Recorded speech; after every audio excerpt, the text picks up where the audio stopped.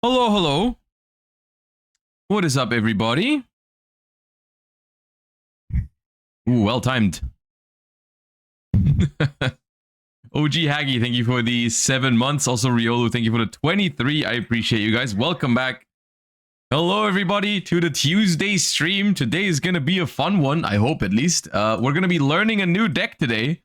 Well, I know the basics of the deck because it's not an entirely new deck, but I haven't played with the new support yet.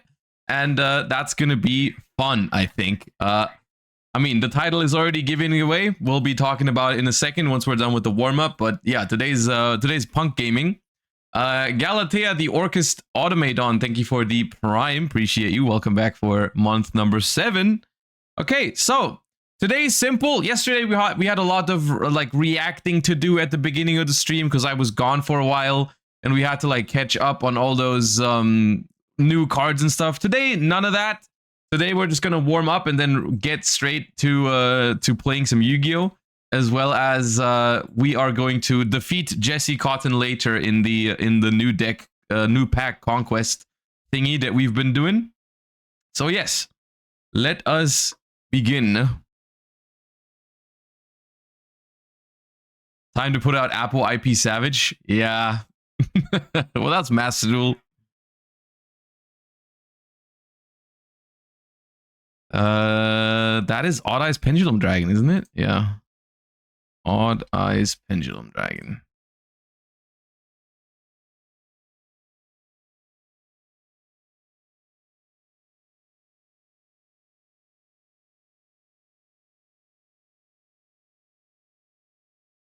I think Blue Eyes is still good.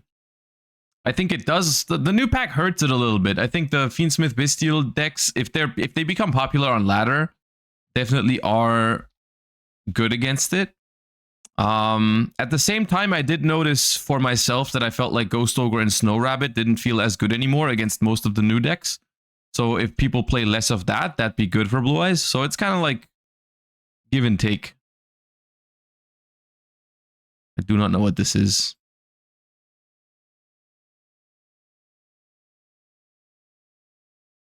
That is a Boral. Which one is that? Is that Boral Load?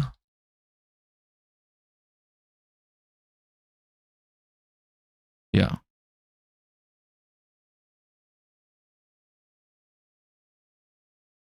That is Evo. No, Evo. Right, no. XYZ Territory. Ah, I thought it was an Evo card.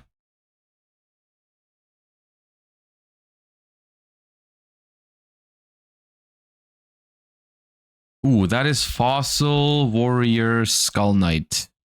Yeah. That's one of the actual good ones, right? That you used to... What did you play this for? Like Dogmatica Punishment sometimes in lab? I think I've played this before. It's like the one that pops monsters, I think. Iron Dino Fusion.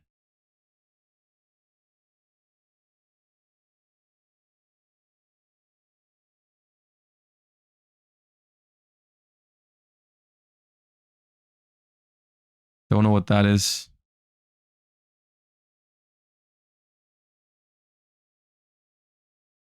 That is Munin.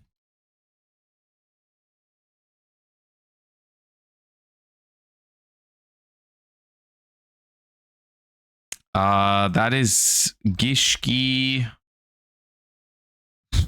Aquamirror. No, it's some mirror. Diviner. Oh, Gishki Diviner? It could be actually. Ah, yeah, okay. Well, I was in the right ballpark.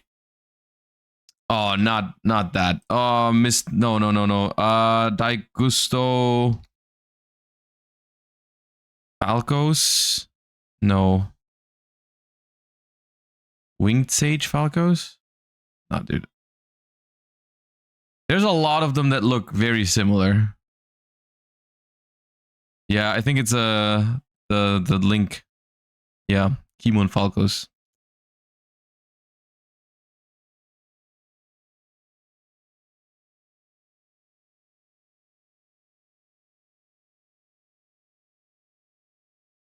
It's an equip spell.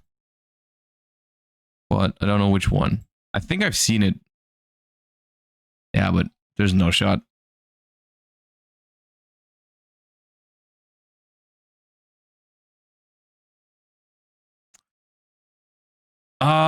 Dude, I have seen that thingy. Ghost Bird of Bewitchment, yeah.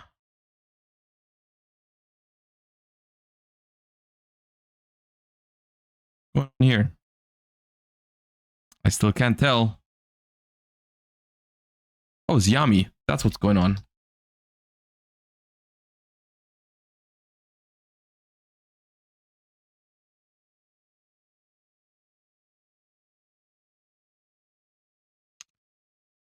Spirit message. No. Spirit message. Oh no, it's just Destiny board, right? Yeah, because it's the D.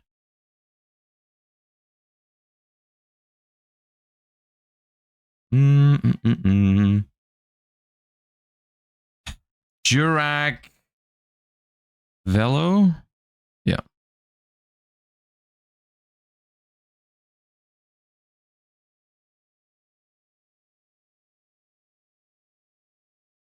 Infinite Machine. Please. No. It is one of the machines though, right? Infinite Light? Something infinite. Infinite. Well, it's not impermanence. I don't know.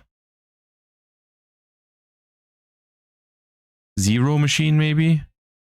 Empty Machine. Kind of.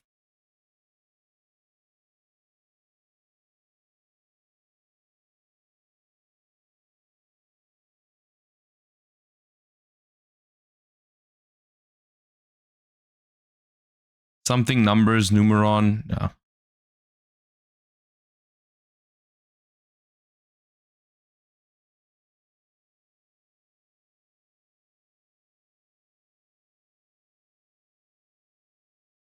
Is that Chaos Valkyrie? Valkyria?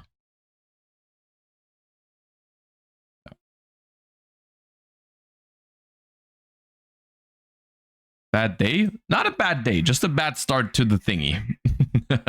I've seen this card before. It's the bird. It has bird in its name. Faith bird, yeah.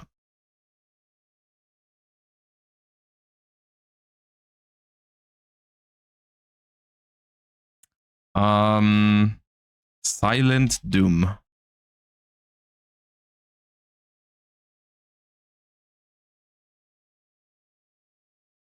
Predaplant. However, there's no shot I know which one that is. Fly Trap. Fly Trap. Okay. Somehow the most normal Predaplant name. That is a Battery Man card. Yeah. Battery Man. Oh, it might be C. It is C, I think. Yeah.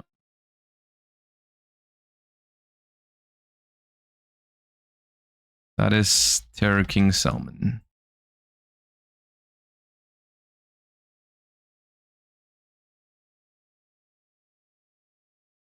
That feels familiar. That is a Mermail.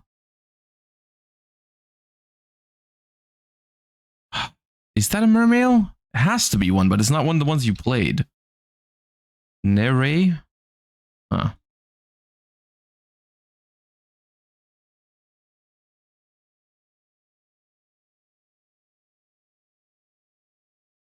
Tribe Shocking Virus.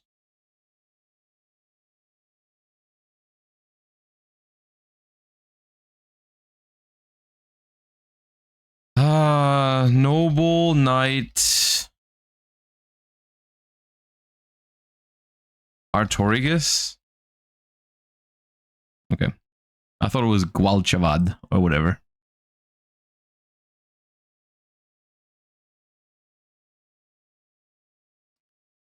Is that Abyss Trite? Yep.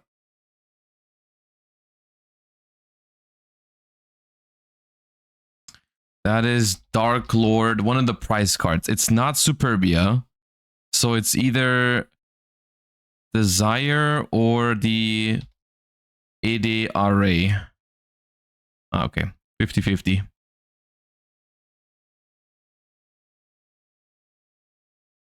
That looks old. That is old. I've seen it, but there's no chance I'm naming it. Ushi Oni, yeah. That's old. That might be one of the old vanillas that doesn't even have a TCG print. I've seen this. Photon Vanisher.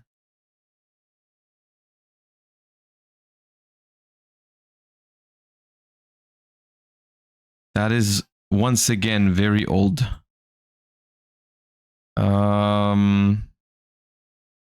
Oh, the turtle thingy.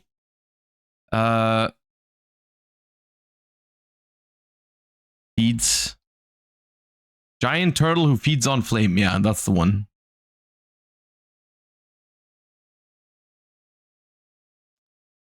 Morphronic Magnan Bar.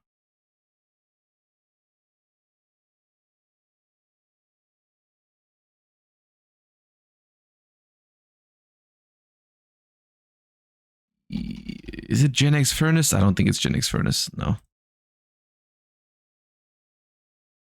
Oh, it's Jam Breeding Machine. 1 point. Phenomenal.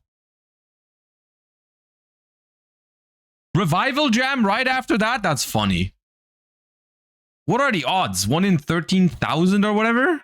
What the hell? Dawn Phantom, thank you for the 5 gifties. I appreciate that. Thank you so much. Bro, I'm a little, that caught me off guard. Jam Breeding Machine, Revival Jam, back to back.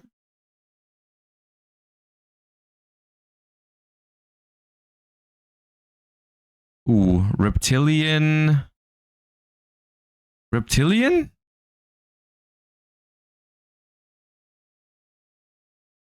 Skilla. It is a reptilian, right? Yeah.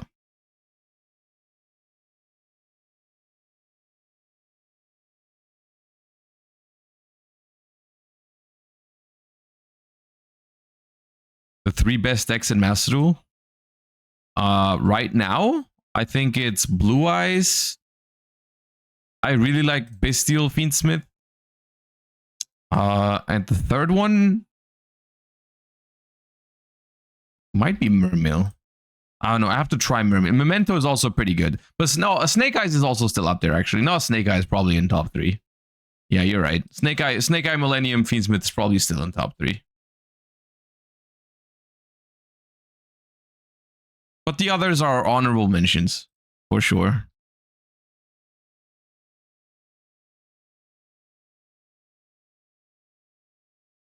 That is Magnet Warrior stuff.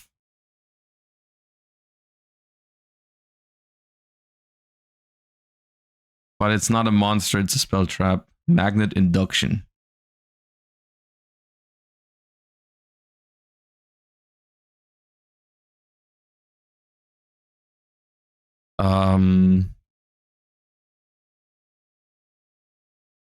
It is, oh, it's the, is it Visionary?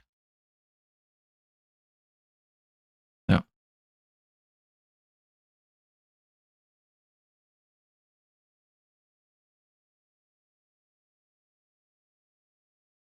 This card I've seen, but I have no idea what it's called.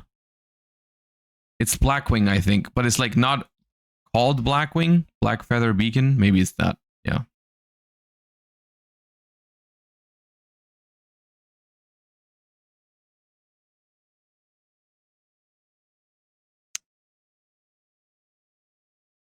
Don't know what that's called. Mirage Tube.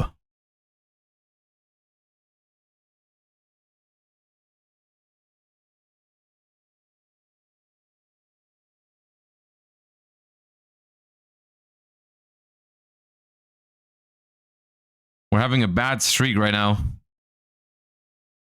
I don't know these cards. Oh, Gimmick Puppet. Gimmick Puppet. Now... dude. Which one is that? Chimera Doll? Oh.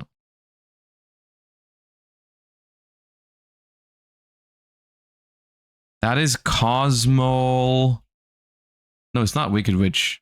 It's the, is it Good Witch? Yeah. I was like, what's the good one called? Because there's an evil one and a good one, and the good one's just called Good.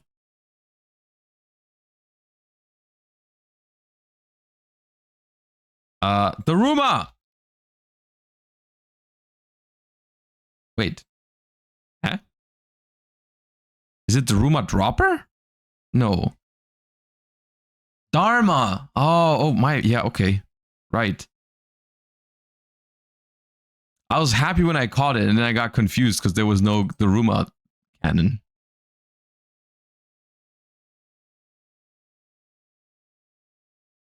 Well, today is the best kind of day for you guys because you get to call me washed, which is your favorite thing to do. Because we didn't even hit 700, so yeah, give it to me. Tell me I'm washed. I deserve it.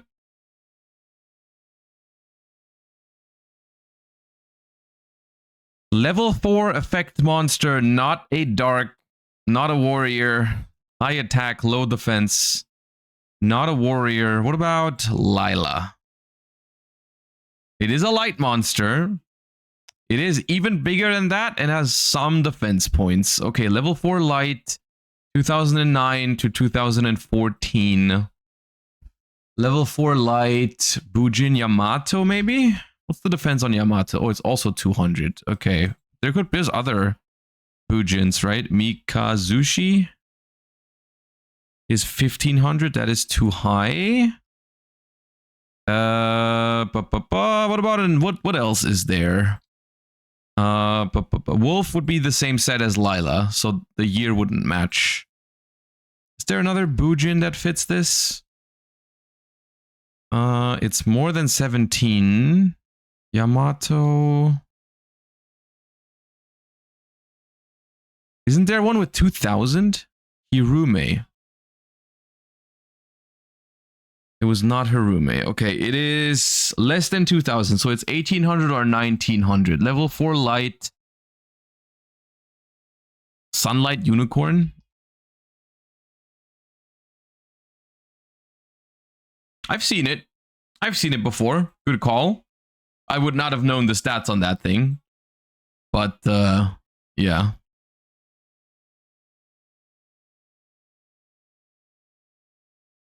Isn't this technically part of the Ancient Fairy Dragon? Like, the girl that played Ancient Fairy Dragon is like, it's part of that deck, right? That's why it's a light beast. Because all the new cards also revolve around light beasts, right? Yeah. It is a Luna card. Oh yeah, Luna is the name. Yeah. Okay. Warm up more or less successful. But here we are.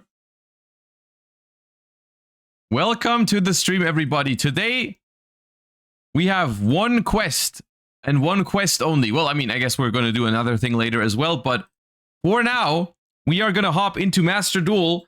And I said yesterday that I was going to try all of the new decks from the new pack eventually.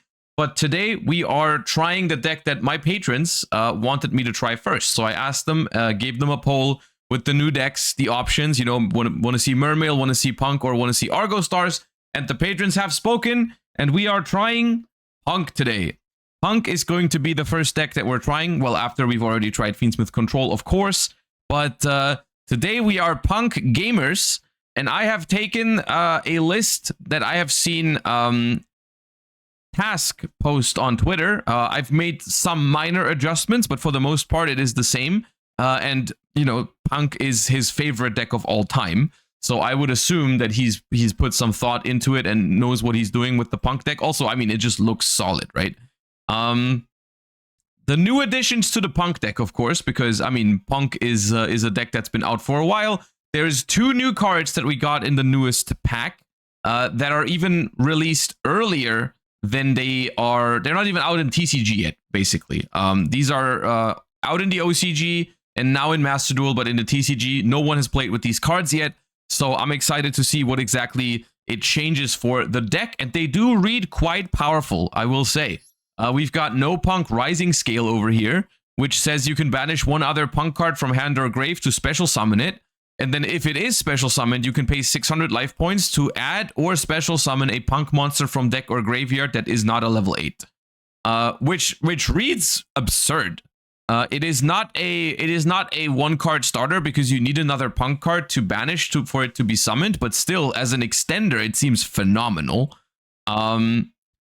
As well as having another small bonus effect here, which is when your opponent activates a monster with 25 or 100 attack or more, you can just flip it face down, which is also sometimes, I'm sure, going to be good. So that card's a 3 of inclusion. And then we also get P.U.N.K Jam Fever here, which is a rank 8 Xyz, but you can also Xyz summon it by using a P.U.N.K Fusion or Synchro. You pay 600 life points, detach a material, just draw a card, so that's free.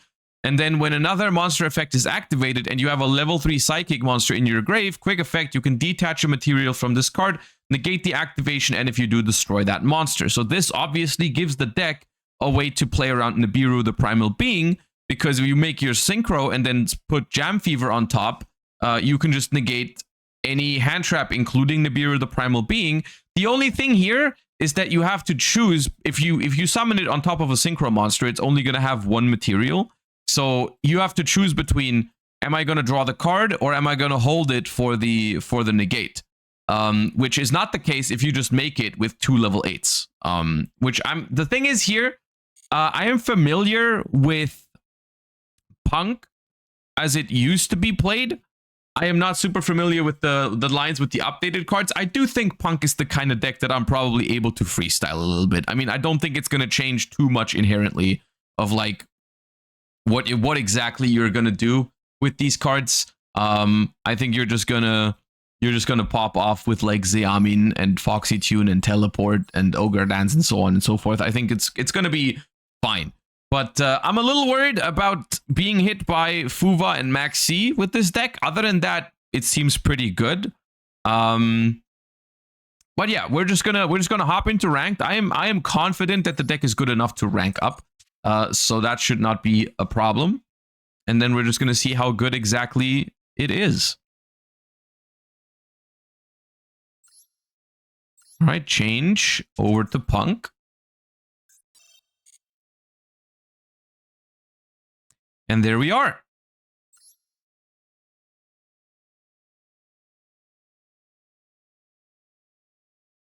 Do you think you can use the new 8 as an engine to make a rank 3?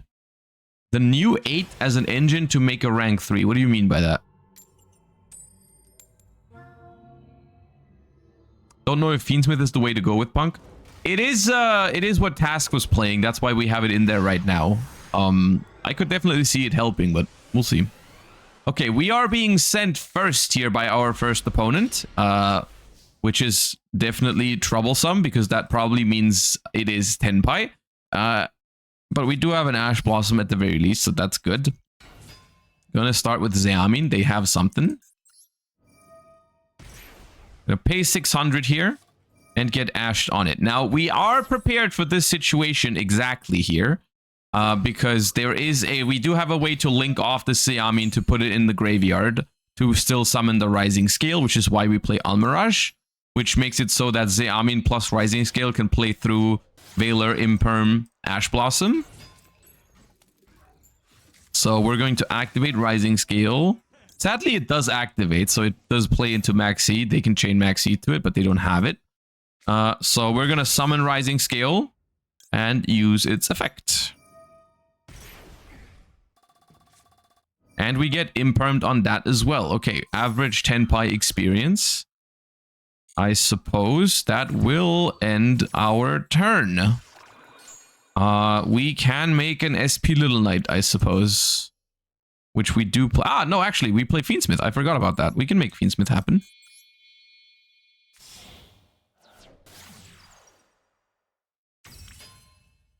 I forgot for a second we were on the P.U.N.K technology. The only thing is that in tasks list, he was not using Caesar, actually, which kind of surprised me. But then I thought about it and I was like, okay, maybe it makes sense because... is there Necroquip? There's no Necroquip. So if I go Lacrima and send Engraver, bring back Engraver, it still works. Should I go? I mean, yeah, then I have to go Lacrima if there's no Necroquip. So the reason I think why there is no...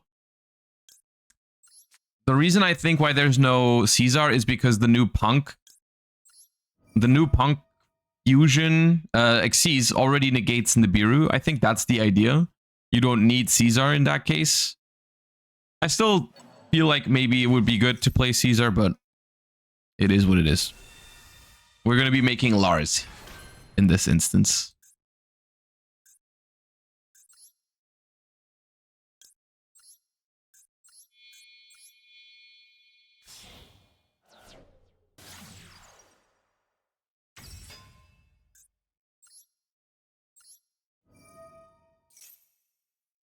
There's no paradise. No. There's no paradise.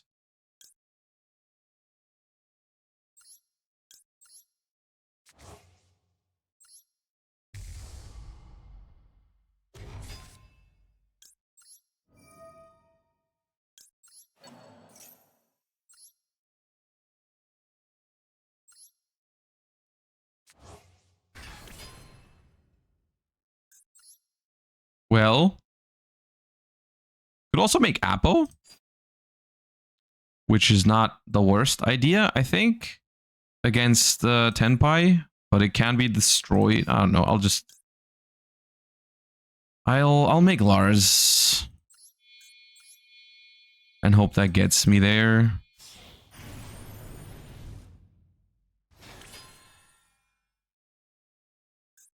Should have brought it back to hand.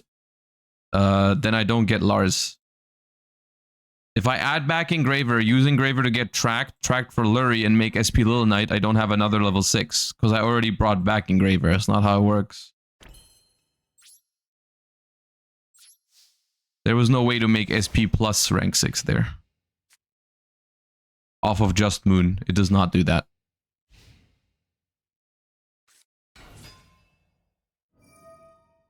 Alright, Pydra.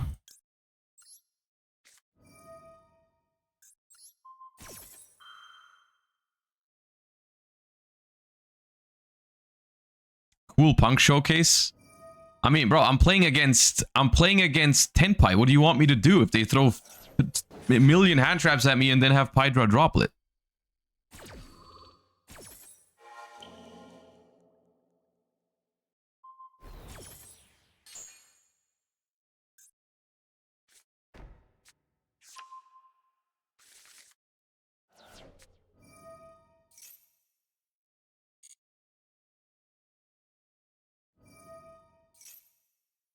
I don't have to Ash this, do I?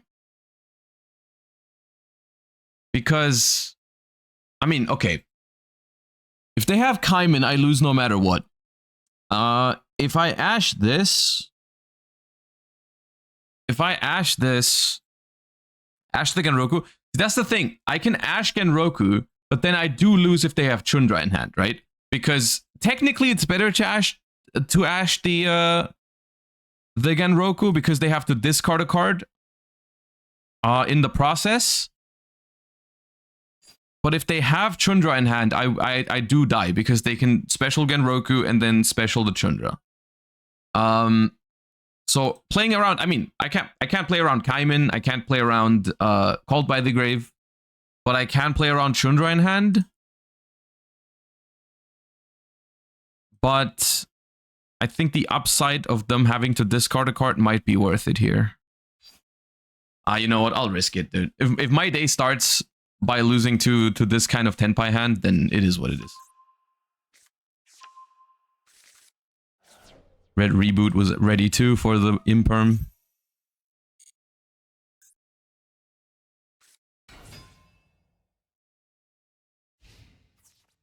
All right, we are in the battle phase.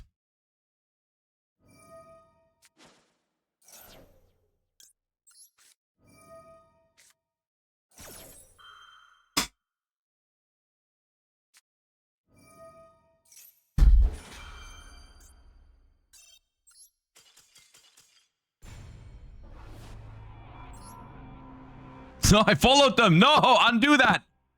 No, no, no, no. I don't want to be associated with the Tenpai duelist. How do I undo that? Oh, no.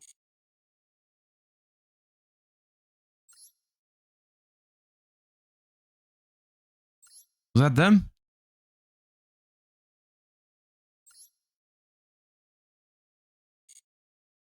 Whew. That was close.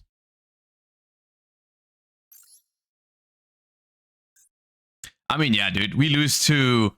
What did we lose to? Imperm, Ash, Hydra, Droplet, Kaiman.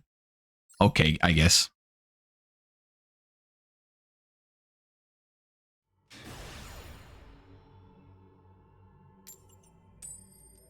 And last card was Reboot, just for good measure. Yeah.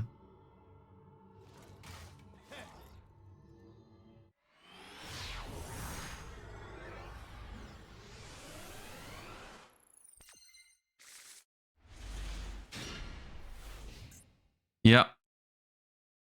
If I draw Fuvalos, Imperm, and Ash, I go first against Tenpai, and then I draw this. And, okay, cool. Sick. Oh my god, dude. The absolute state of the Master Duel ban list.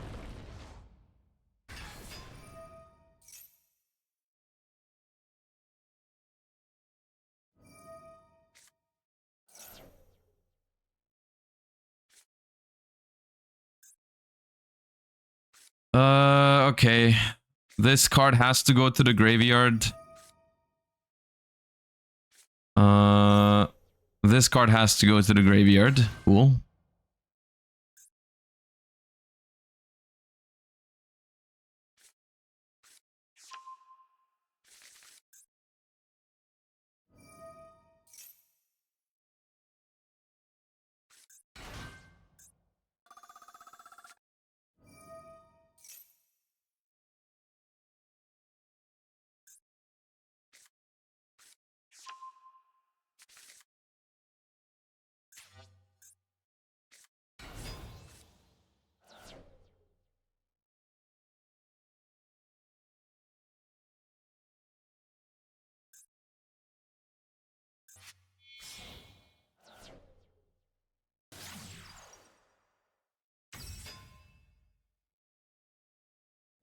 They made Argo Stars so bad they became a stun deck.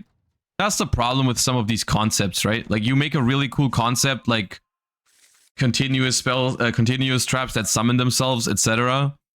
And it's just like not good in modern Yu-Gi-Oh! So people naturally put these cards in there to make up for it.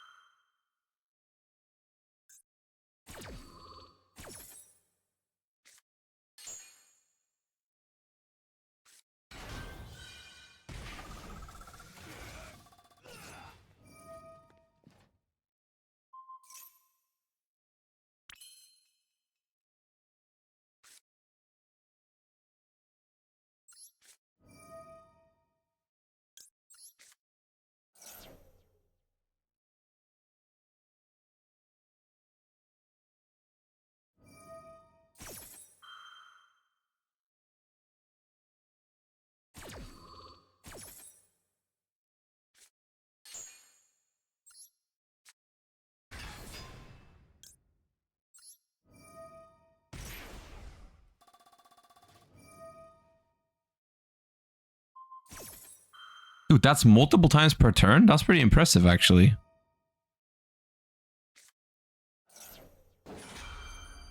It's a shame because this could have been an interesting game if it wasn't with a floodgate involved. That's what I've been saying. Like, the Argo Stars concept is cool. It's just like, why is there a dimensional fissure?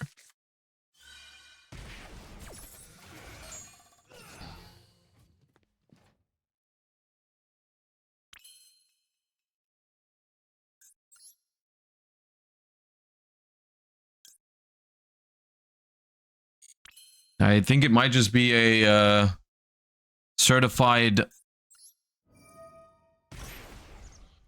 Psychic End Punisher moment. So we pay extra life points here. And just make that. I don't see another way here to do anything.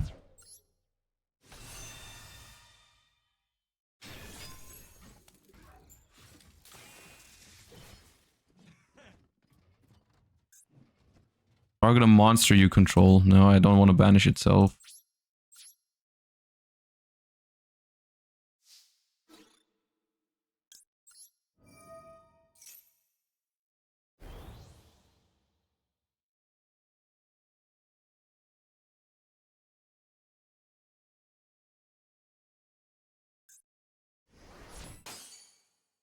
Oh, why can't it die?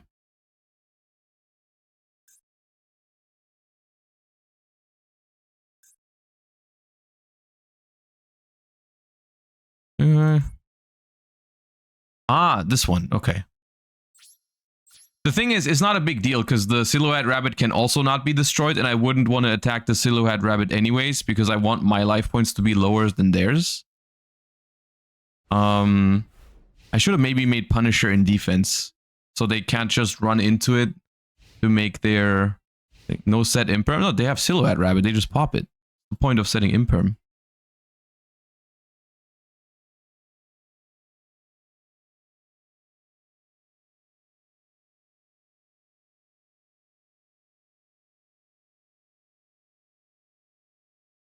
I'm not winning this game, right? If they figure out how to deal with the End Punisher, because all they have to do is run into it so that their life points are lower than mine.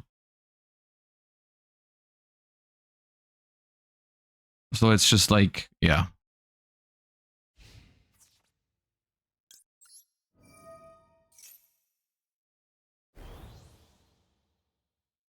So they take 59 here, but that's like, yeah. And then I'm affected.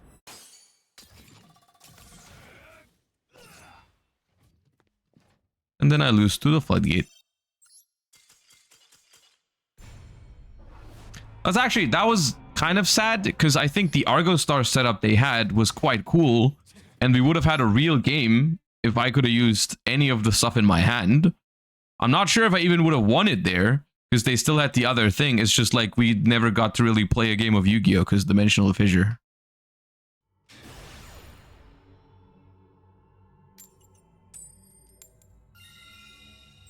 Was it possible to make SP instead to banish Typhi? I mean, I could have made Almirage, I guess, but they have the... Yeah, maybe.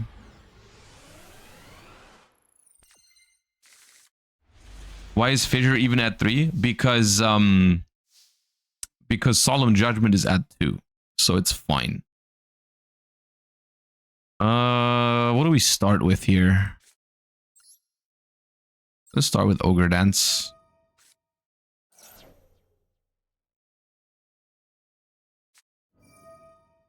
Okay. We're just getting 3 different flavors of not playing Yu-Gi-Oh right now. Game 1, Tenpai, Game 2, Floodgate, Game 3, Maxi. Sick.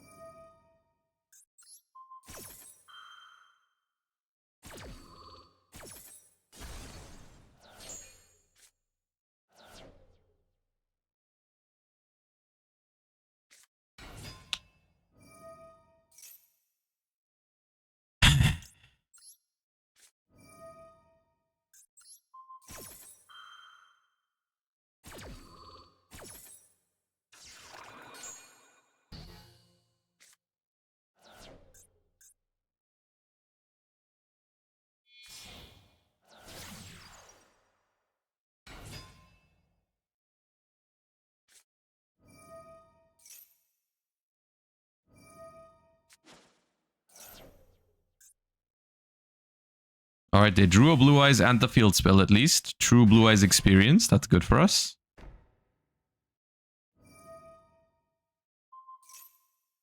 That's good for us. I also think it was just actively bad for them to preemptively max C in this case, because that allowed me to make that play with the trap. Rising Scale is a very good draw here. Oh, that's very good. Okay, we should be fine here. I'm just trying to figure out how I best sequence this. I might just start with Fiendsmith Tract.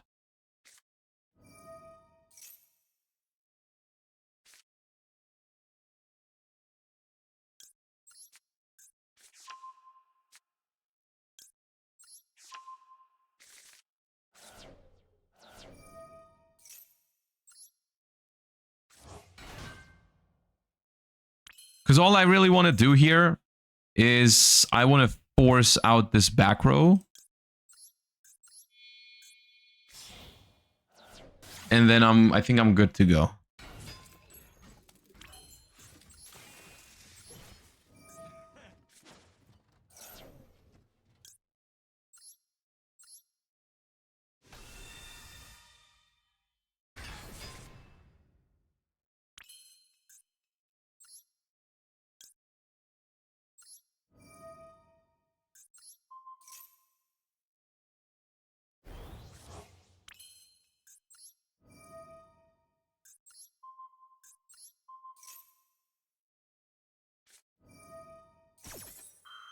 They did not have to chain that, but sure. That's the card I was worried about, and I would have made Lars to stop that. But for that card, it doesn't matter whether the Blue Eyes is on the field or in the graveyard, so I don't know why they chained that now, but it makes things easier for me, so it's fine. It makes things a lot easier. Let's go ahead and get the field spell in rotation so we can draw some cards. So the field spell, I think, is a lot stronger now because Rising Scale lets you draw cards a lot easier. So we're going to do this. Banish, whatever. Can we recur the trap card from the graveyard somehow? I don't believe so.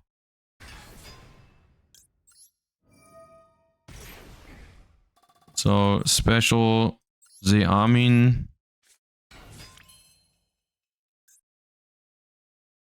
Oh, a psychic you control. Wait, why couldn't I draw a card? Oh, it's not a psychic. Oh, it's a sea serpent. Okay, never mind. I yapped.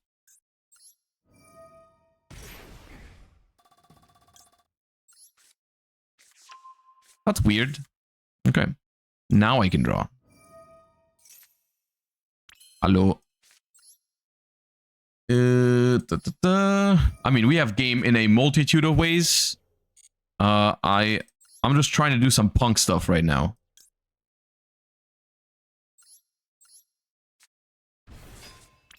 Just to showcase what the deck can do, because we can finally do that.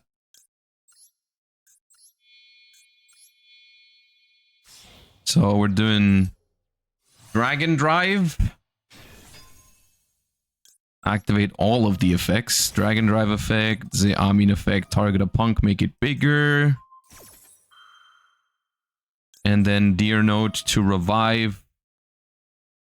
We only play one trap. Whatever, let's revive an Ogre Dance.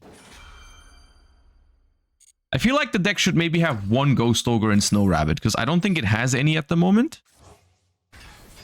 Yeah, I should add a Ghost Ogre for teleport and stuff. So this adds to hand, right?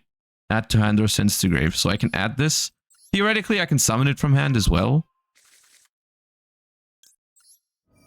Draw another card. Maxi my Blue Eyes opponent because they did the same to me. And then just make that.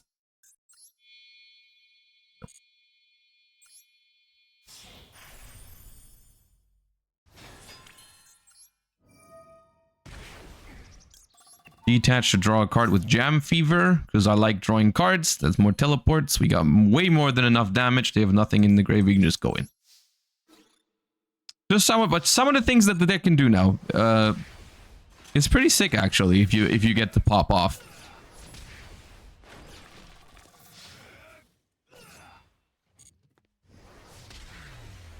I should add a Ghost Ogre so that we can add it with the Synchro. I think the original list from Task also had a Ghost Ogre, but I took it out for more Charmies because I was scared of some other combo decks, but I forgot about the synergy it has with the deck.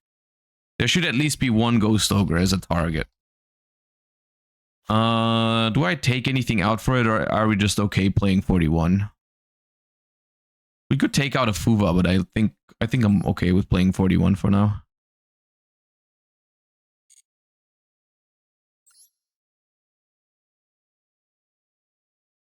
Actually, I'm not entirely sure if we need Lacrima. We could make, if we make room for Necroquip Princess in the extra deck, we could cut the Lacrima, which would be good, because usually you don't want to draw it.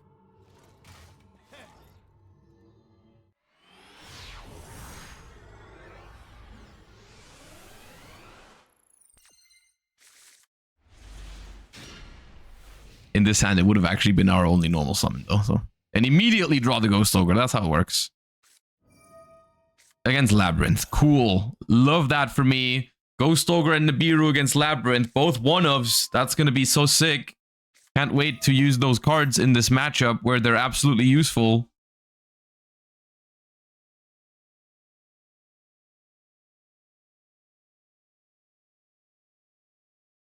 The entire hand is one-offs, by the way.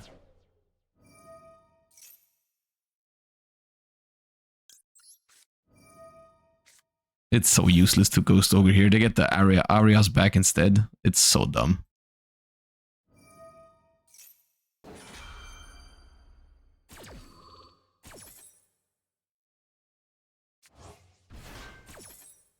My hand is so bad against Lab, I almost want to leave, because their hand is obviously good.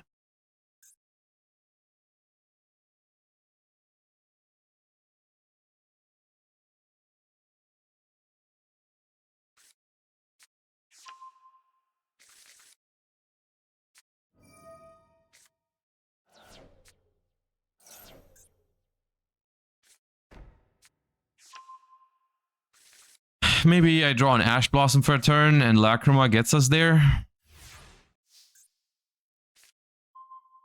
Step 1.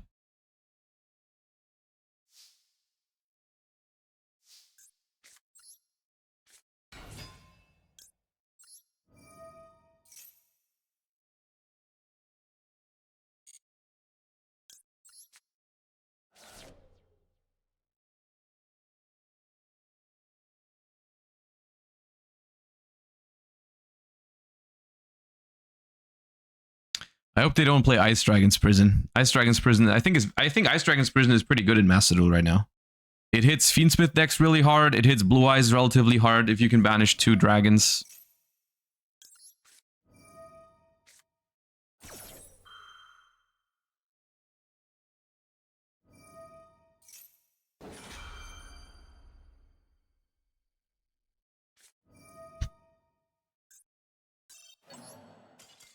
I should stop talking sometimes.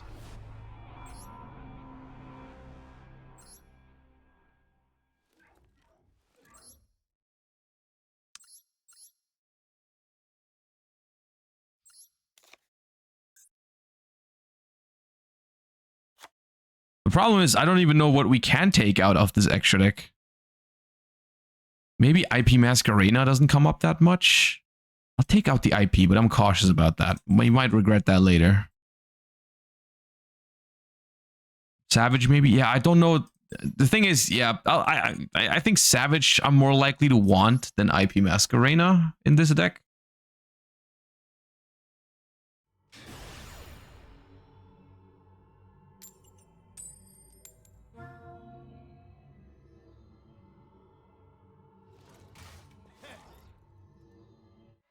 So I have, so far, this is game number 5. I've won 1 coin flip, and in that game I got max seed and didn't have an answer.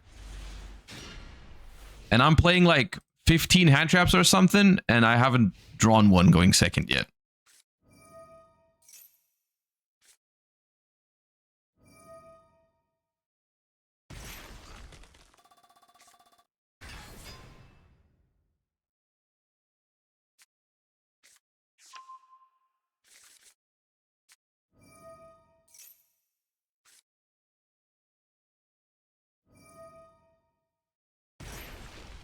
Going first, we would have cooked though. I'll have you know that.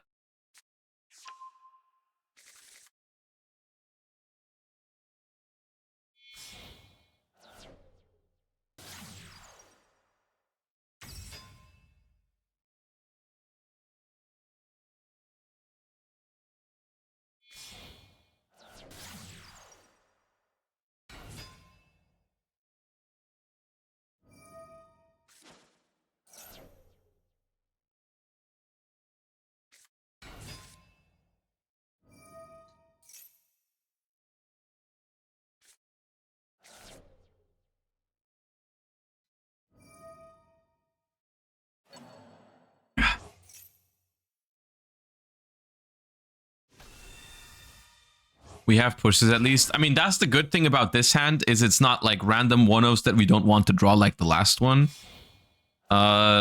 Still, I mean, it depends. We don't know what deck they're playing yet. It's probably Snake Eyes, but then if it is Snake Eyes, do they have Snake Eye cards? The answer is probably yes, because otherwise they would have probably gone for a Zombie Vampire, so... And while this hand is good, it's not good enough to beat full Fiendsmith Snake Eye combo. That's not happening. We can try, but... I mean, Appaloosa alone almost solos this hand. Which looks like is what they're going for, so...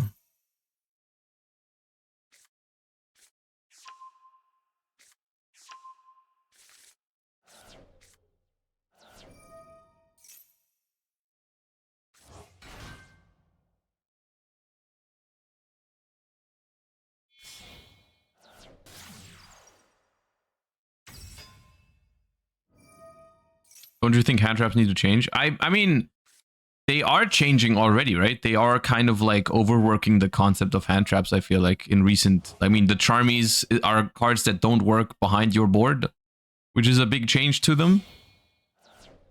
It is White Forest, yeah. Rex Tremende.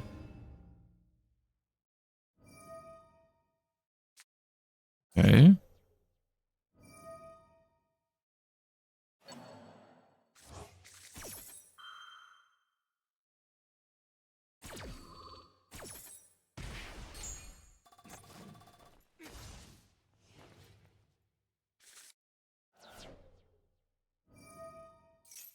Oh! Because you discard for cost with it, it brings back the Estelar. I see. Okay.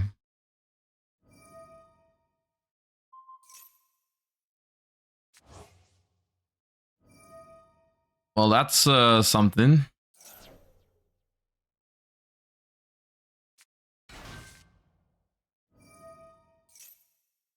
Yeah, I guess that's a cool way to start your combo. I'm still not gonna watch it.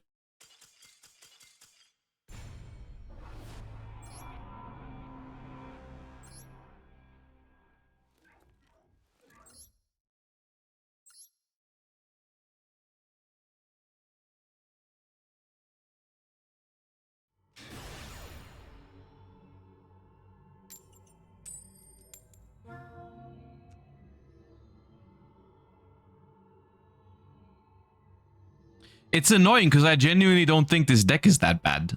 But it's just like... What are these coin tosses? What are these no hand trap hands going second? Like, okay, now I have one. Whereas like on average, I should be drawing more than one hand trap, and I get max one all the time. Oh, Jesus Christ.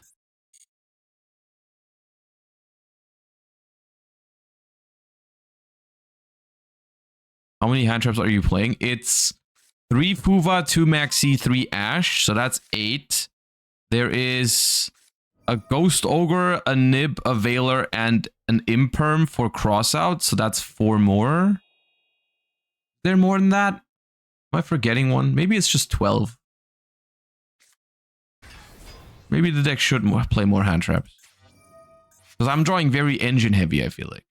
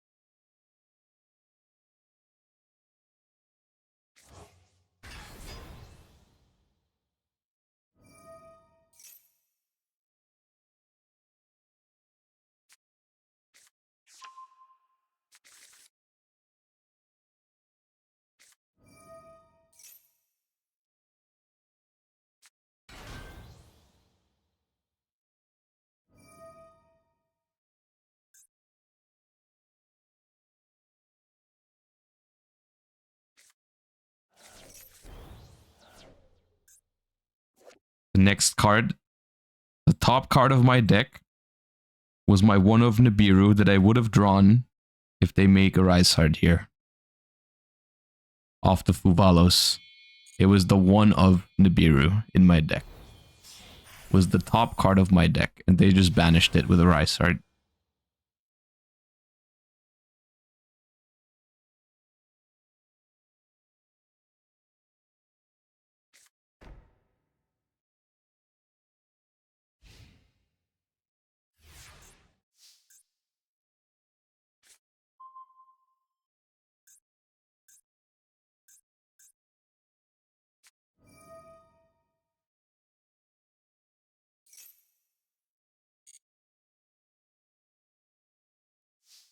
Okay.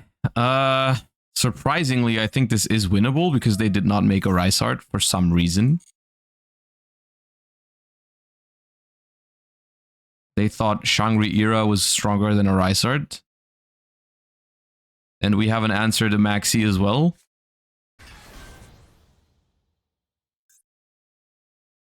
So we'll see. I don't know. We'll find out. Let's start with Foxy Tune.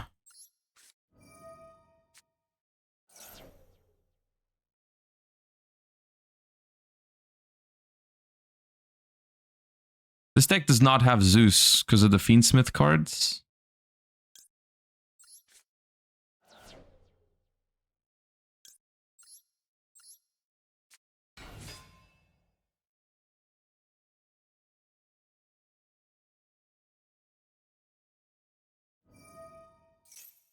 The problem is my zones are not going to appreciate this Shangri Era.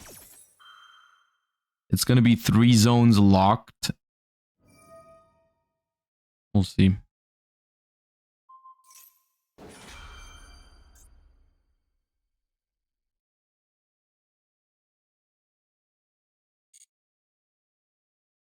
Can I stop one zone lock because they select a zone with Shangri Era, right? Before it resolves. Can I chain teleport to it and occupy the zone? I think so, right? Oh, my Punisher.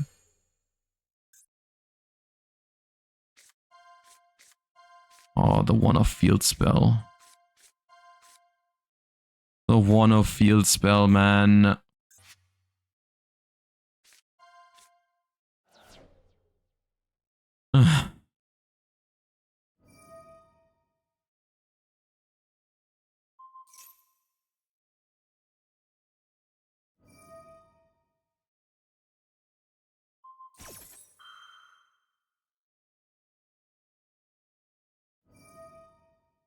It will be locked after the card leaves the field. Okay, then chaining teleport here does nothing because I go teleport and they have the Wraith Soth pop after. Yeah, I don't chain teleport then.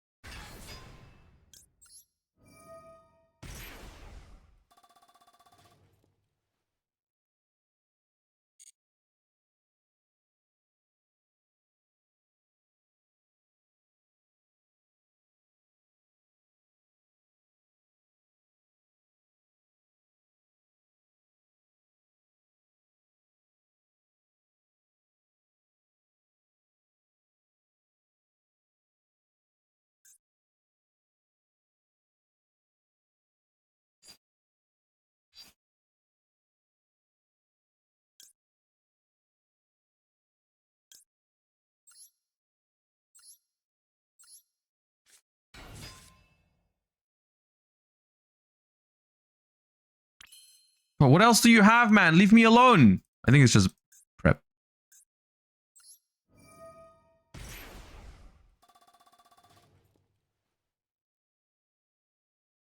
What do I add? I'll add Ogre Dance because I don't know what else I'll need yet. This from field to grave.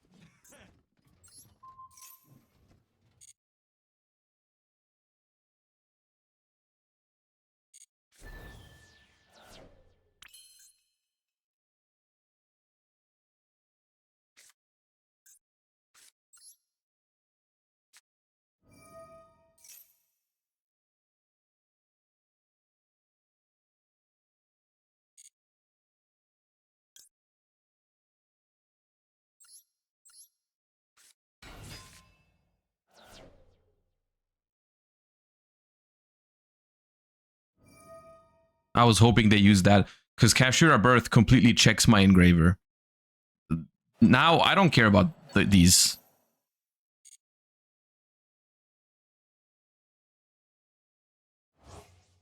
I don't know why they did that. I can turn my Amazing Dragon into Jam Fever right now to be safe from a potential Nibiru, because that's the only hand trap I can't negate with Called by the Grave. So I think I should do that.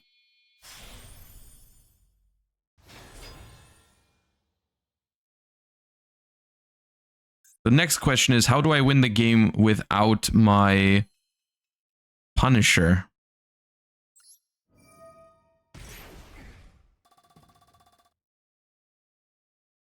Cash would surely not play Nib. Yeah, then we can still draw a card with this at the end. There's no Zeus in this deck because of the Fiendsmith cards.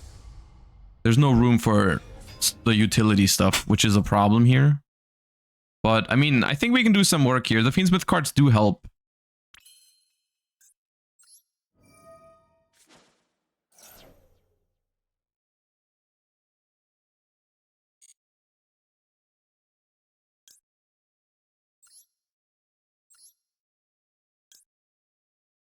Sadly, I cannot add the field spell. If I had the field spell in the deck still, I would have drawn, like, a bunch of extra cards in this combo.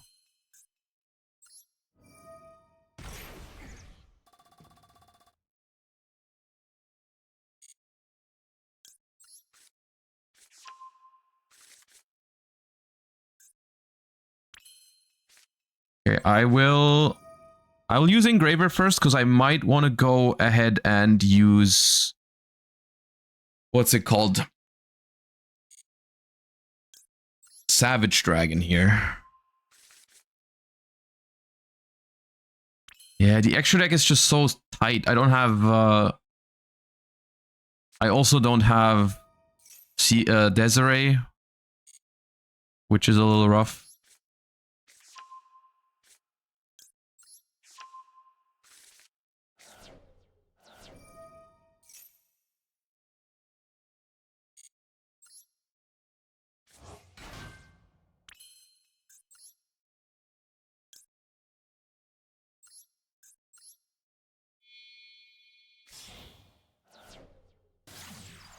Ask ended up cutting Savage for Desiree. I could see that. Yeah, I could definitely see that.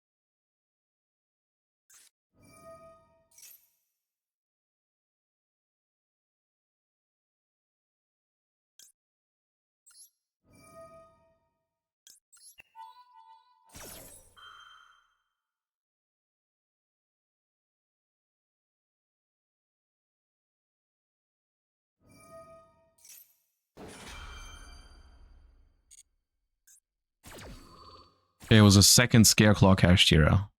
Whatever.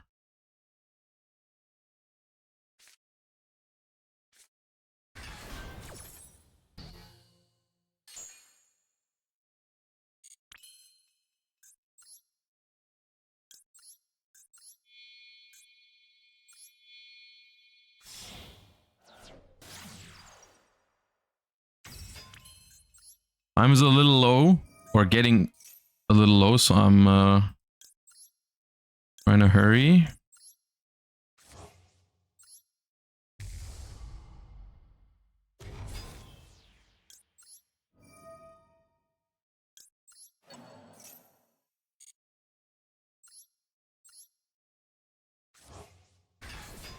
Apparently no link in the grave.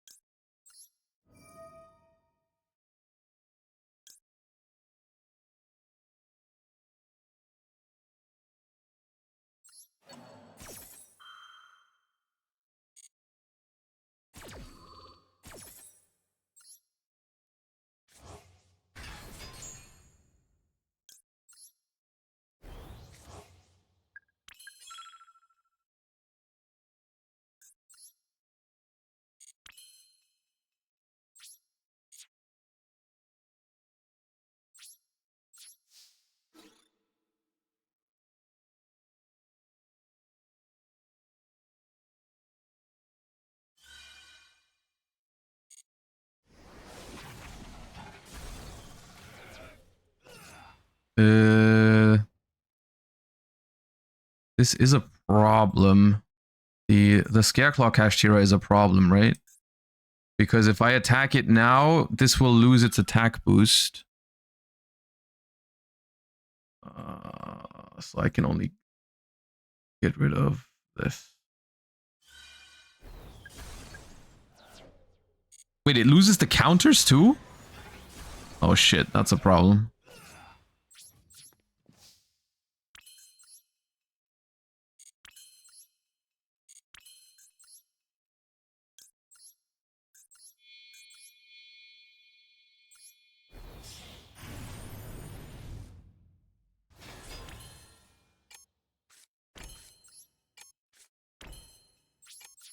That's not good.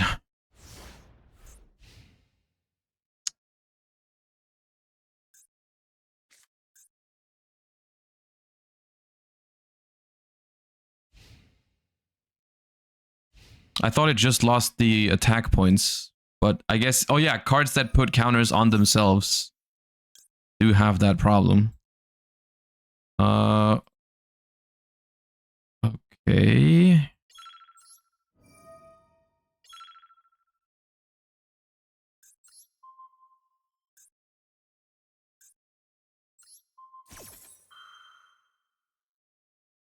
I think we're fine.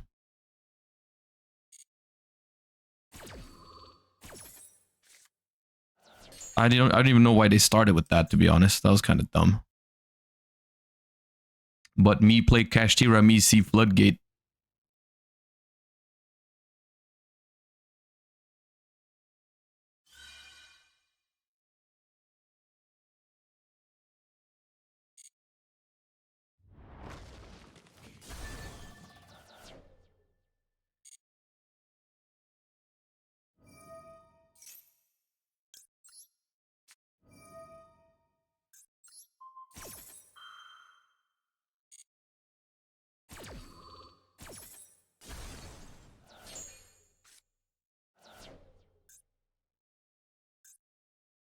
This game, right? Engraver comes back, sends Scareclaw.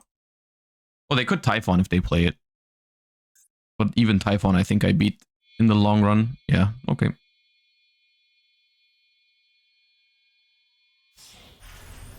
It can't activate because of Wraithsoth, so I think it's fine. It's actually the same thing. I just bring back Engraver and send it because they can't activate it.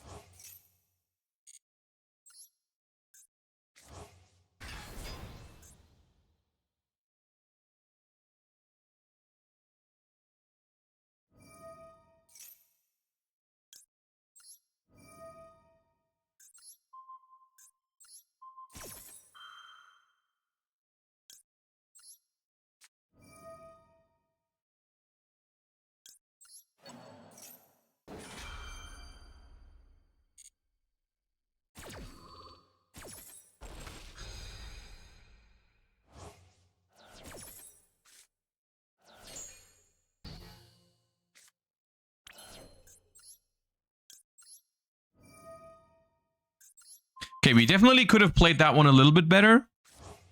But that was still pretty sick. Of course, the fact that they didn't make a Rise Heart is what cost them the game, but... Ooh. I'll revive a P.U.N.K monster, yes. Can I do this again? No, that's Fusion Summoned only. Okay, I'll revive Deer Note.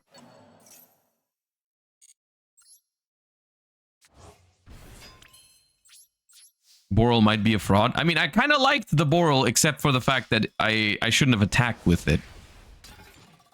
If I had more time, I probably could have figured out a better way to clear that board. For sure. Because I kind of underestimated, like, I thought I could just summon some big dudes and attack all the stuff, but then I realized that, wait, because of the field spell, everything is actually absurdly large. And I had to, like, leave some stuff on the board. And then Scareclaw Kashtira made it even harder. Because also, I mean, at the same time, when I started my turn, I did not anticipate there to be a second Scareclaw Kashtira, right? Because that was not on the field from the beginning. That was in their hand, which is not what I thought was going to happen. But yeah.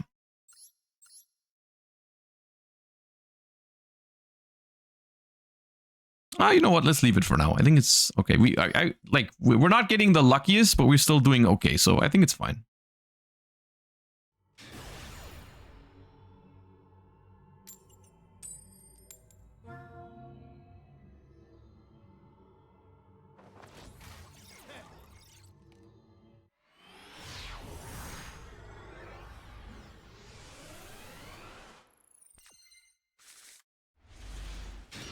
All right, one hand trap as always. It is a P.U.N.K mirror match. All right. Well, that is tough. Going second. Fuva is good against this deck though, so if that resolves. Add Rising Scale. I mean, I'll chain it now, just in case the next card is Ash. Okay, chain teleport is fine. At least it resolves.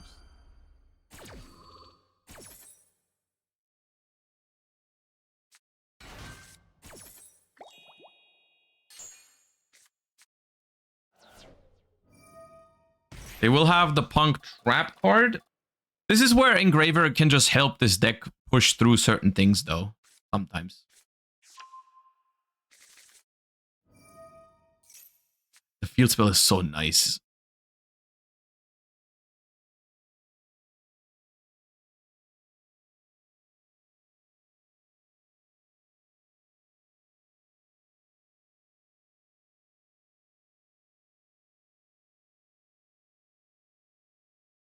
How many bricks does this deck have?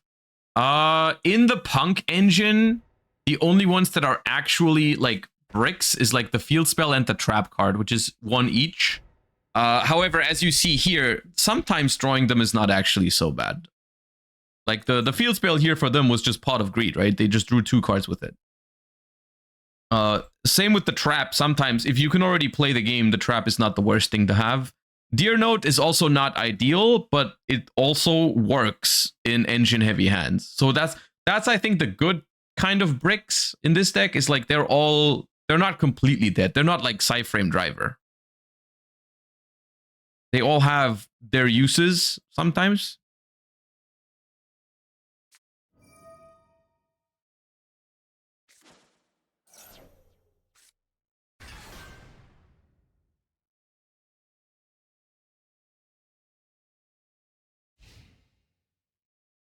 Okay. 3 face downs, huh? 3 face downs. Okay, I think we're going to start with Engraver here. It's the least commitment.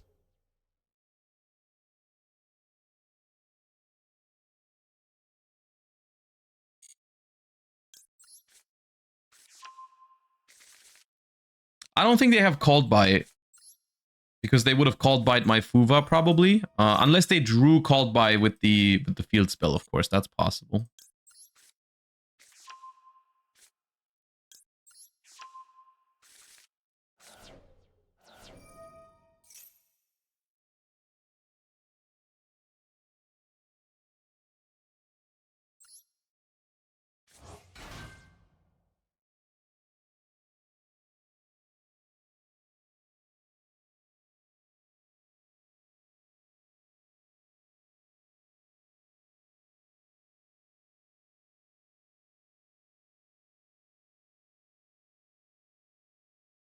In which case, there's probably an impermanence there.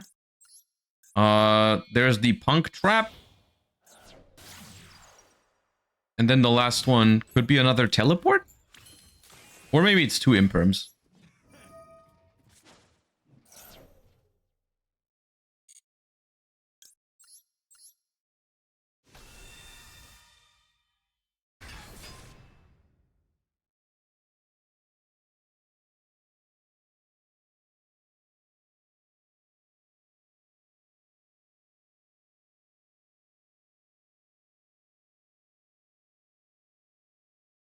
What I care about the most is I want to get the P.U.N.K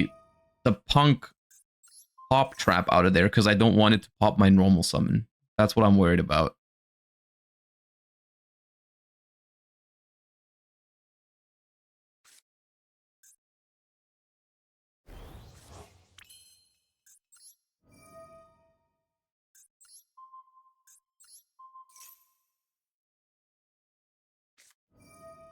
Okay, forcing an imperm with that. That's good. I think they have teleport. I think the reason they're protecting this level 8 is because they want to go teleport into the Shirakusai, I think it's what it's called, which is on your turn it summons a fusion, on the opponent's turn it summons a synchro. And I think they want to summon the amazing dragon with it. I feel like that's what they're trying to do.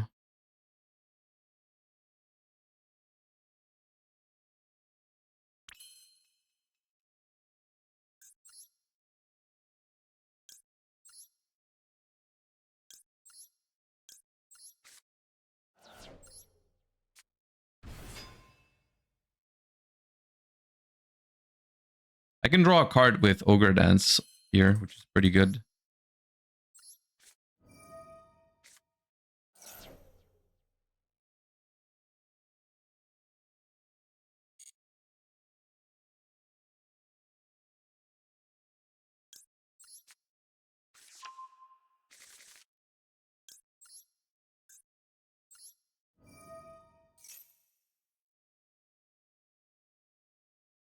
So it depends on their hand here.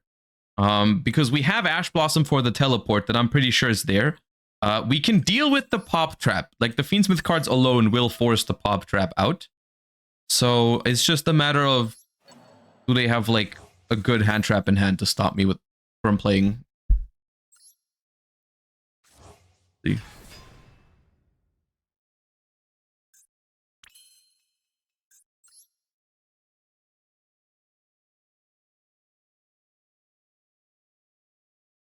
If I go sequence here, they probably use the pop trap on it. And then I can just normal summon my P.U.N.K monster.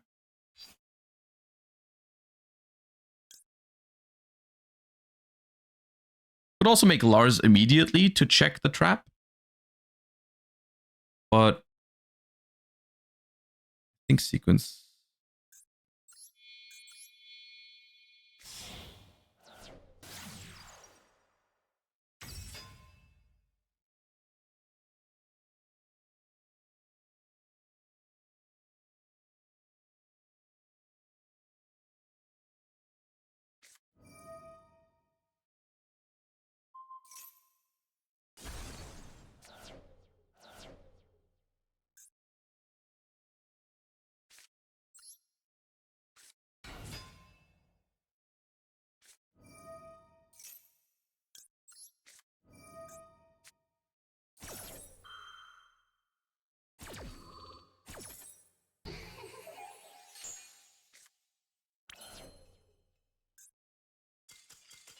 Sick.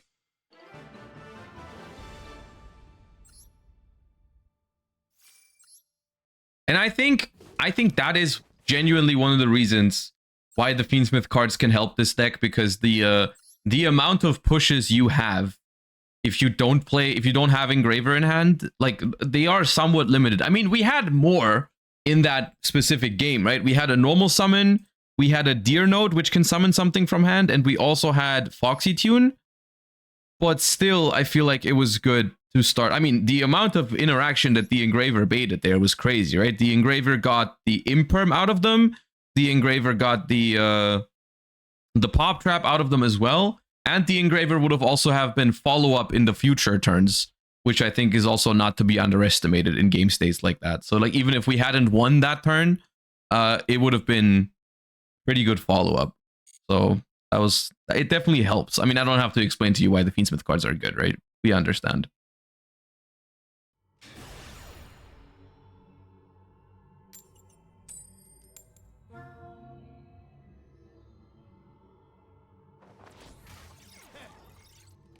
All right, overall coin win rate 1 out of 9? 1 out of 8? I don't know.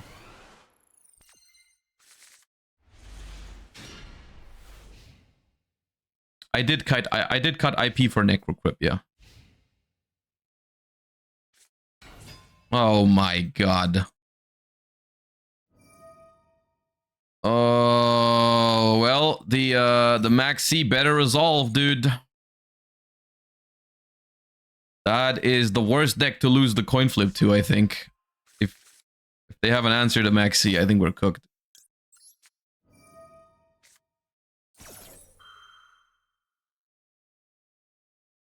Yeah, we're cooked. Okay, toilet break. Toilet break. When I come back, I think I'm gonna have 1 card in hand.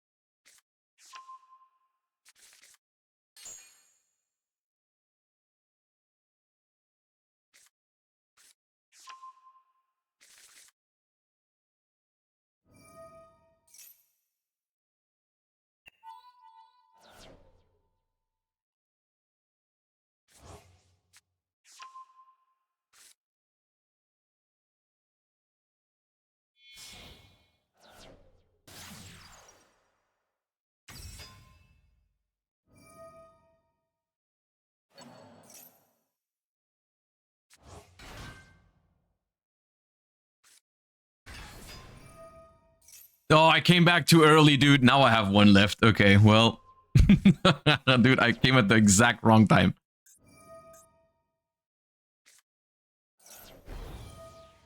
Why did we cut Lacrima? Okay, so in this extra deck, there's no Desiree. And I think Desiree is the one that you really want to play Lacrima for. The only other purpose of Lacrima is that like 1 Tract or 1 Lurie or 1 Moon can make a rank 6. Which you can achieve by either having Lacrima in your deck or Necroquip. They both do the same thing in that regard. And I was like, I would rather use an extra deck slot than a main deck slot.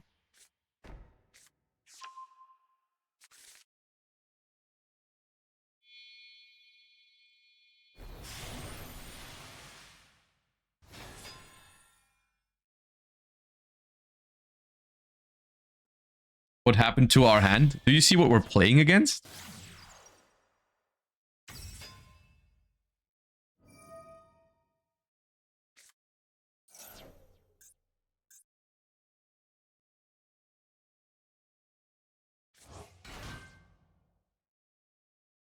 Can they even barrier statue lock me though?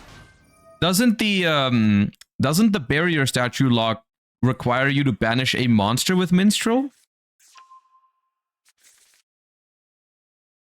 I thought the Deep Sea Prima Donna needed to give your opponent back a banished Monster. Is it any card? Okay, sick. Oh well, there it is. Target a banished card. Okay, I thought it was monster. Alright, cool. Hey.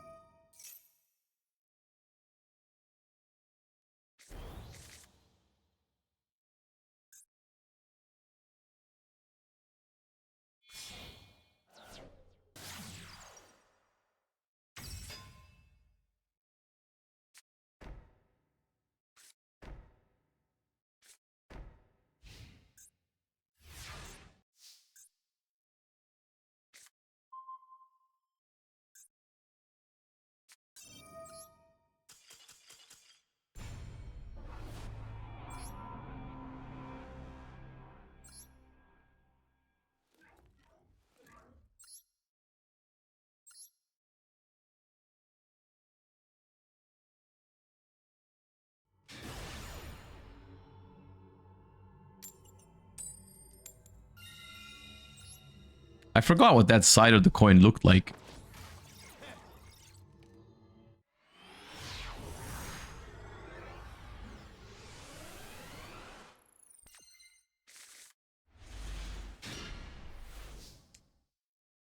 Okay, sounds pretty good. I think. Go ahead and use Ogre Dance.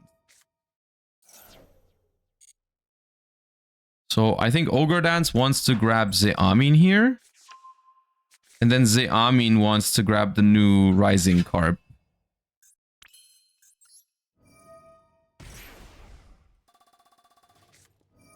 We do play an Effect Veiler. So I can cross that out, and I think I should.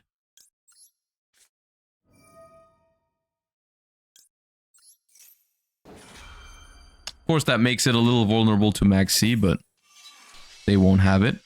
Thank you.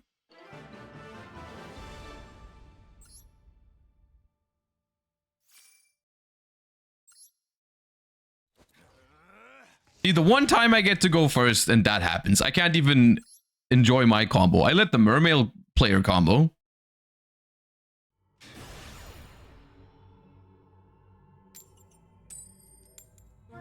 The barrier statue stuff Mermail is doing is Konami's fault for banning Toad/Bahamut.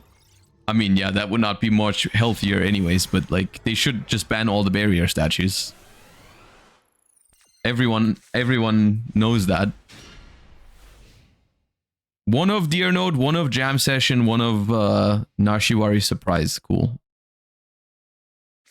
And we're back to losing coin tosses.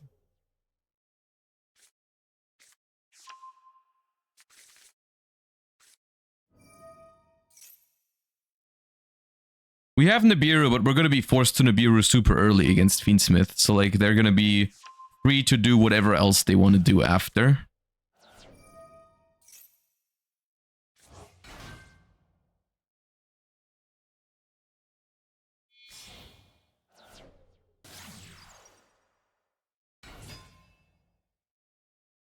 If it's... In this case, I actually would want it to be Fiendsmith control, because it would mean we wouldn't get comboed on like crazy after the Nib.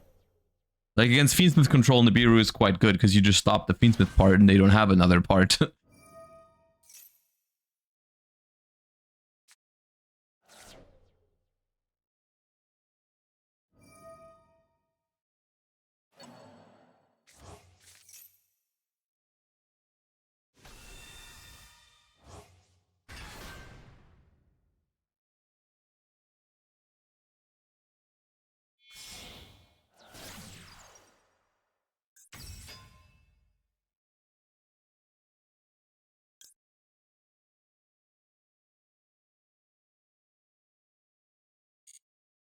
Technically, I should let him sequence first, even though they now know I have Nibiru. I don't think it changes much. Raccoon, thank you for the 34 months. Welcome back. Appreciate you. Also, Gunslinger Goat, appreciate the 18 months earlier. Thank you.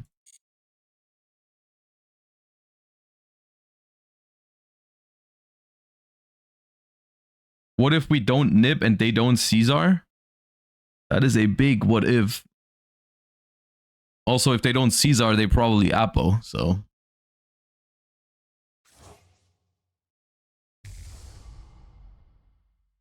Since Agnum is legal, we have to nib after they Desiree. If they summoned Desiree here and left Lacrima in the graveyard, yes, we would have to Nibiru.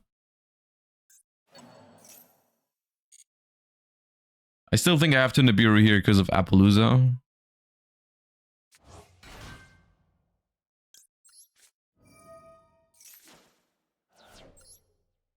Oh, did not mean to put it there, but okay. How big is it? Eh.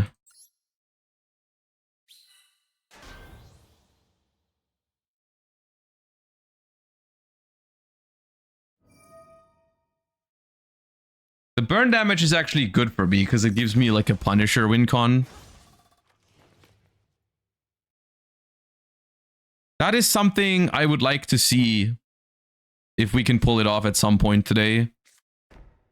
Because I feel like sometimes even into like really strong boards, maybe you can sneak a win with Punisher.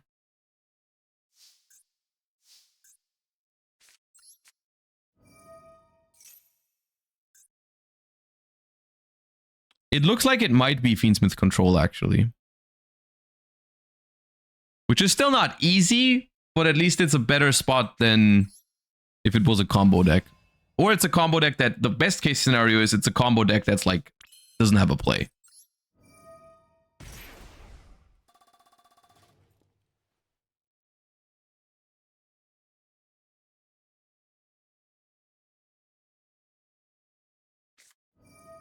Ash Blossom on that is fine. Because we still get the draw from the jam session.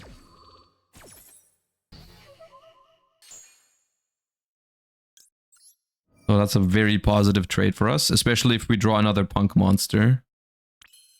Well, I guess that works.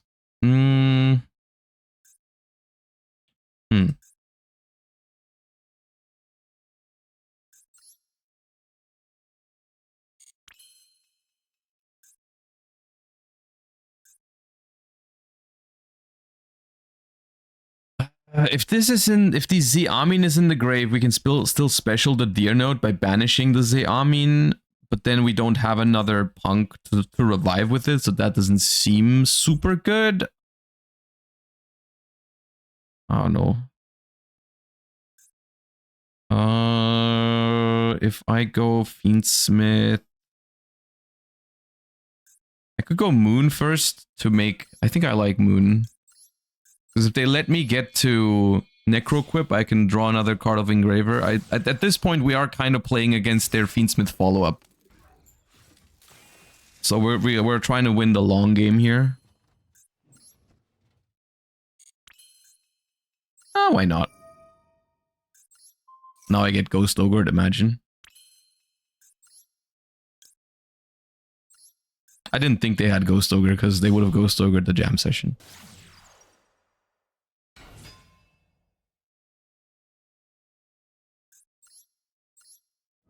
So they can't have Ash on this. They could have Called by the Grave. That's not an unlikely card.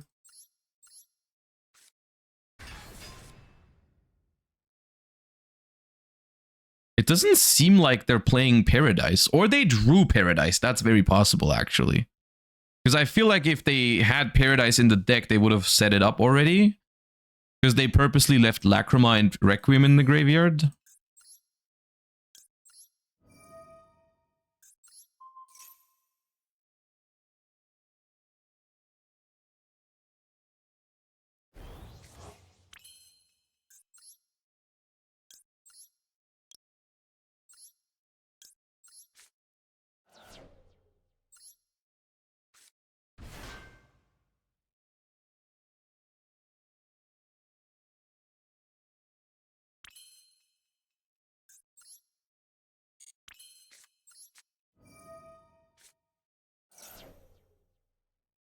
If I draw another Punk card, it'd be so good. That's why I'm trying. Because that makes Deer Note live.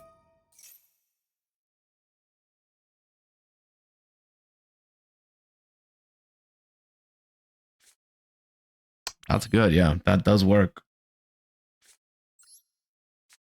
That should do it.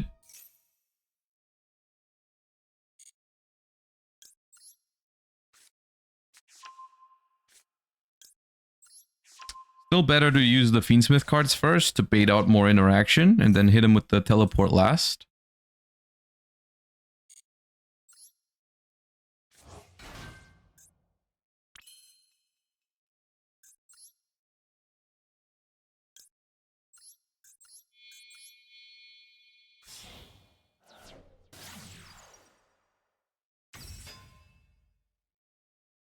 Don't think they're gonna let this one happen. They have another Imperm, that's probably your Imperm. Or Valor, sure.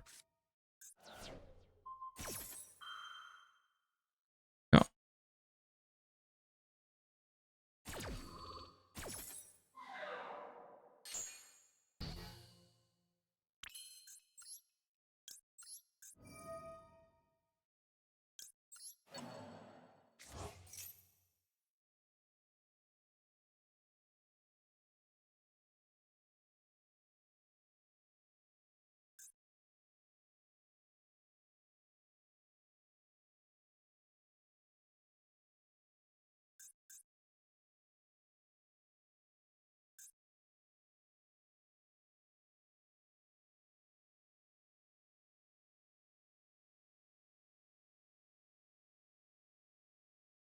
You don't like Desiree in this deck? I mean, I like Desiree.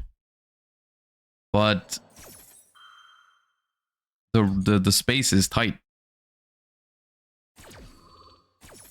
In the extra. I do really like Desiree. Okay, I could tell they were hesitant to use it because like they're playing a Fiendsmith deck themselves, so this kind of messes them up as well. So this is not bad for me at all. Okay, unfortunately, we drew both targets. We drew the one of trap and the one of spell, so neither of these two have a target right now. So I think it's just Shirakusai. Yeah.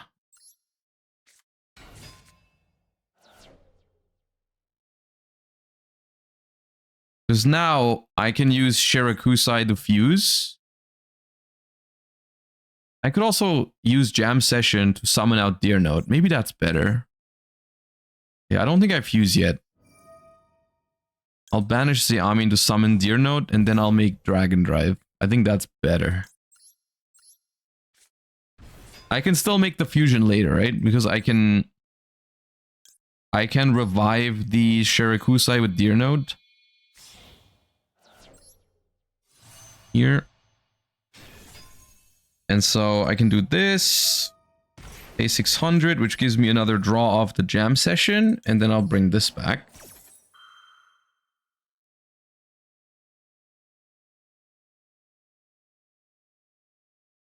I do think this is most likely just Imperm.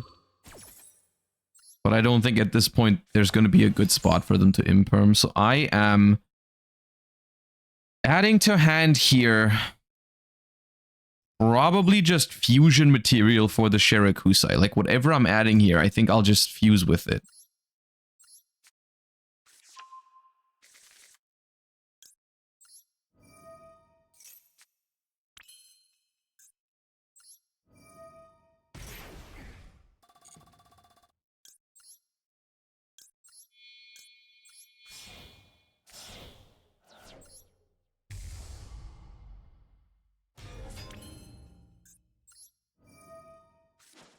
Second called by is like the biggest punish here, but I think even that wouldn't be that bad.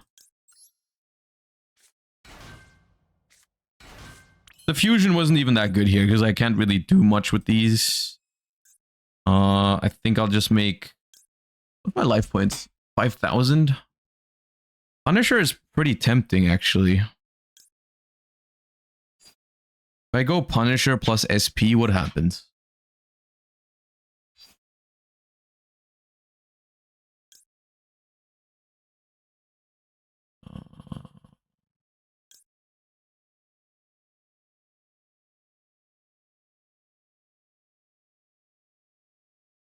Synchro 11, Revive, then Punisher. Is that game? It's not game. Because the token is in... Ah, actually, I can banish the token. It would be game. If the back row is nothing. The problem is if they imperm... I guess if they imperm the Amazing Dragon, then I win anyways.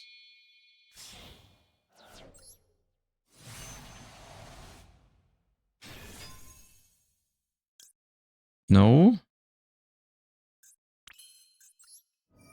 Try to revive a P.U.N.K.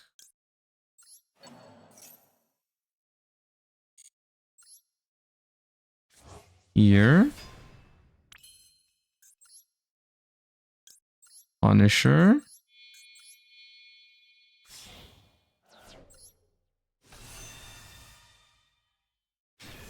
That's unaffected.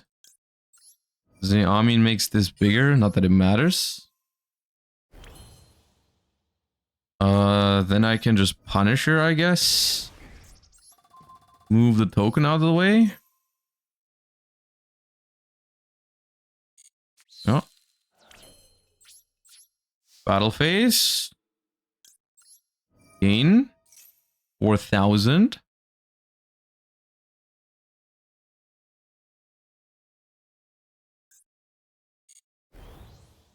Now this attacks for 3,600, which is nice because the Punisher is still unaffected now because they still have higher life points than me. So the Punisher just goes in now for game. Well, Woes of the White Forest. Okay, I guess it's not game actually. Hold up. It was White Forest all this time? That's not great. Oh wait, actually, they activated. I can Ghost Ogre. They activated it. Okay, sure.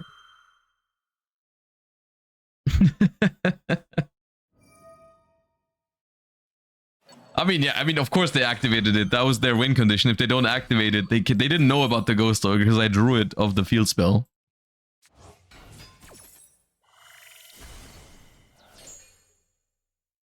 So of course they're trying to add follow-up to win next turn. Or to try and win next turn. Alright, continue the attack.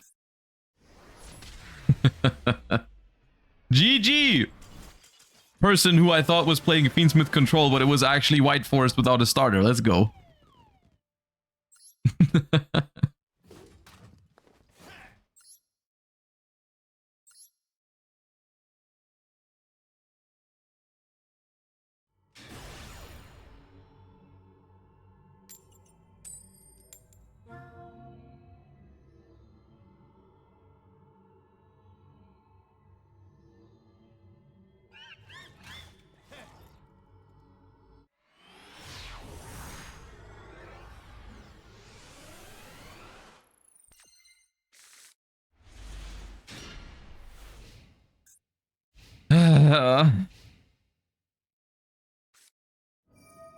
Okay, what the hell does this mean?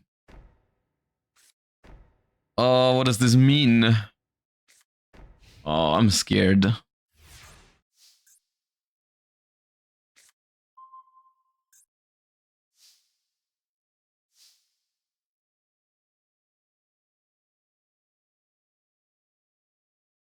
Okay.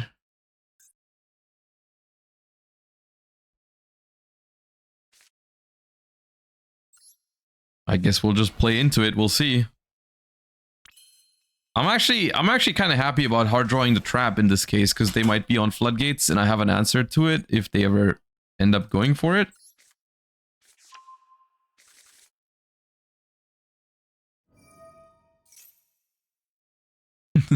Toxic Rain. We're gonna see how this goes. We might. I mean, it depends on the quality of their back row, I guess.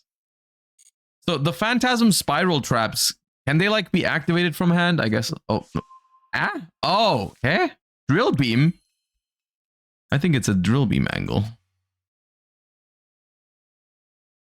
I think it's a drill beam angle right now.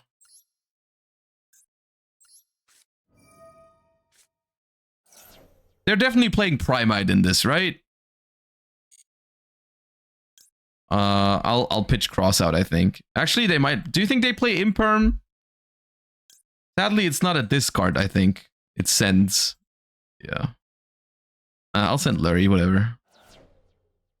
And I want to special summon. I would like to get my field spell if I'm allowed to.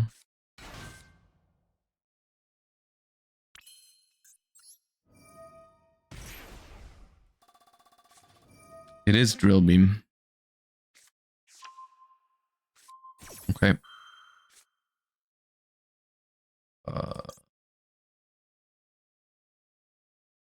You can draw one card. Yes, please. That seemed like I was doing that on purpose. Let's just pretend I did. Let's just pretend I knew that that was the best one to get Drill Beamed because it can draw a card. Yeah, I knew that.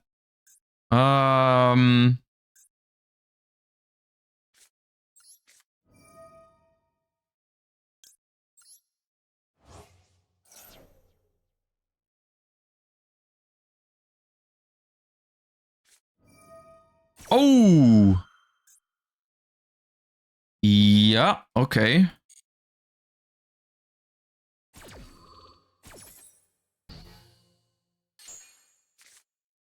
Well, thank God they didn't have a trap card, at least.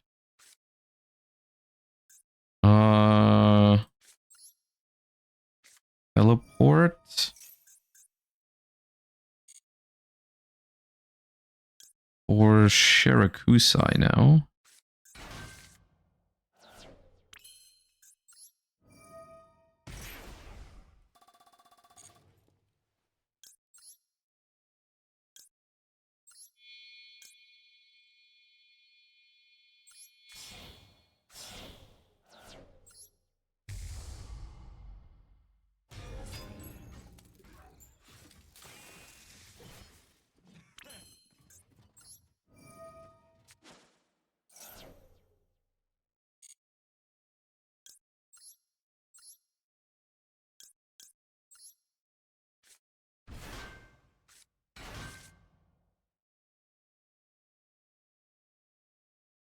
We're pushing into fair interaction quite well, I will say.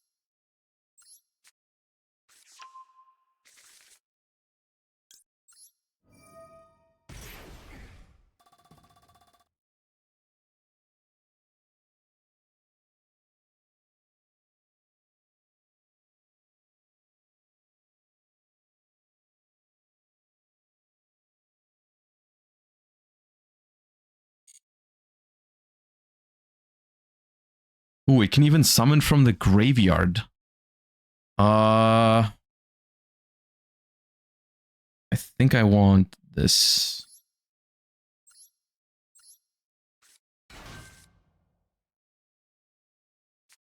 Oh no.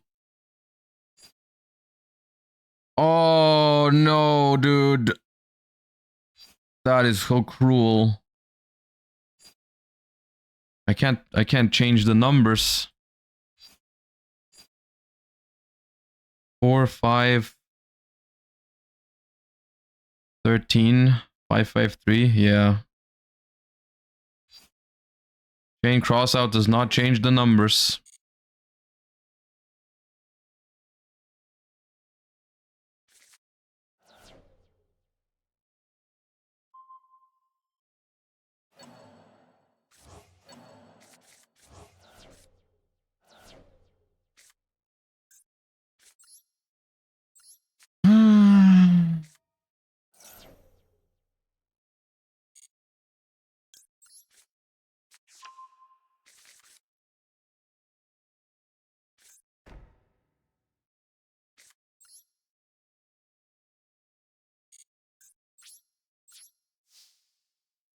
I mean, but currently, There's just a vanilla in hand, right?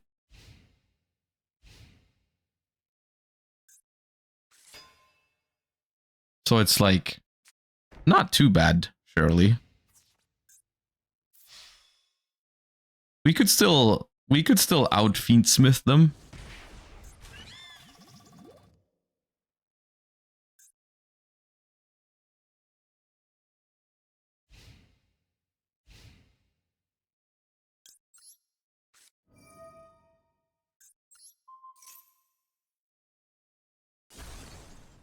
Woo! Dodged the bullet there.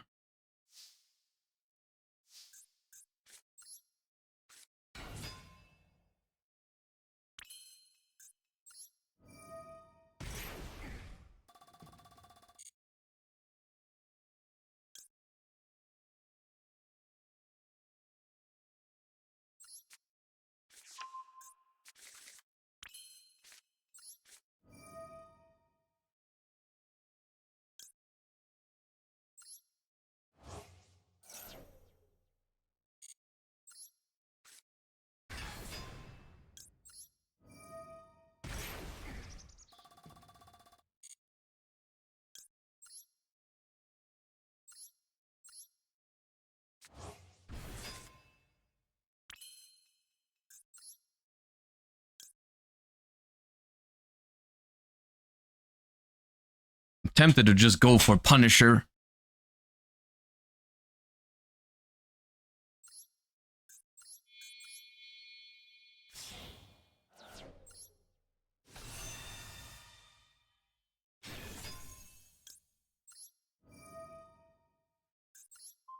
It's like, it has to be Karma Cannon, but the thing is, I still have Engraver after. So I think even Karma Cannon, we might end up winning.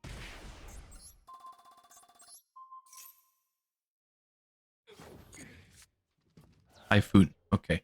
If I go to battle phase right now, I gain 7,200. I just punch for game over this thing, right?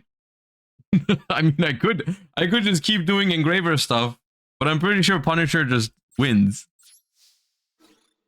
Unless I'm forgetting some hidden Phantasm Spiral effect or whatever. I think I'm just punching this thing for massive amounts. Okay.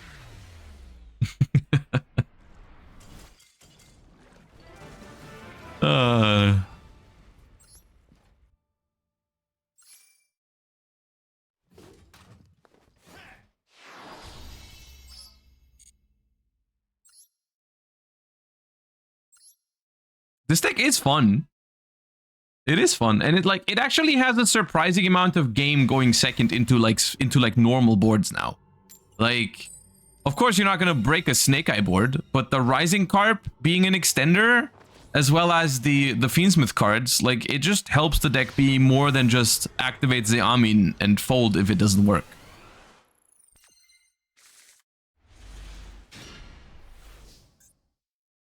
Okay, there's no out to Maxi right now, is the annoying part. How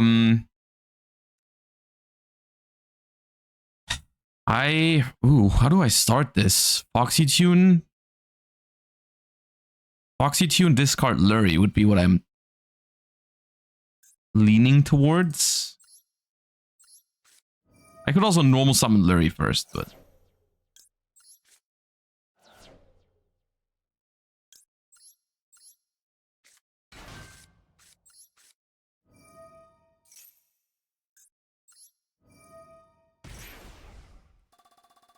I already have Rising Carp. I can still normal summon.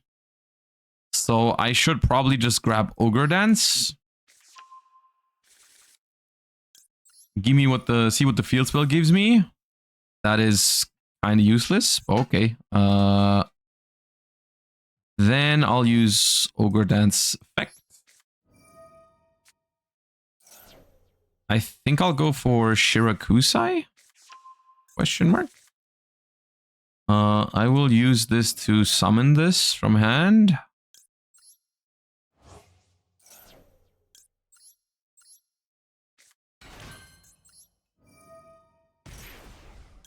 Use for this, using this and that.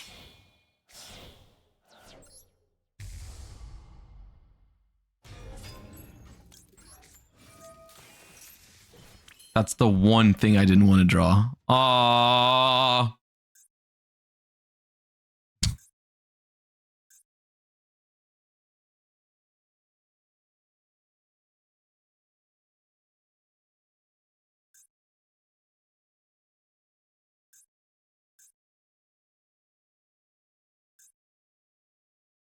Man, I think I'd still summon it from hand.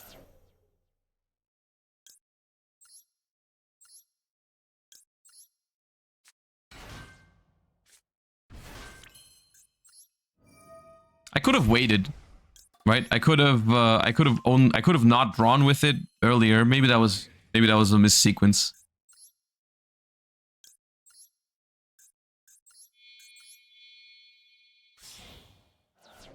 Probably was.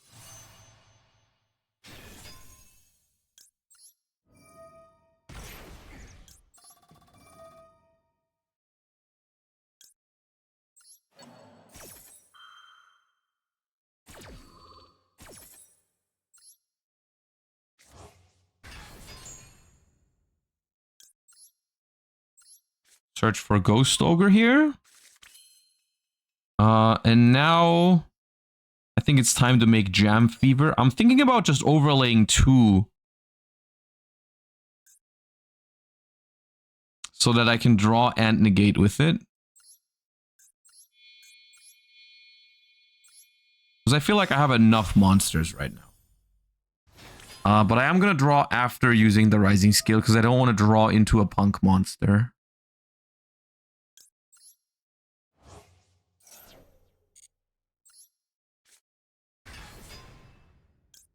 Does this deck...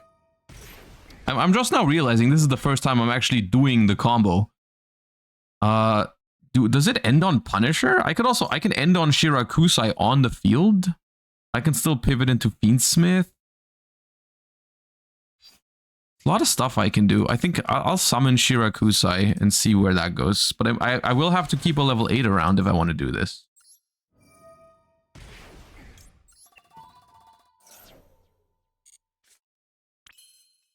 Didn't I say I on purpose did that later because I didn't want to draw a P.U.N.K? Well, I mean, I can normal summon this. I can just go for Fiendsmith with these 2 now. And leave these 2 on the field for a quick synchro on their turn.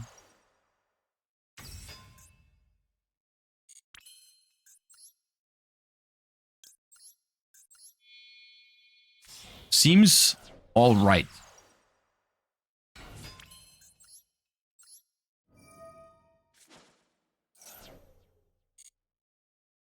Yeah, Rising Scale also is the best level 8 to keep around because it has that effect to flip something face down just in case it matters, right? Not you can't do it against every deck, but maybe.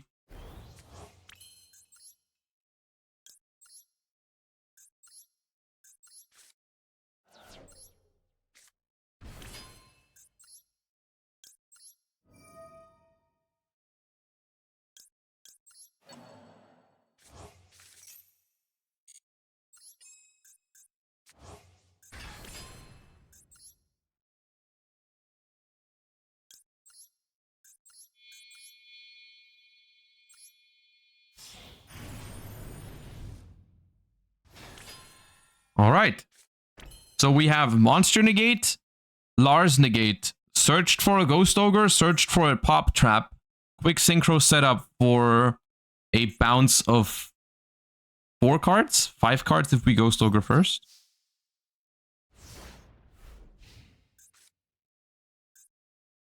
Well.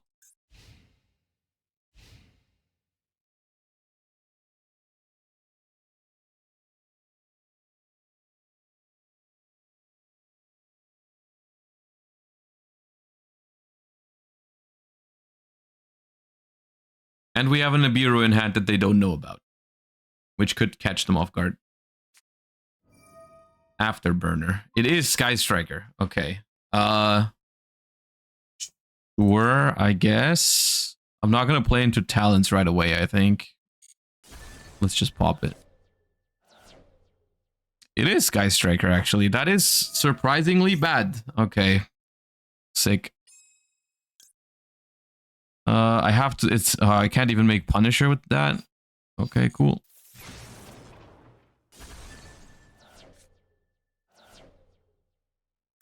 All that work for nothing. Sick.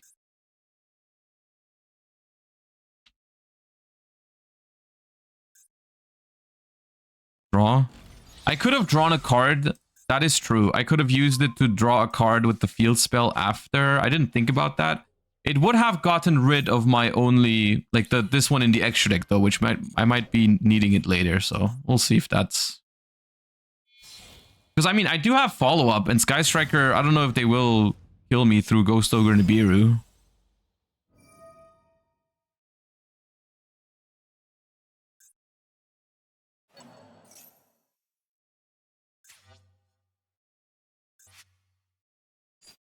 Could also just be Tenpai, right? If it's Tenpai, then I die anyways.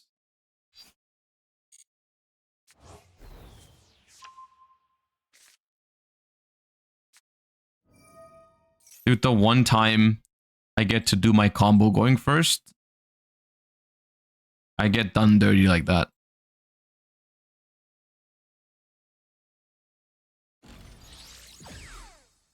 Jamming waves. Okay, bro.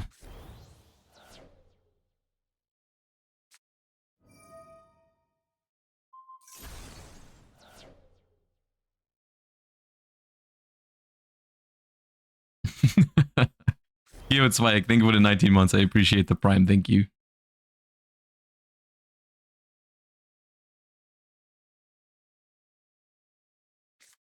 Let's see if your prime is powerful enough. To be honest, I think I lose if it's Sky Striker as well, because it's just like, well, look at that hand, bro.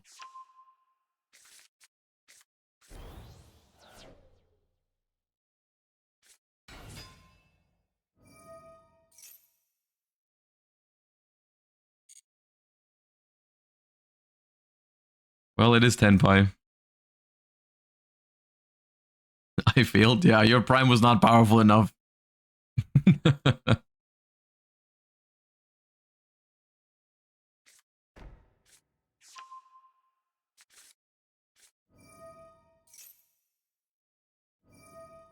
Or you saw me add Ghost Ogre. There's no way that's your only play, right?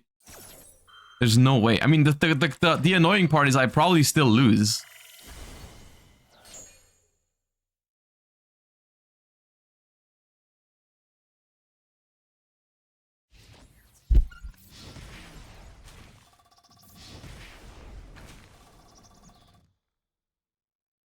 There's no shot, man. Tenpai players are not real. They saw me add Ghost Ogre.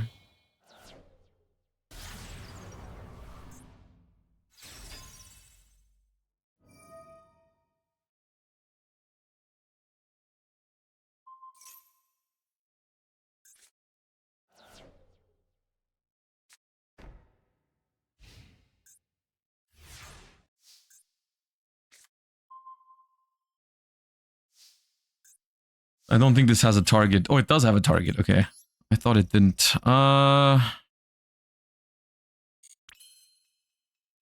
the thing is, I'm on 500 life points.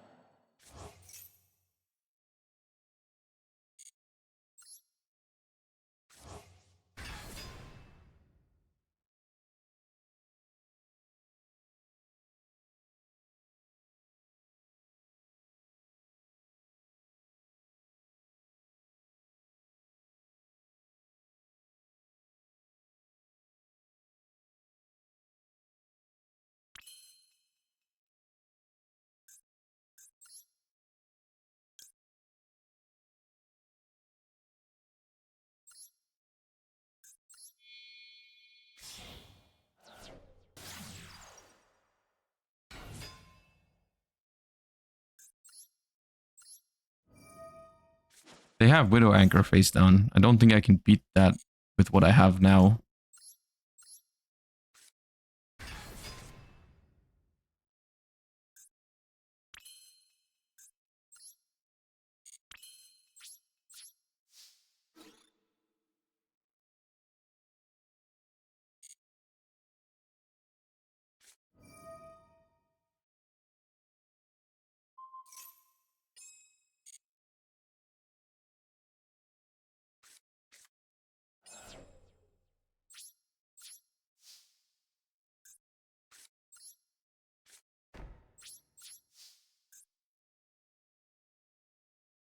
Maybe there's no other Tenpai card.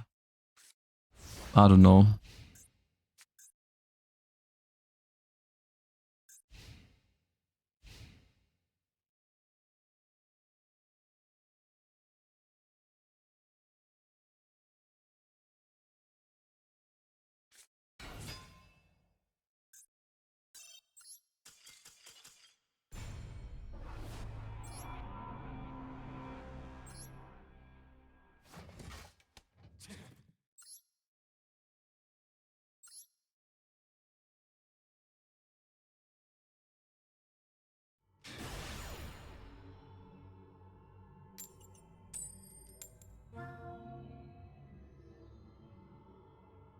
This was the first time I went first in like an hour and a half or something.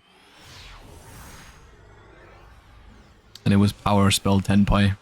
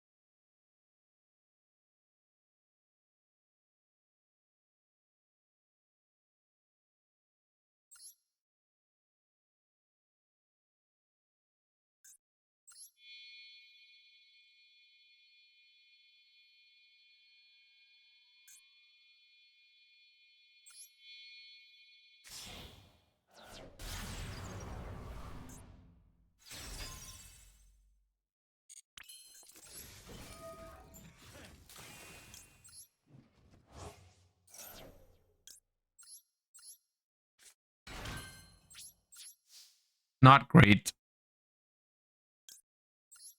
Oh, I forgot that was there because of that. Should have used it then instead. That's fine though.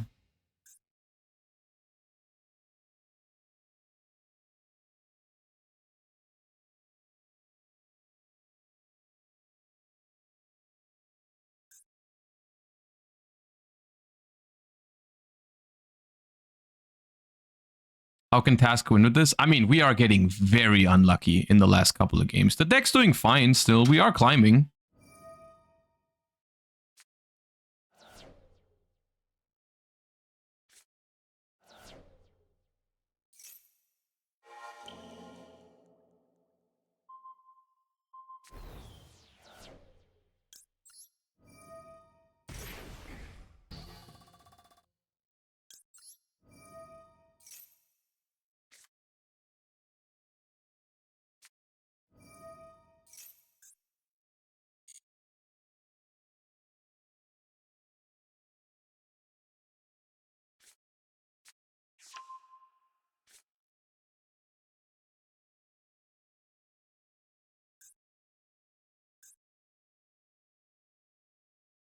You think P.U.N.K could reach Master 1? Oh yeah, absolutely.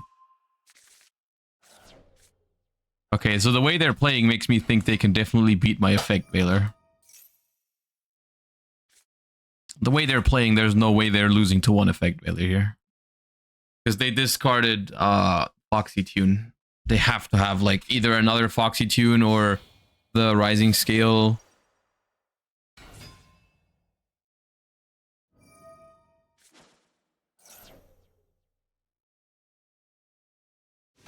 I mean, it's also just not that like that much of a feature to be able to hit Master 1 with a deck. It's much more about like how good is it past that. I do not think that I would be trying to like grind rated with P.U.N.K in like the higher ranks. I don't think it's good enough for that because I think it's just too weak. The non-engine slots you have are just not enough, I think, even if you take out the Fiendsmith package. And like it is too weak into Maxi, I think, for my personal preference.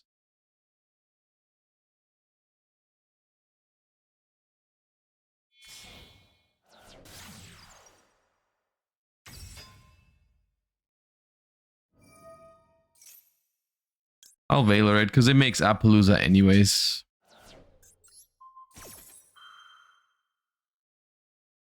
But then they normal summon a P.U.N.K monster and it's game. They have normal summon. They like use Foxy Tune or something. They have to have another Foxy Tune or teleport. Yeah, yeah.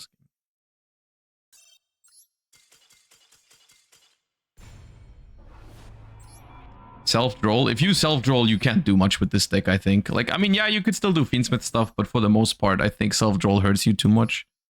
Because you don't get the trap card, you don't get the draws from the field spell. It's like not a great spot.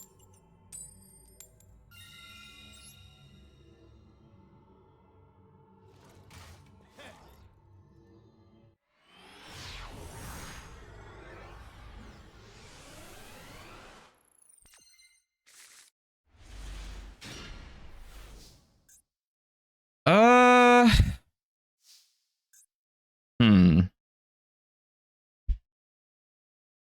I'd love to start by adding the field spell, but then I have to do some weird things to get things going. I am willing to try though.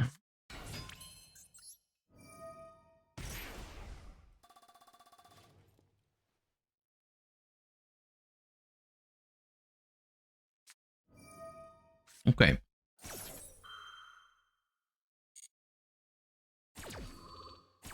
That's fine. What time is Jesse collab? Should be in like 1.5 hours is what we usually do.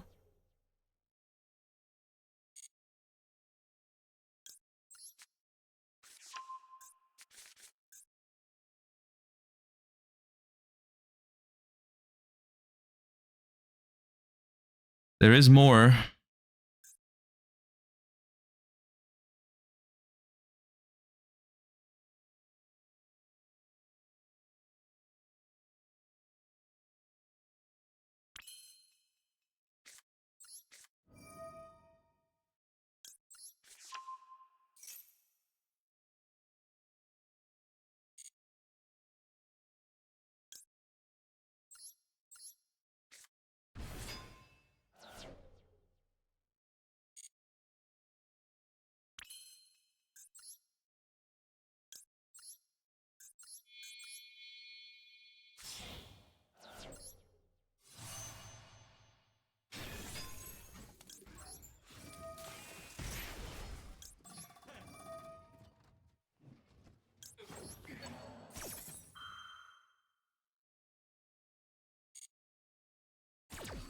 I'm not sure. It might be a Bastille they're waiting to use.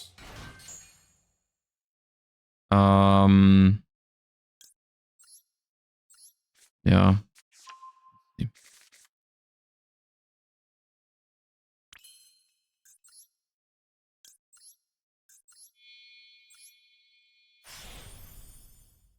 Make Jam Fever.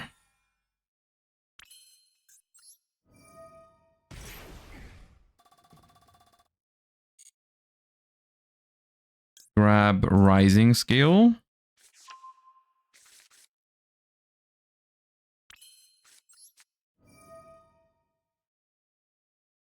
Or summon out Rising Scale. Okay, I think it is a Bastille because now that I banished the Dark Monster, they don't have a response window anymore. It's probably a Bastille. Does going through the fusion do anything for me? I don't think it does. I think I can just go straight for Madame Spider.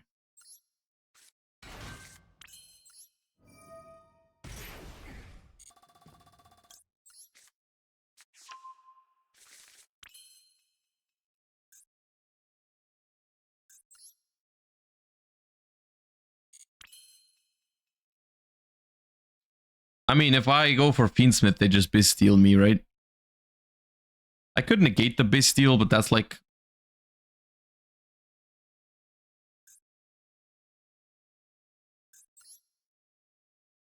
Travis, thank you for the 17 months. I do think these cards are solid. I think it just feels like another one of those Yu-Gi-Oh decks that's definitely good enough to see play, but not good enough to be like the best deck in the format. So basically, what I'm trying to say is I think it looks very much like a tier 2 deck, which is completely fine. Yep, bold.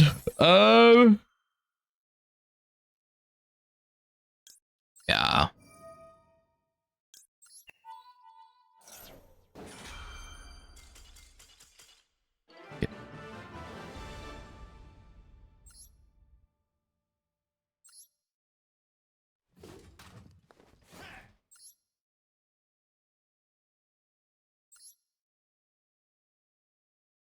Is this valid into Raziel, Mitsu, or Malice in the TCG for Euros? Oh, I feel like it's competing with some very strong decks there, so I'm not sure if it's that good. I think it would be like a tier 2 deck in that sort of format. I think one problem for this deck will be that Roland Lockbird seems pretty good against it, and that is a problem in that TCG format, right? Because I think if Mitsurugi stays as good as it is right now, I think Roland Lockbird is super popular. Okay, aura moment.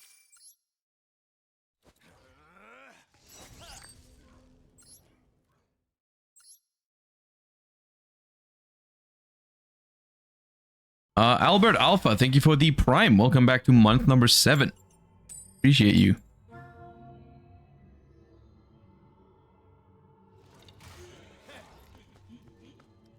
Fiendsmith for WCS. I mean, currently my plan is to play some version of Fiendsmith in the qualifiers.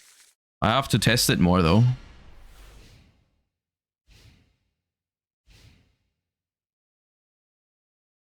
What do you think about current P.U.N.K as an engine? What, as in like an engine in other decks in the TCG right now? What are you trying to do with it?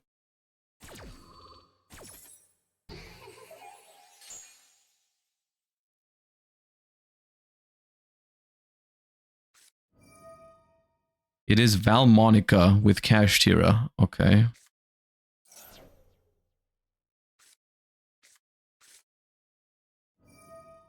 What's your opinion on Life Twin Fiendsmith? I think Life Twin Fiendsmith is a good deck, but I think it's too bad into Charmies. And I think it's also way too reliant on its non-engine, which is not a good thing to do, I think, in the current format. I mean, as much as I would love to tell you that, like, a deck with, like, Valor, Imperm, and so on and so forth can work, I don't know if it's true.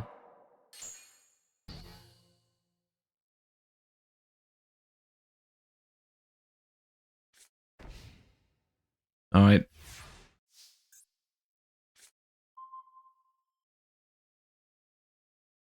please don't maxi me. Please, just let me be. Let me exist.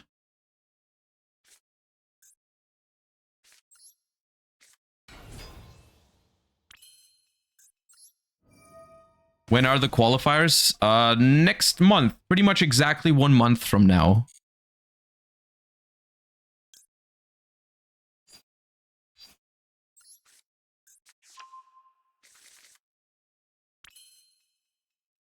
Okay, I'm gonna sequence this in a little bit weird. But I think if they don't have Max C, it doesn't matter how much info they get from my hand.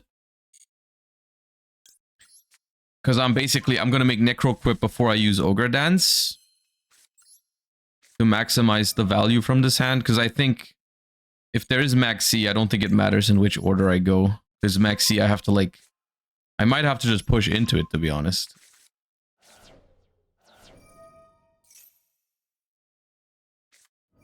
Oh, no.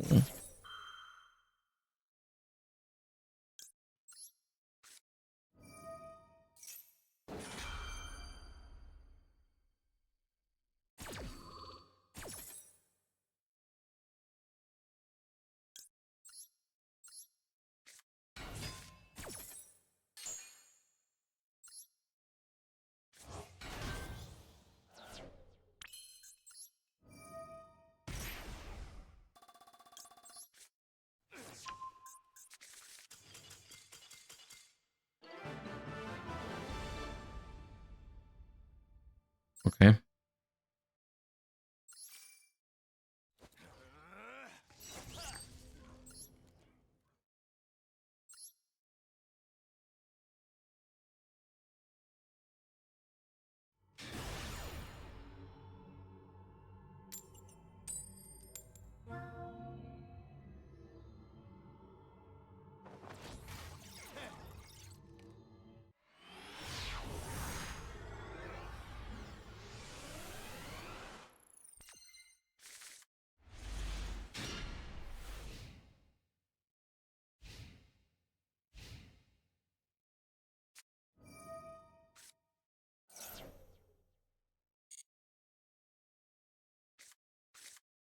Is there a chance Ryziel or Malice are available for the qualifiers? I mean, I do think we get the June pack before the qualifiers, right? So, theoretically, I think it's possible.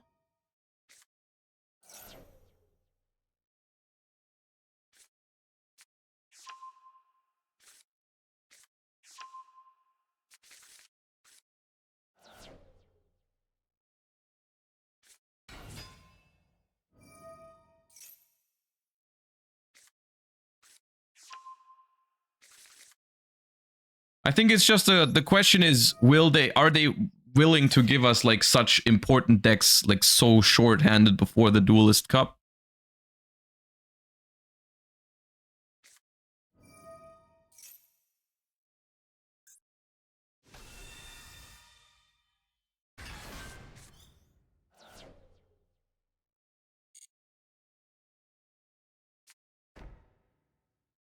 Why did they not bring back Maiden? Do they think they're under Max C? Bro, this was Fuva. Okay. Well, I'll take it. Oh, it's a dead engraver as well, dude. This hand sucks, man. This hand is so bad.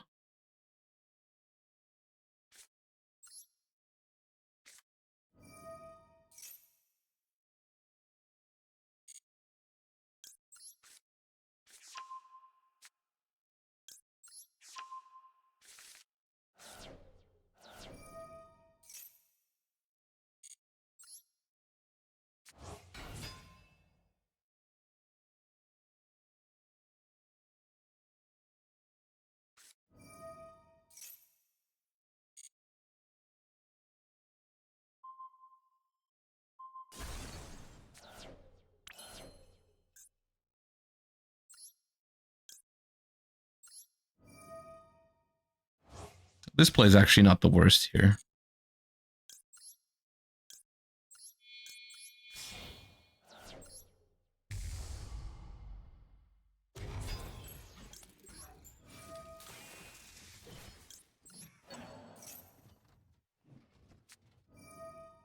That is the worst Veiler in the history of Veilers, so I'll not even bother negating it. No, it's fine. I'll keep cross out for something. The only annoying thing is I can't cross out Imperm because I drew Imperm, which was... I shouldn't have done that. That was my mistake. Drawing Imperm together with the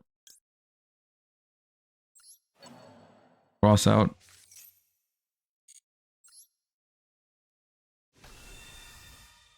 Like...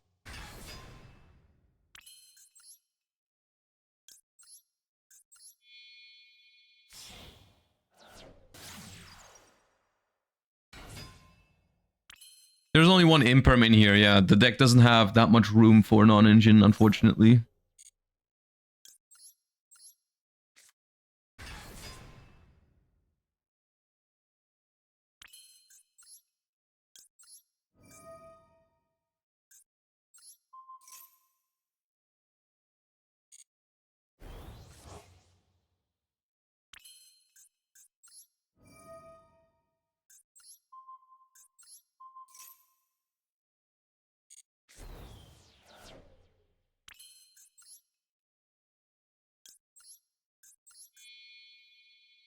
Actually, I can't fuse with Sequence because I went through Lacrima. So is it Lars or SP? I'm thinking about just going SP on True Light because I feel like I always win the long game if I do that. No matter what happens after, even if they stop me with something that I can't counter, I feel like if I have SP, if I have used SP on the thingy, I could also make Lars first. Then when they Imperm, I use Lars on it, and then I make SP later. Yeah. I guess in this constellation, I should go for Lars because Crossout checks potential Nibiru and Ash Blossom and so on and so forth. And Lars checks the set card, so it seems pretty safe.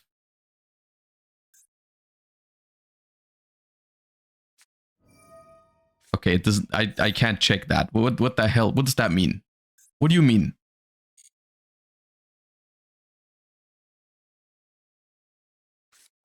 SP. Okay. Oh, mano!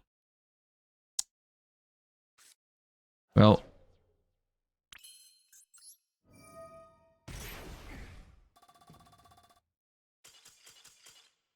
Why now as well? Why'd they do it like... They did it after I was considering making SP. Ugh. Oh yeah, okay. Alright. I mean, the deck is cool. P.U.N.K. P.U.N.K is a cool deck. I think it's not bad. I don't think it's top tier, but I think it's alright. I could see maybe playing more non-engine over the Fiendsmith package. Although the Fiendsmith package has been putting in some work in these games.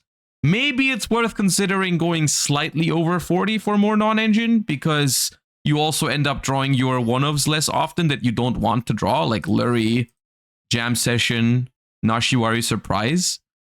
Maybe that's a consideration, because I feel like the deck has enough starters now. With Teleport going back to 3, I feel like the deck is fine. I think Fuva helps you a lot going second. Yeah, I would not cut the Fuvas, especially because going first, technically, the deck has ways to discard it for Foxy Tune, right? So like drawing a Fuvalos when you're going first most of the time is not that bad. You can just pitch it for Foxy Tune, and going second, it's one of the better cards, I think, in a Fiendsmith format. So I've been quite liking the look of this, honestly. It seems solid. Yeah. We might play more of it later, but for now, I have food here, so we're gonna do a short break, short React Andy session, because people have suggested some stuff in the Discord that we could watch during lunch. We also have over 1,000 gems, so we can try to pull a Royal Fountain, as we like to do. So let me get all that set up real quick. Let me see what the... Yep.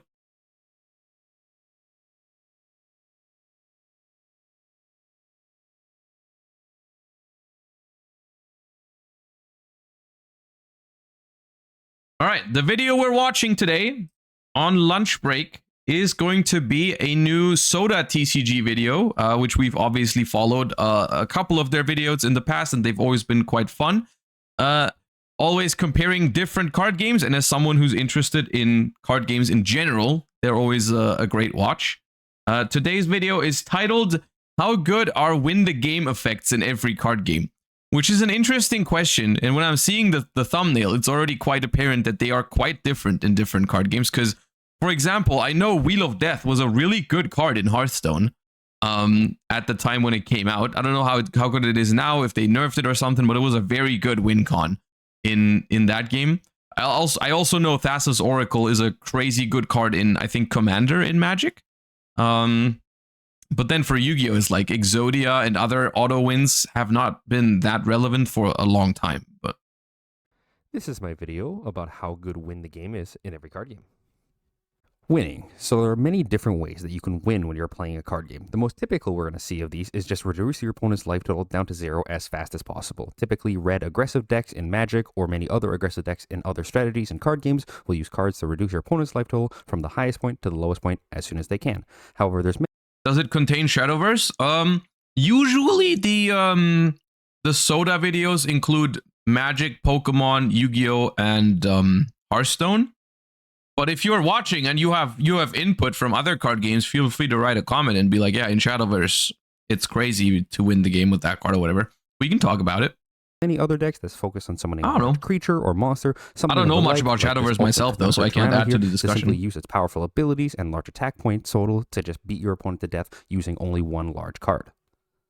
If an individual card doesn't do it for you, you may want to beat your opponent. Who cares about One Piece? I mean, I think they are including games that they have some sort of knowledge about, which maybe they haven't played One Piece. Maybe they have included One Piece at some point.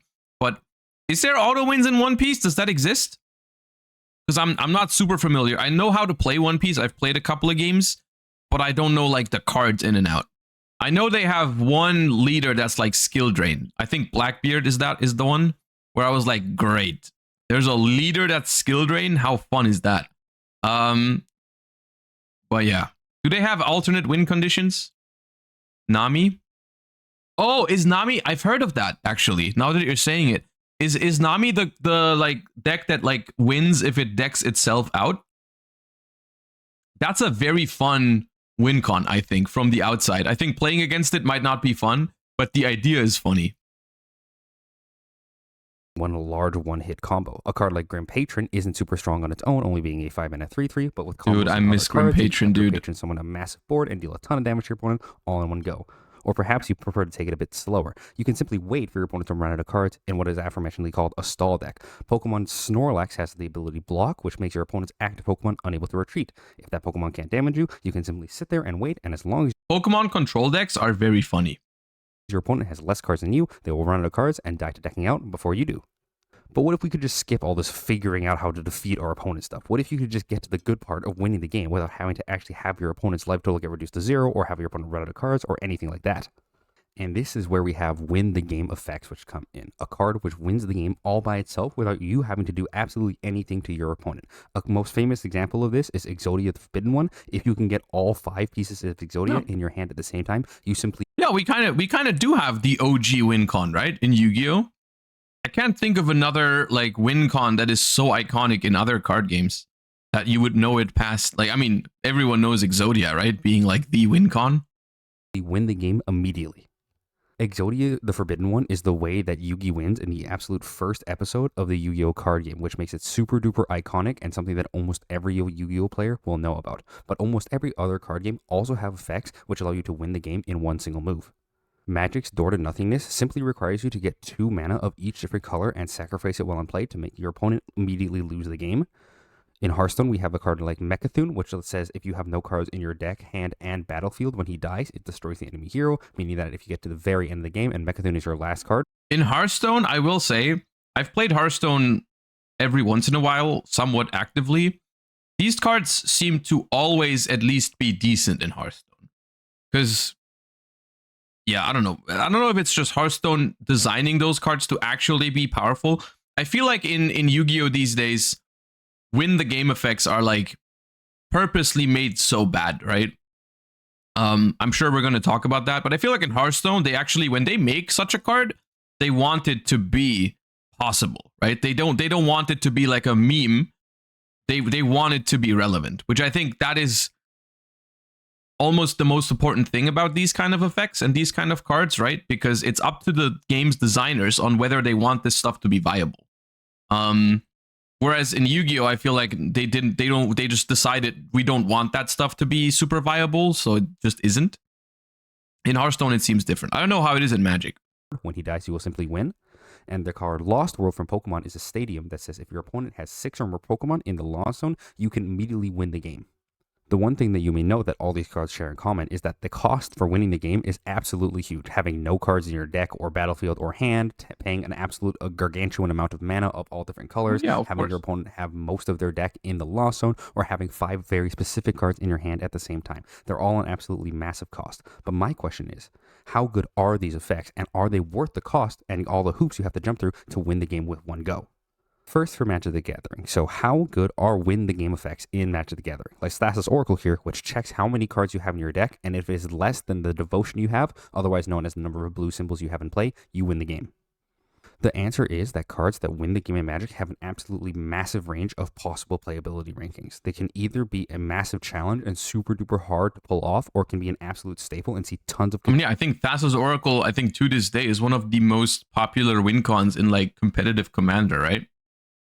I don't know in which other formats is relevant or legal even, because Magic has like 25 formats with 28 different ban lists.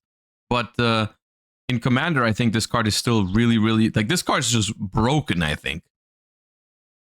Constructed play all over many formats.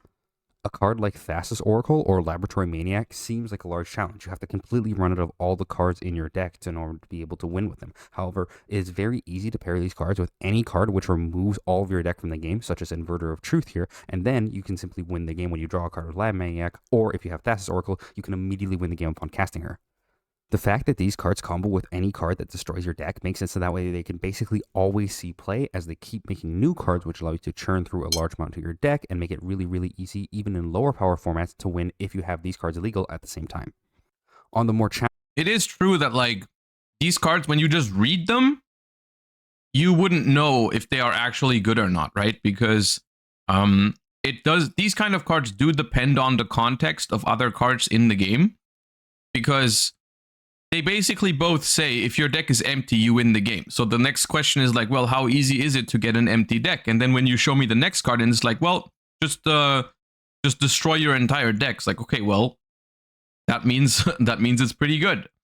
Where it's the same in Yu-Gi-Oh! Is like if you read Exodia, right? You don't know immediately if you have never played Yu-Gi-Oh! Before, you don't know how hard it is to assemble those pieces. Maybe there's cards in the game that say add all 5 pieces from your deck to your hand, theoretically, right? Very simple example. All of a sudden, card's broken, of course, right? So challenging side, as we see with Door to Nothingness, this is much more of a difficult effect to pull off in a game. Paying 15 total mana is an absolutely gargantuan amount, not to mention that you have to wait for Door to Nothingness to untap as it enters the battlefield tapped, and you have to have 10 mana of all the different colors of Magic.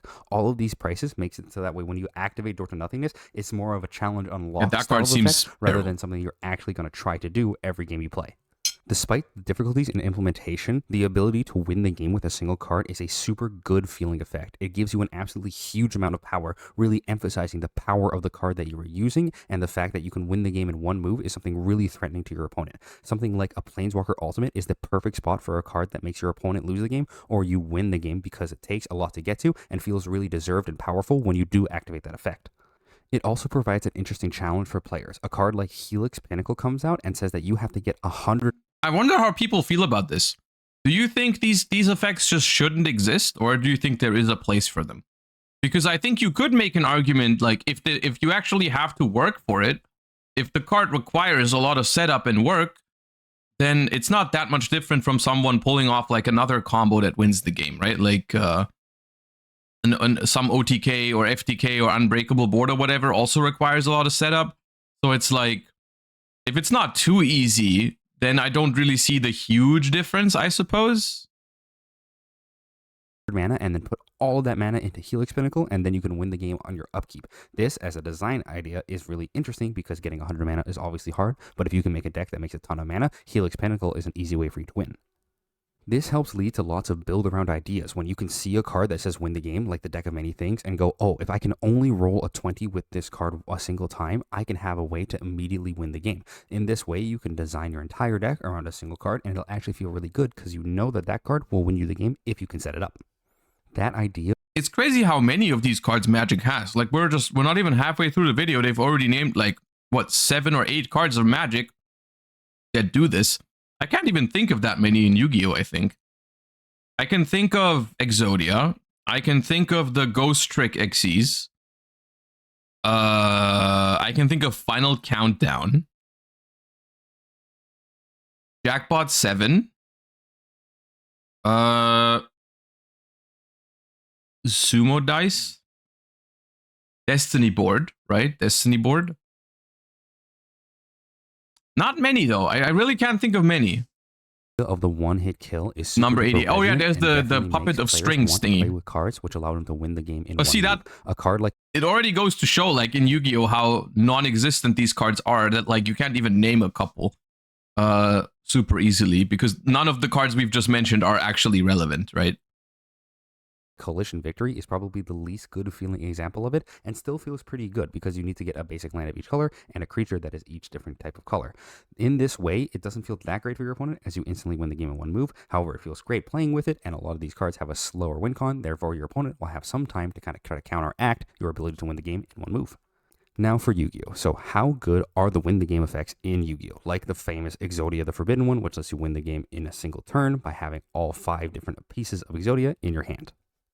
The sad answer is that almost all of them are super bad, like really incredibly bad. They all have enormous costs that make them almost all completely unplayable and way worse than just winning the game in a normal manner. My favorite example of this is Holaki, the creator of Light. This card can only be special summoned by tributing 3 monsters from your field that are specifically Slifer, Obelisk, and the Winged Dragon of Ra, which are 3 of the most powerful monsters in Yu-Gi-Oh! My question is, why would you go through all the work of summoning this card and then immediately win the game when you already have those 3 monsters in play? If you went through all the work of summoning the 3 legendary god monsters, you don't need to do anything else. You've probably already won. Funnily enough, this is not true, right? Funnily enough, if someone summons all 3 of those, that board's probably hella weak. That board hella weak, dude.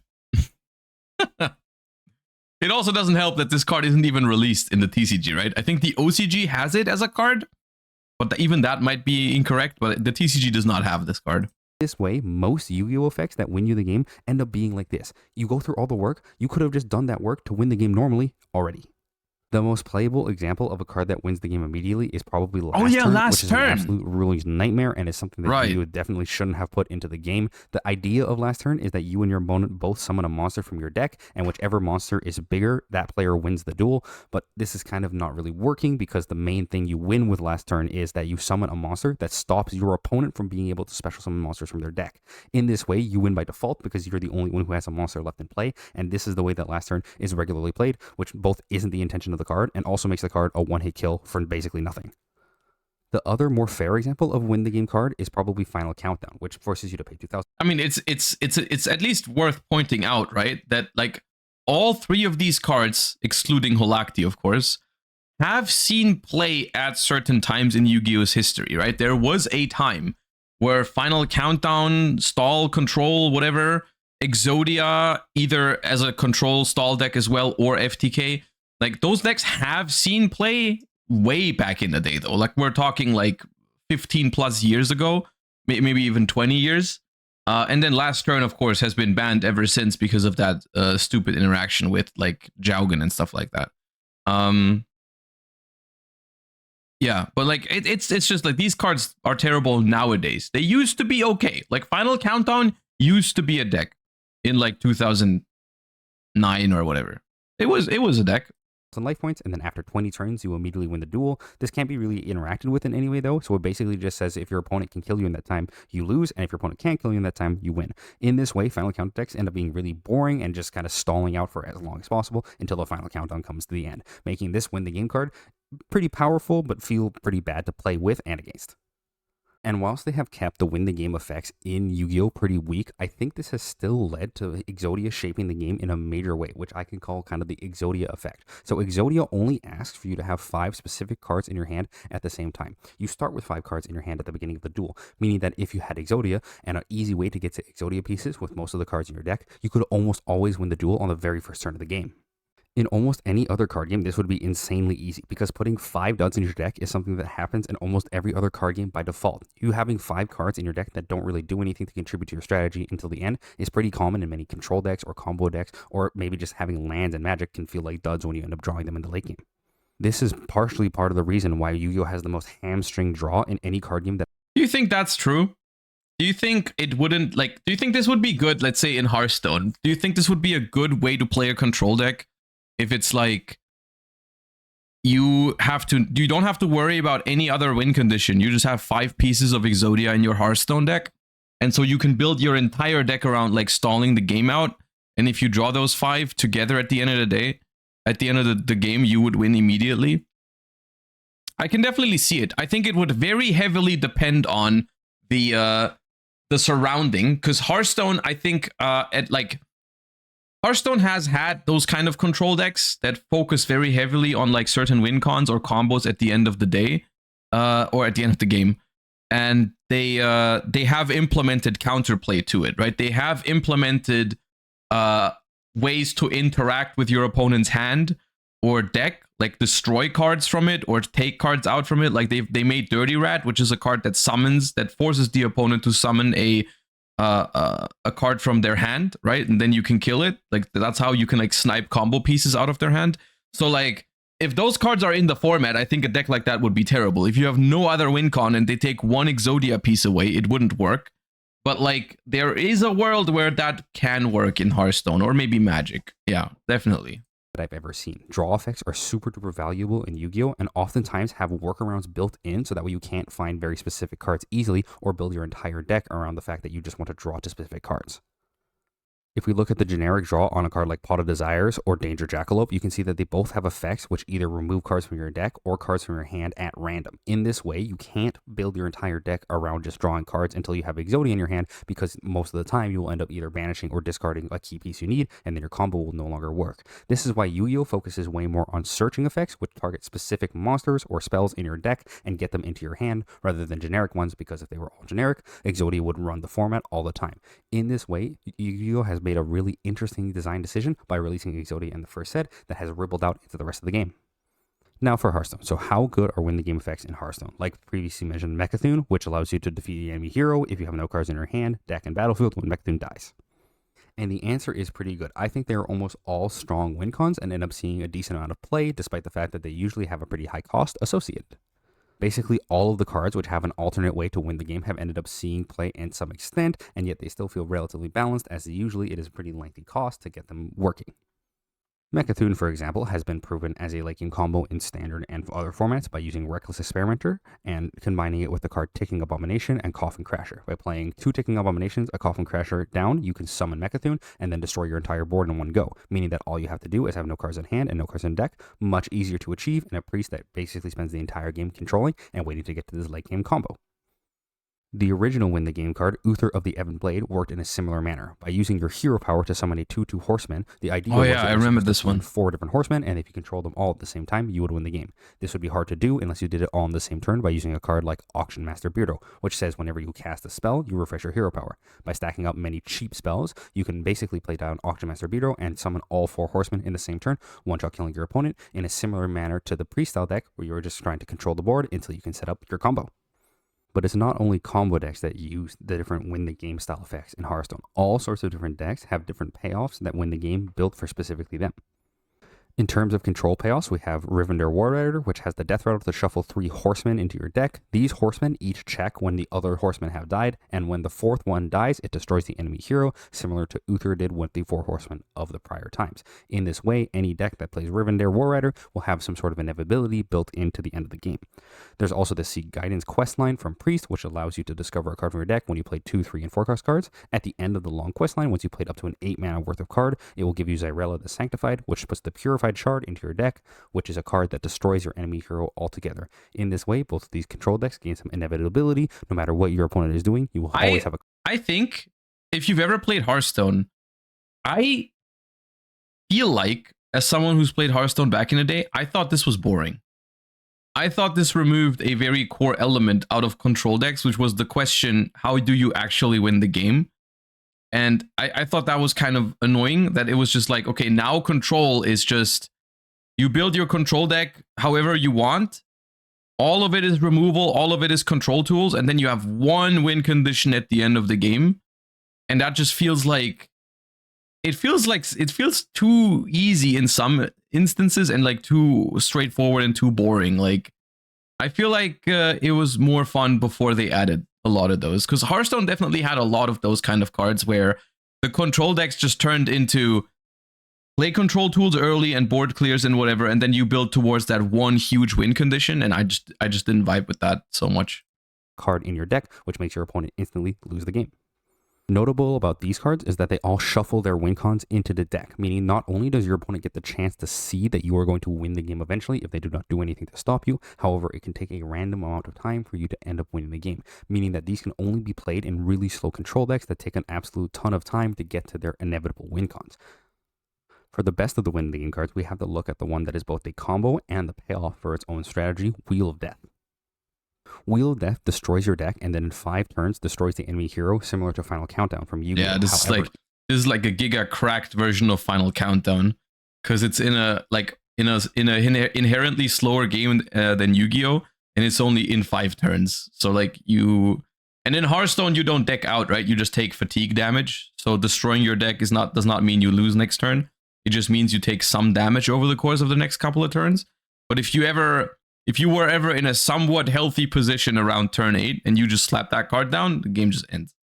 In destroying your deck, it seems like a downside as you will start taking fatigue, but ends up being an upside when played with this card, Phenom Lord of the Opera, which will cost 0 mana for a 15/15 taunt lifesteal if you destroy your entire deck. In this way, Wheel of Death ends up being powerful on both halves. Being a way to guarantee destroy your deck allows you to play powerful cards like Phenom in your deck and know that you will be able to get value out of them in the course of the game, but it is also powerful as even if you do not... There are ways to put cards back into your deck after it too. Yeah, there are ways in the game to put cards back into your deck so you're not decked out, actually. Win the game from your powerful... I mean, the bigger deal about Wheel of Death is not the fact that it destroys your deck. I think it's genuinely, can you afford to pay 8 mana without falling too behind on the board? That was the way bigger question when activating this card, right? Because that was sometimes the reason why you lost after you used it, is because you have to afford to just skip a turn, basically, when your opponent likely already has a board. So that's what you're trying to find a spot where like you're not threatened too much. Have no cards and deck abilities, you will also be able to win the game if you simply wait 5 turns, meaning that your opponent not only has to deal with your large board when you play Wheel of Death, but also has to deal with the fact that you are going to win the game soon and must defeat you quickly in order to win. And finally for Pokemon. So how good are win the game effects in Pokemon? Like Lost World here, which says you win the game if your opponent has 6 or more cards in the Lost Zone, which is their effective word for exile or banish in Yu-Gi-Oh! Basically cards that have been removed. Yeah, but like Pokemon, I mean, I know there's a deck now that does this, right?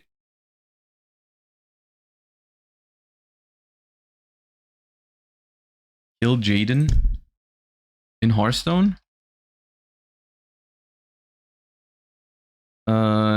Kill Jaden Hearthstone.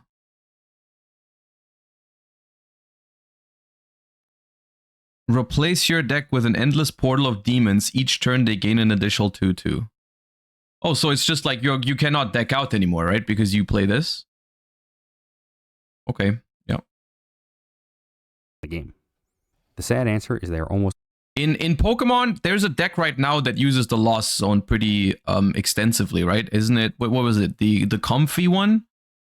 But like previously, when I played Pokemon like years ago, there was not a single deck that really interacted with the banish pile, right? It rotated. Oh, okay, well then it was a thing like a year or 2 ago. I follow some Pokemon players on like Twitter, and I kept seeing posts about it, but seems like it's not a thing anymore. But like for the majority of Pokemon's lifespan, I think the Lost Zone / Banished Zone just doesn't see use, right? Like it's just not something they actively involve in the game. which feels like a deliberate decision. It's always very, very weak. A card like Lost World is super hard to utilize because it not only relies on your opponent's cards being Pokemon put into the Lost Zone, which is relatively hard to do from your side of the board, but it also relies on them having no way to interact with Lost World Giratina used it a lot. It seems very fitting for Giratina to be the one using it, right? before it gets put down, meaning that if your opponent simply wins the game before you have the chance to activate Lost World, you're basically making no progress towards actually stopping your opponent from doing anything while setting up your Lost World win. Unless they are combo payoffs, almost all of the win the game effects in Pokemon have seen effectively no play. Even in the standard format, most of them have seen basically no play whatsoever. The Pokemon Unknown Hand allows you to check if you have 35 cards in your hand, and if you have Unknown in your active slot, you can activate its ability to win the game. If you have 35 or more cards in your hand, you win the game. And the ability is just called Hand. Yeah, sure, dude. Did you know that this ability also exists in Yu-Gi-Oh? If you have 35 cards in your hand, you do typically win the game Immediately. This card is good if you have a very, very slow stalling deck with basically no way to win, but only ways to disrupt your opponent. You can play down Unknown Hand and then slowly wait over and over turn after turn until you have enough cards in your hand to win the game, being a super duper slow stall style win-off. Probably the strongest win the game card, at least in the expanded format, is Unknown Damage, which says if you have 66 damage counters on all of your bench Pokemon while you have Unknown in the active, you can 66 or more damage counters on your benched Pokemon. That is... You need some pretty big Pokemon on the bench, I suppose. You definitely can't do it with like 100 HP basics. 660 damage means on average like 130 damage. Slightly more than on each Pokemon. Yeah. Win the game. Even though 66 damage sounds like a lot, and is a lot if you are just waiting for your opponent to do damage to your cards, this card can be set up with a large combo, as Pokemon has a really easy way to set up bench combos in the game to win you in one go. By utilizing Reuniclus's damage swap ability to move damage counters around from any Pokemon that you like, along with large HP bench Pokemon on your bench to take all the damage, 300 plus HP Pokemon to soak up that 66 damage, you can combine cards like Team Magma Secret Base, which puts 2 damage counters on your bench Pokemon whenever you were to play them down, along with a card like Weevil, which allows you to pick up Poketool cards into your hand. You said super easy, and now you're showing me a stage 2, a stage 1, and a stadium. And Klefki, which you can play down as a Pokemon and then equip as a Poketool. In this way, you can basically put infinite damage onto your bench, and by putting infinite damage onto your bench, you can just simply have Reuniclus move it around until you have enough damage to set up. Is this a thing? Is this like a deck in Expanded?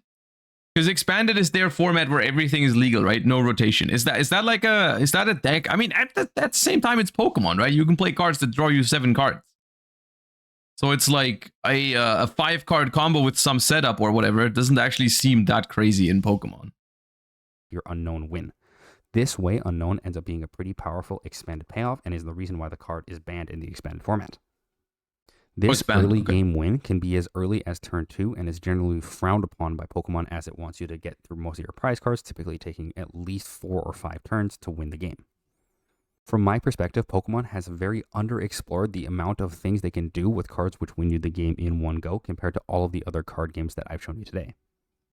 Most of them rely on your opponent to do something or opponent to allow you to do something to them over many, many turns, and that really never works if it is the main way that you are planning on winning the game. My favorite example of this is Unknown Missing, which has, if your opponent has 12 supporter cards in the Lost Zone, you can use its ability to win the game. Not only does your opponent have to put 12 supporter cards into their deck to put into the Lost Zone, you are the one who has to force them to put it into the Lost Zone in some way, which is super duper difficult. What is it with the unknowns all having auto win conditions? This way, Unknown Missing has never seen any play and seems like a card that is almost impossible to activate. Also, this is almost all of the cards that have the text "you win the game" on it in Pokemon, which feels like a really missed opportunity if you ask me. Almost all of the other effects are basically the same. Here are 3 cards with the same effect which allow you to win the game. Unknown V, Slowbro, and Ends Sigilyph. All of these cards have the effectively same attack, which is 3 energy, to say if you only have 1 prize card remaining, you win the game, which is really pointless because if you only have 1 prize card remaining, you're super close to winning the game already. You could just use any attack, which takes any prize card from your opponent, and then you would win the game. Yeah. In this way, these cards basically have no text on them and have never seen any play, and they're also one of the only examples in Pokemon of cards which win the game immediately, which I think is a big missed opportunity.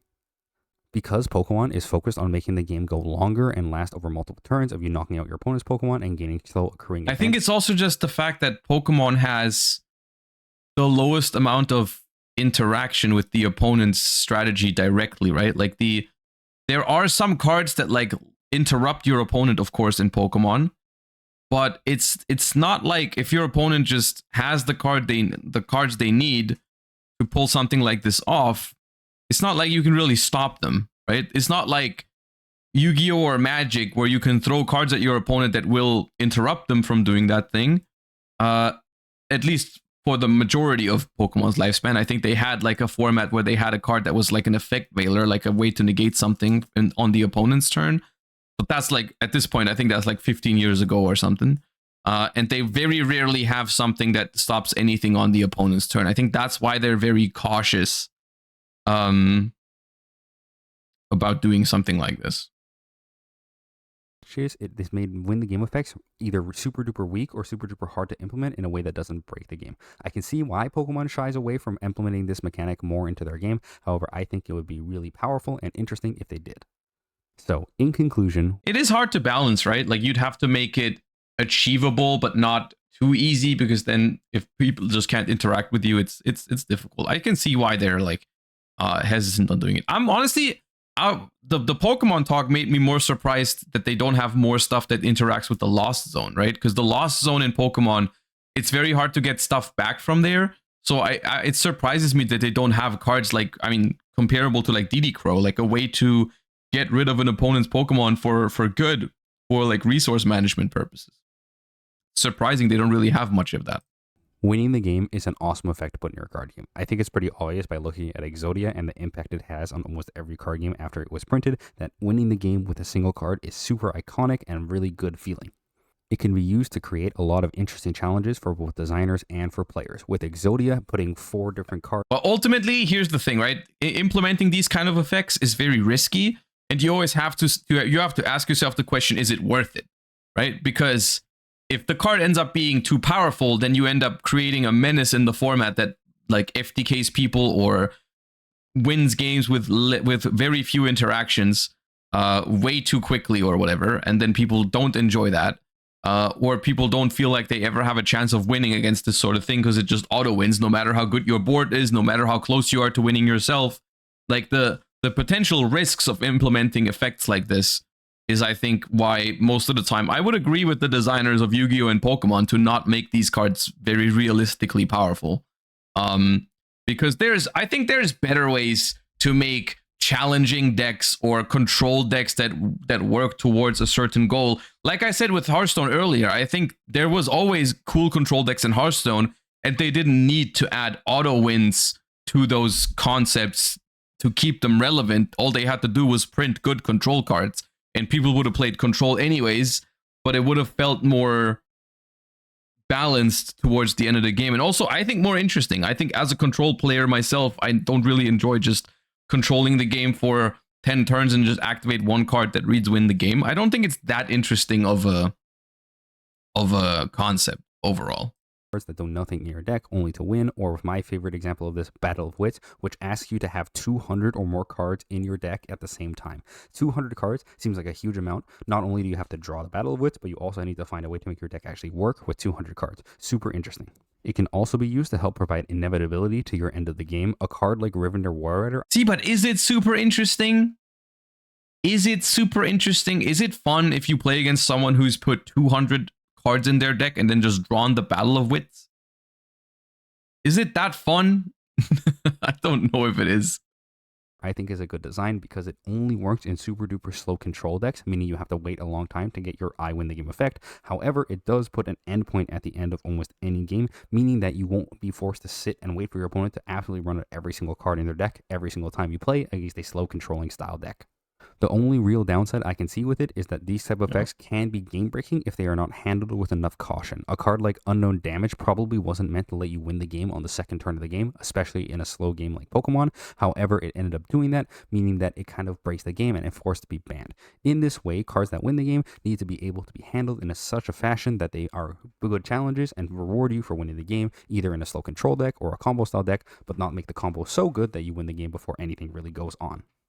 And that's the video. Thanks for watching.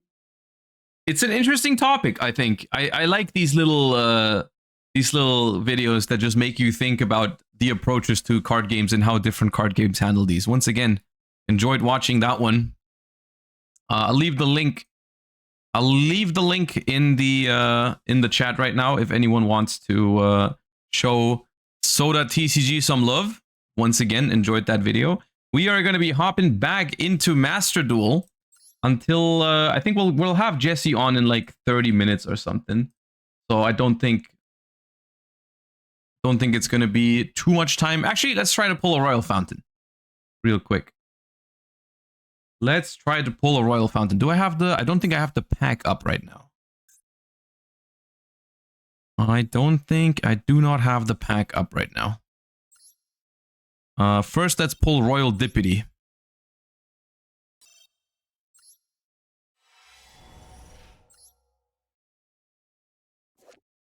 Nope.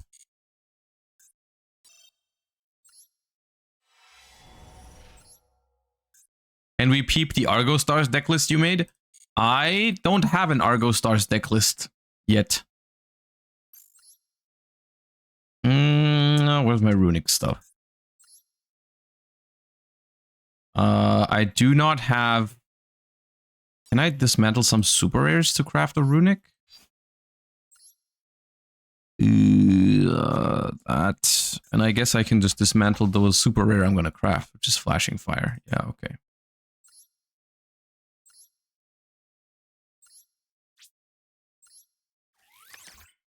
Unlucky.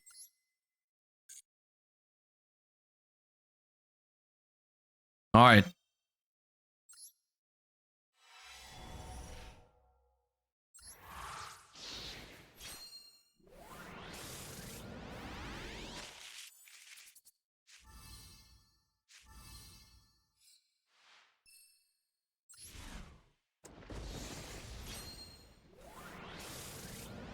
Dude, I don't even have enough gems to buy another 10 if it gives me a guaranteed ultra. Or the next 10. Oh, ultra? Naturia Beast. Okay, well.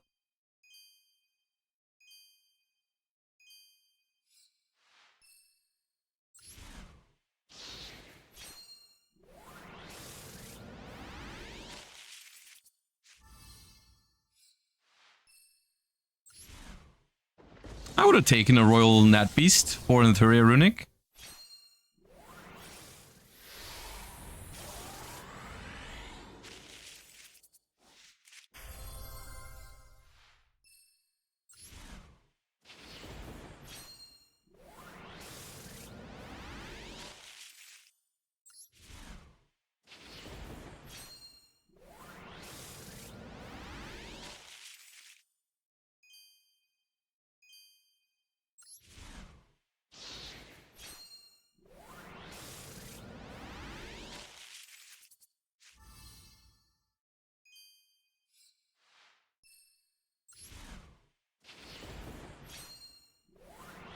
Josh must low-key hate generator cards at this point. I have gotten 2 Royal Generators from this pack. I think. I have one of the Supers in Royal, and I also have a Royal Ultra Rare. Alright, well, not the greatest endeavor here. One more for good luck.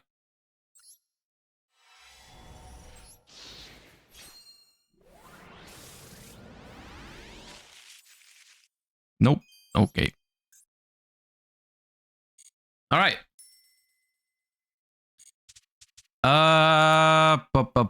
Okay, so against Jesse, we're going to be playing P.U.N.K, Fiendsmith, and Mermail later on. I've played a good amount of P.U.N.K today, so I think I can handle that deck. I have never played the Mermail Atlantean deck, to be honest. I've never played it So maybe we just run a couple of games with it and just see how it goes. Yeah. Or we just keep playing Punk. Argo Stars, I think, are just like the 4th best deck out of the bunch. I don't know if Jesse will have Argo Stars. I doubt it.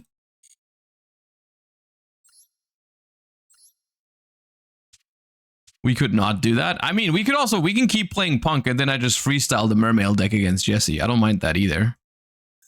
Punk deck was kind of fun.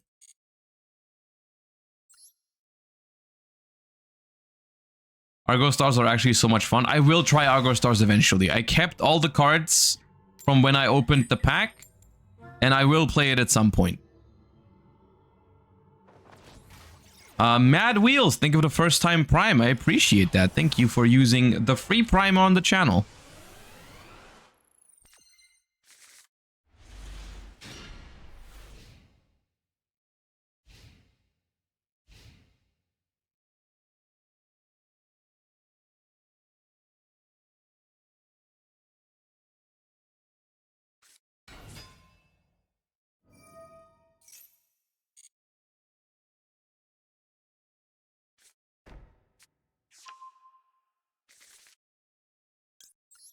Ooh, they got Royal Lordly Load.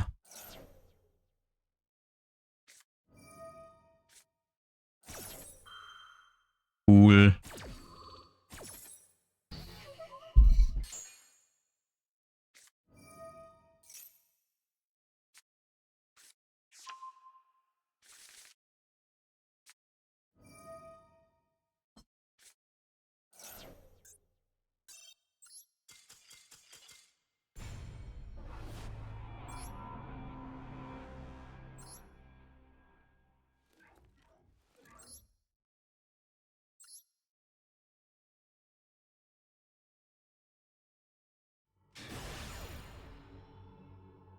I think Blue Eyes only feels unfair if they open Primite. But even then, it's like still on the verge of being okay. But if they have like Blue Eyes cards and Primite, it feels very strong.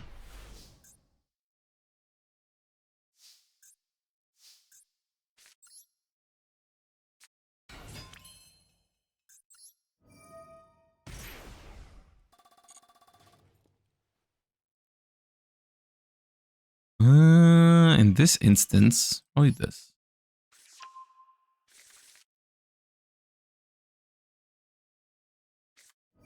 That's the one thing I don't have for cross out. I'm actually so mad.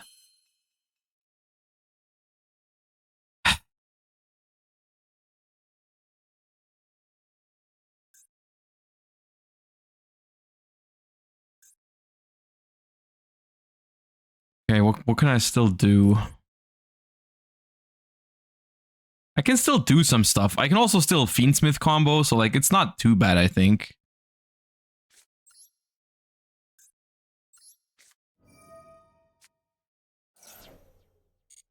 One of Droll wouldn't hurt. Yeah, it's probably okay to play one of Droll.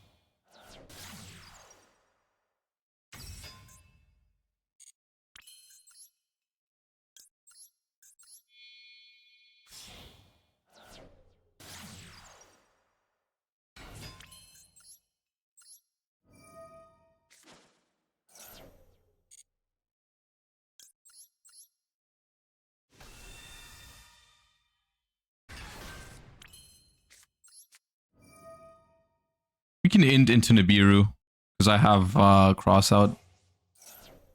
Don't have to worry about it. I'm trying to leave the Shirakusai on the field, I think.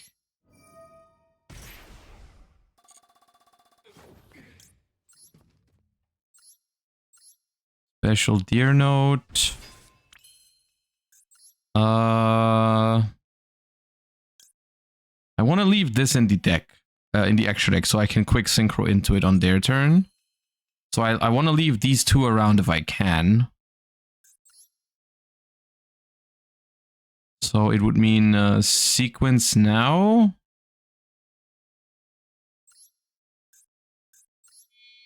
Here. Deer Note could have also just revived Chirakusa, yeah.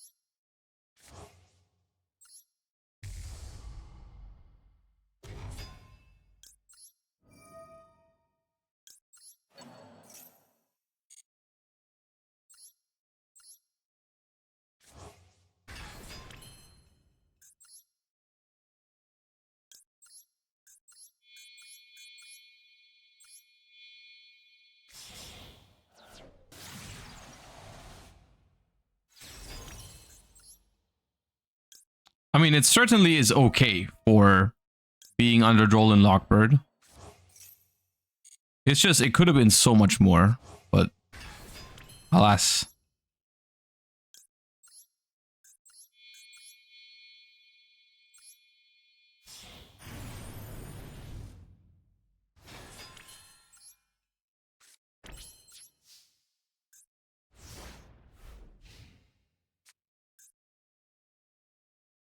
Why no Caesar? Because I think the deck can really use the Omni Negate at the end, and you're not super scared of Nibiru anyways with this deck. Holy Ismi, thank you for the 2 months, and JoBro15, thank you for the 15 months. Appreciate you. Hi.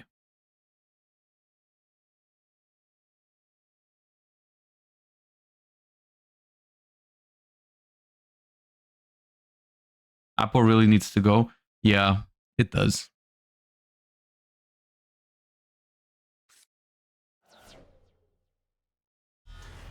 They have cross out.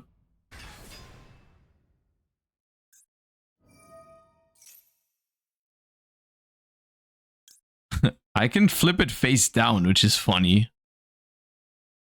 I think I'll do that. Because then if they set original Sinful Spoils, they can't activate it. Because this is a face down one. I'll do that.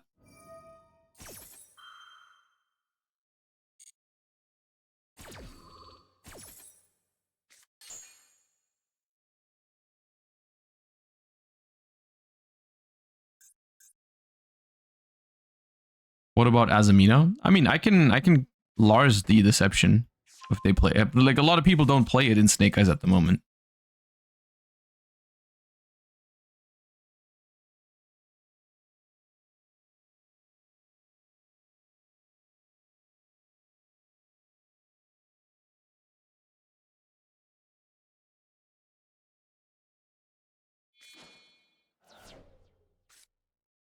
Normal summon Engraver.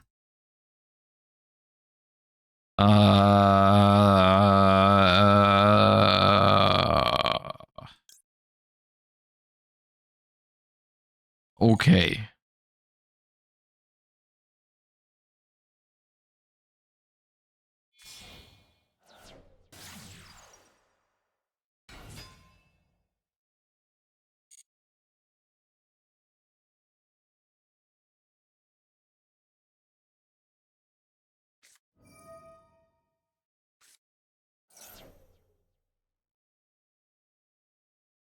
Yeah.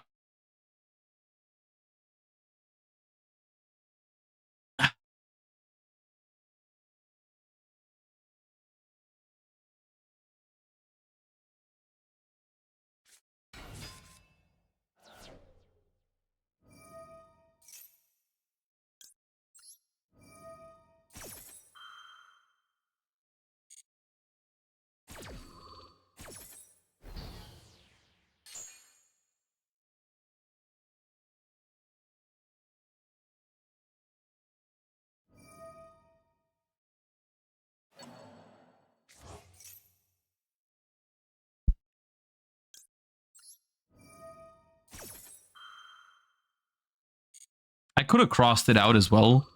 Because it's like not likely that my cross out has other value this game. Maybe that was the move, but...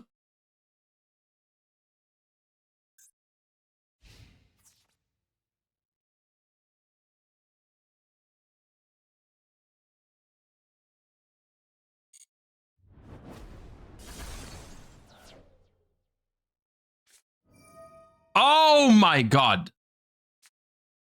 I did not expect that. Oh, that's bad.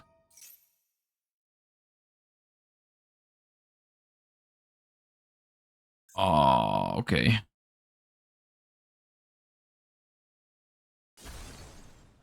Another Fire King?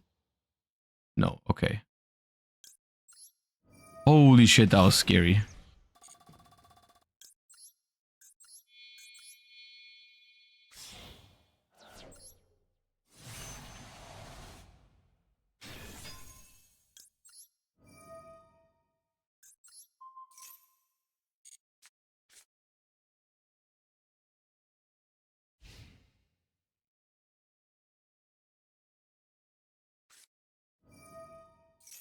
Their hand is quite something, to be fair.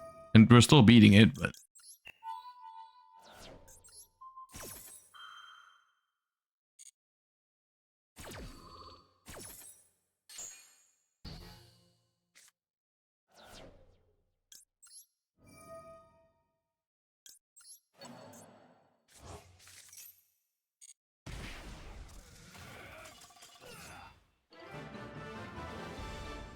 Phew!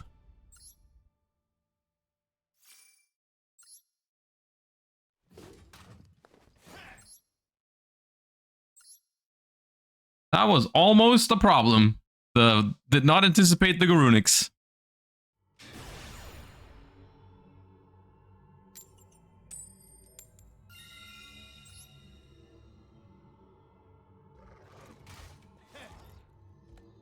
Okay, Underdroll and Lockbird, the Fiendsmith cards definitely help a lot. Because the pure P.U.N.K stuff, I think, would be in trouble under that. Okay.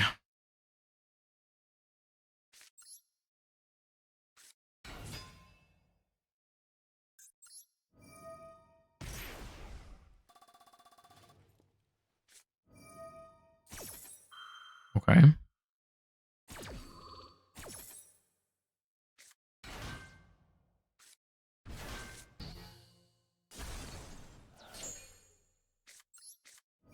I feel like they should have waited for the fusion monster with the Gamma, but maybe they don't know what punks do.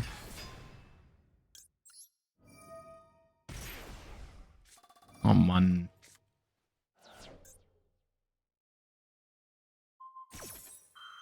Well.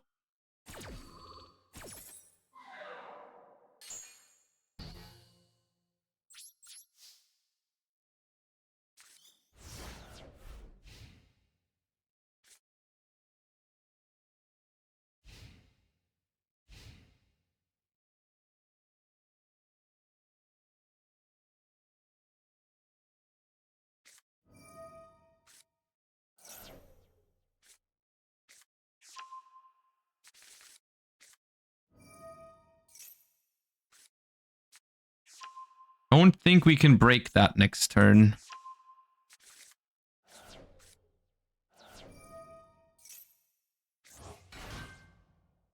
Our hand wasn't that far off from playing through it. We needed... If we had Deer Note, Ogre Dance, Foxy Tune, or Teleport instead of 3 normal summons, we would have actually pushed through Gamma Veiler there. Okay, Lacrima from hand is good. One less card to worry about. What next turn? I mean, Fiendsmith alone, I don't think kills me here.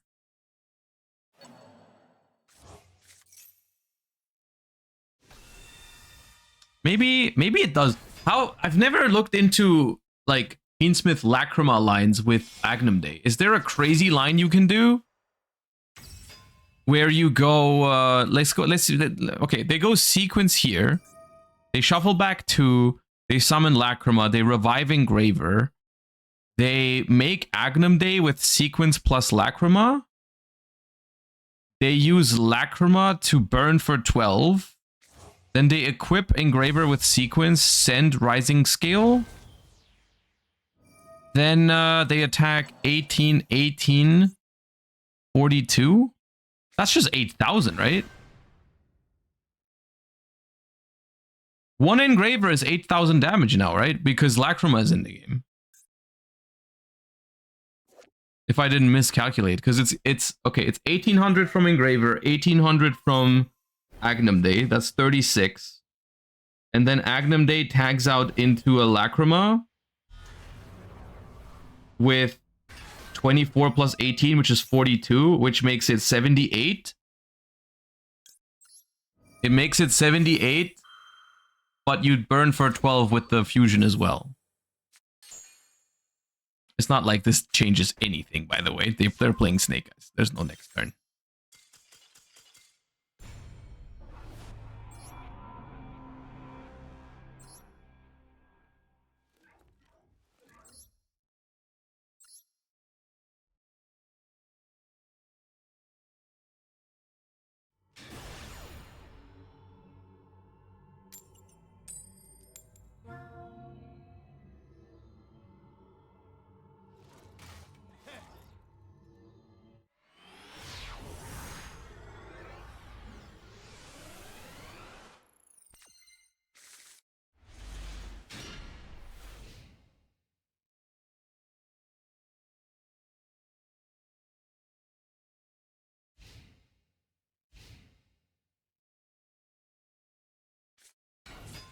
Oh god, please, Max C, save me.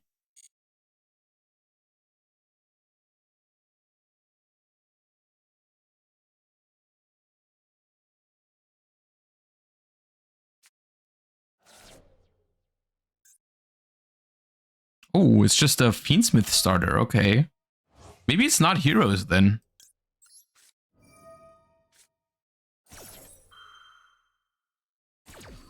Ooh!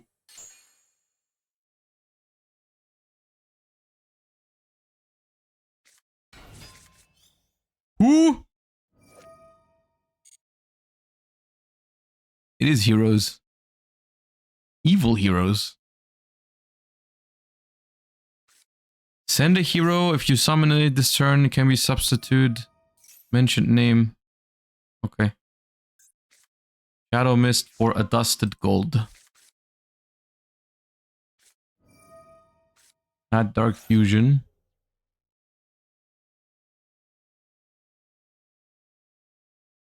Or a card that mentions it.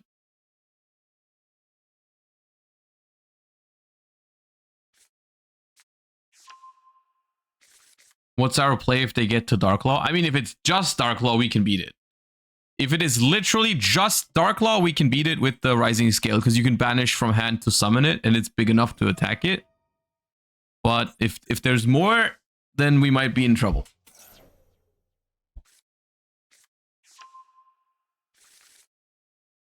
I will just call Darklaw with Cross out, I suppose, in that case.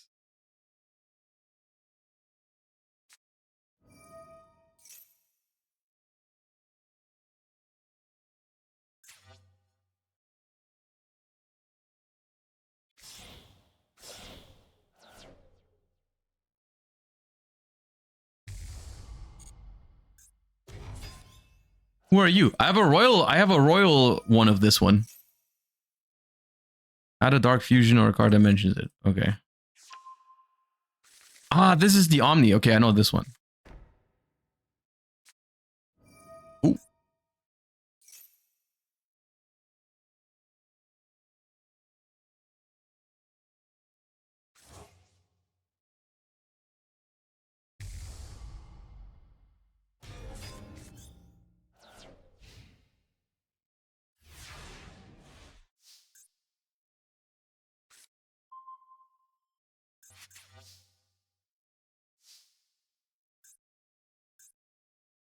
Target face-up cards your opponent controls up to the number of Dark Fusion and spells that mention it in your graveyard.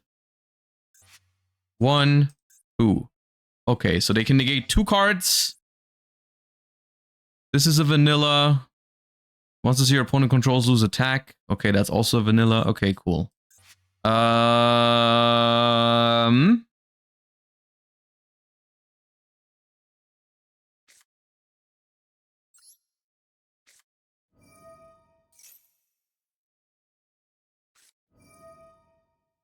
Oh, that was easy to bait. that was quick. So like, let me see if I can bait the Dark Supremacy somehow. They were like, okay, you got it. You got me. I guess I have no choice.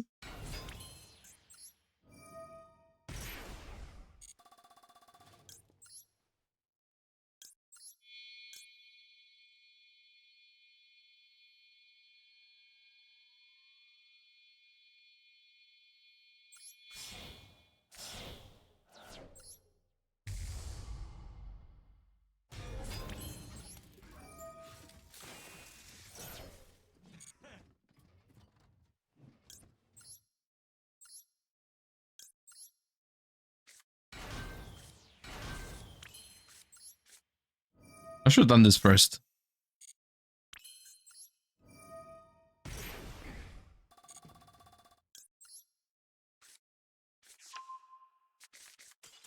Okay, yeah.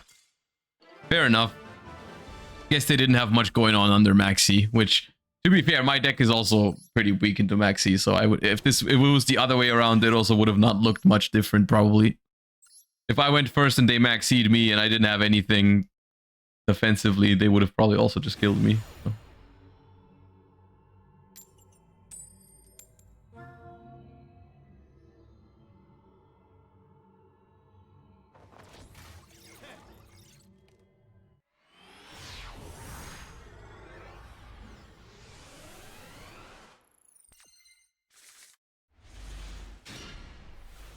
All right, once again, Mold Charmy and a Dream. They're playing 50 cards. I don't know if that means we are guaranteed to get negated on Fuva, or if it means we are more likely to resolve it. Normally, if you think about it logically, it would seem like they would be less likely to draw an out to Mold Charmy Fuvalos.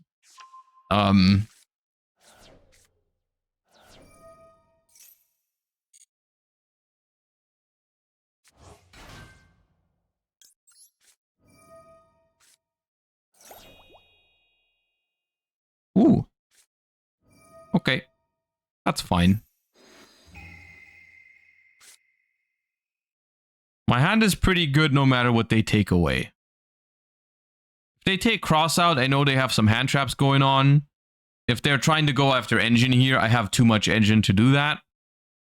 I guess Foxy Tune hurts, right? If they take Foxy Tune, I can't summon out Rising Scale. But then I still have Lurie. And I might just draw a Punk card, right? So I have a lot of Punk cards in my deck.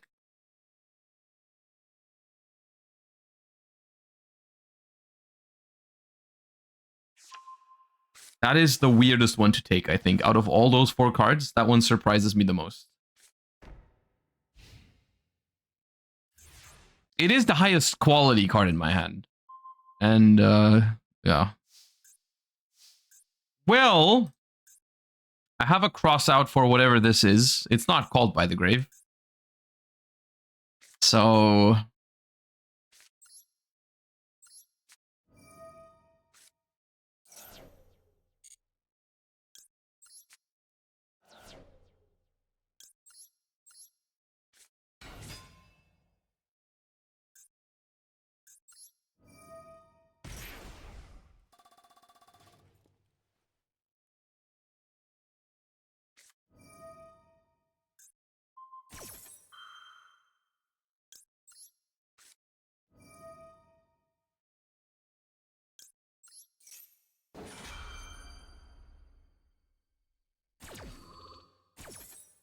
Okay, weird.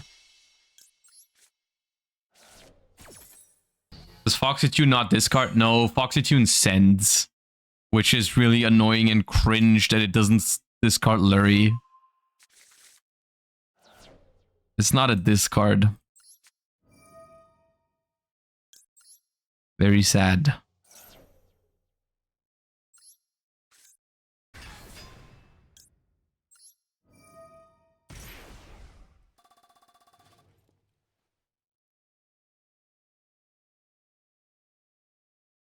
Ooh, am I getting max seed back? No. If I special summon Deer Node, it's probably special Deer Node.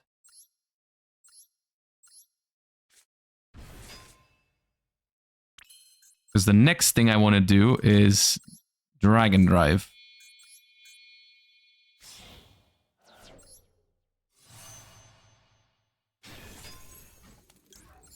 Dragon Drive effect. Deer Node effect.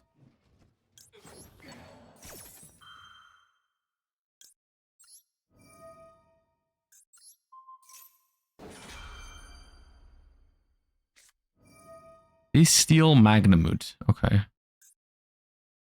I'm not trying to revive a light or dark, so I don't really understand, but sure.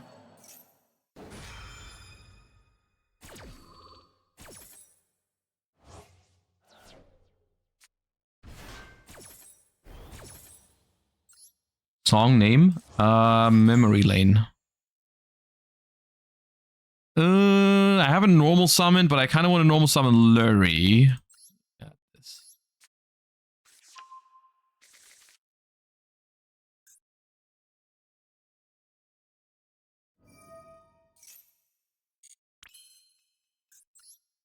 Alright, and now we are protected from the last card in their hand. With the Jam Fever, because it's a monster negate. And then we go Lurie.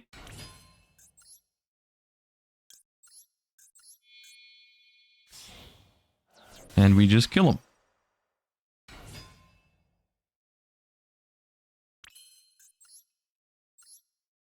They have something in hand, but...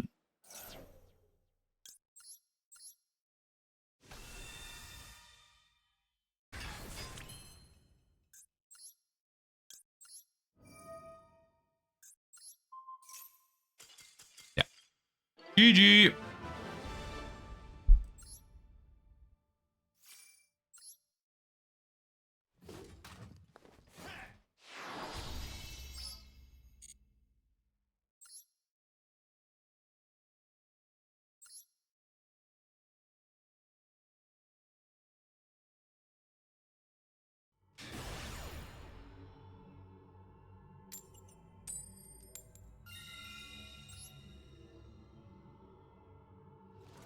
The new punks are in Master Duel, yes. I love it when they do that. I really like when they release cards early in Master Duel that we've never played with before. I think it's very exciting. This hand is almost unstoppable.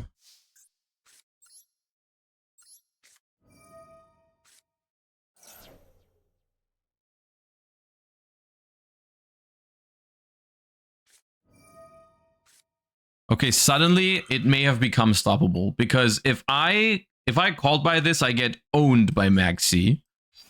Technically, I can let this go through because I have Rising Scale, but then I risk Imperm because the Imperm is the one thing I can't stop. They don't have Imperm.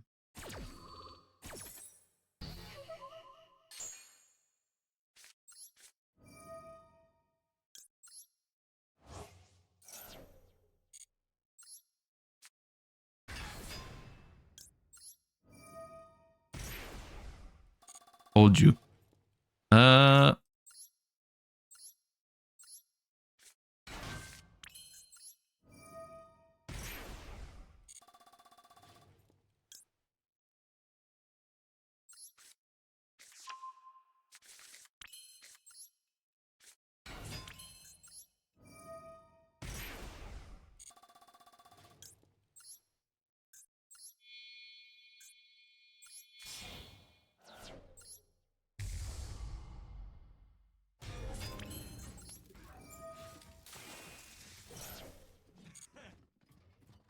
It was not an Imperm kind of day.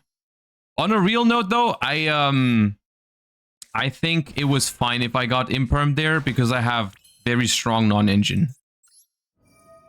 And I would rather be in that position than called by, turning off my own Ash Blossom, and then being super exposed to Maxi or Fuva. That I think would have been a much bigger problem.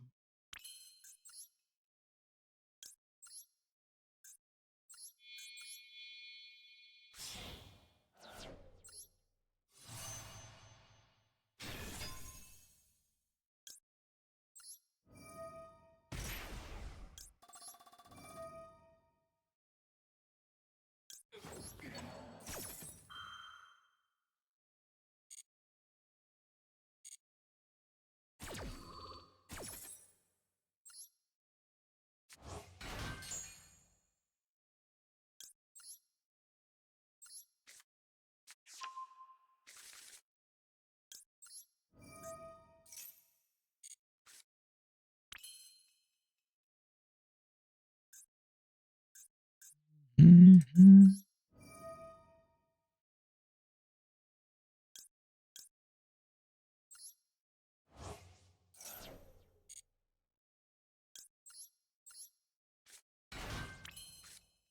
Uh,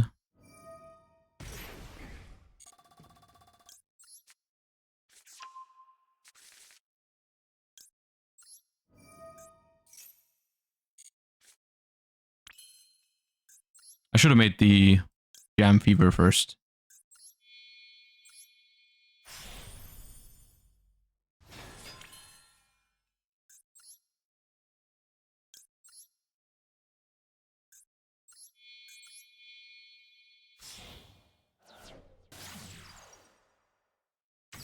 One of the best field spells in the game right now? I don't think so, no. Funnily enough, despite drawing 2 cards, and it is a very good, very strong field spell, I think the P.U.N.K field spell does not qualify as one of the best field spells because it just simply does not play on its own. I feel like there's 2 categories of field spells. Ones that play on their own because they search, and then the ones that don't. And I think it is very, very hard for a card to even be considered in the same ballpark as a field spell that plays on its own.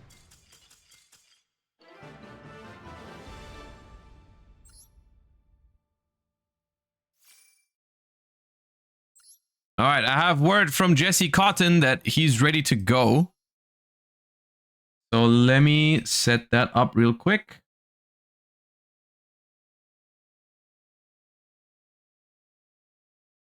All right, so what we're going to do today, or now, is we're playing Conquest against Jesse, which is where we each bring 3 decks from the new pack, and then we go at it with those decks.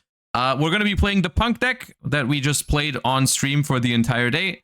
We're also going to be playing Mermail Atlantean, which I have just thrown together a very arbitrary list. I have not played this deck before, so I'm just going to be freestyling it. Let's hope it goes fine. But yes, Mermail, Water.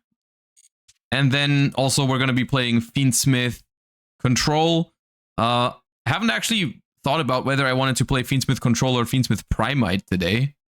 Let's go with Primate Fiendsmith to also showcase the Dippity. Sure, why not? And let's call Jesse.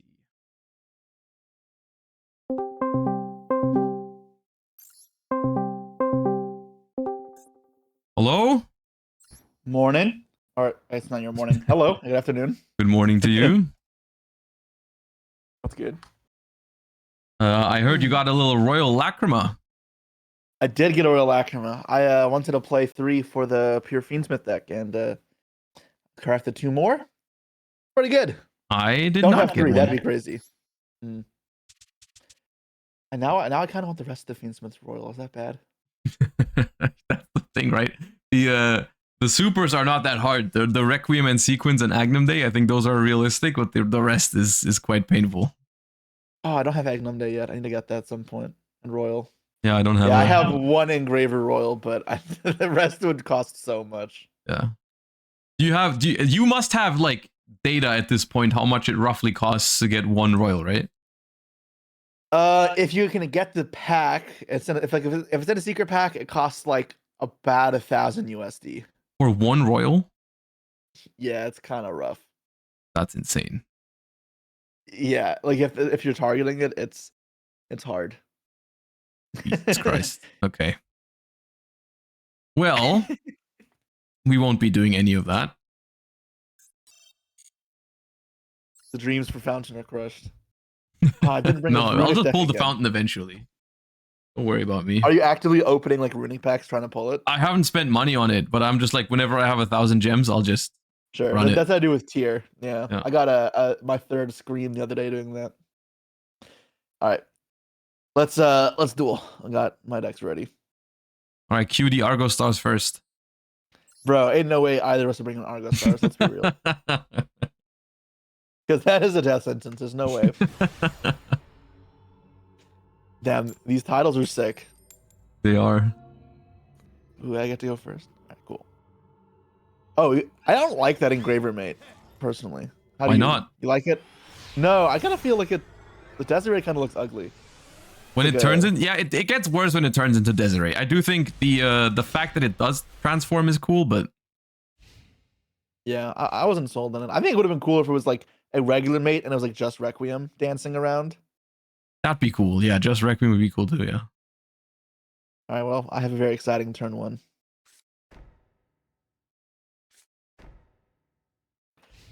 Okay. Cool. Yeah.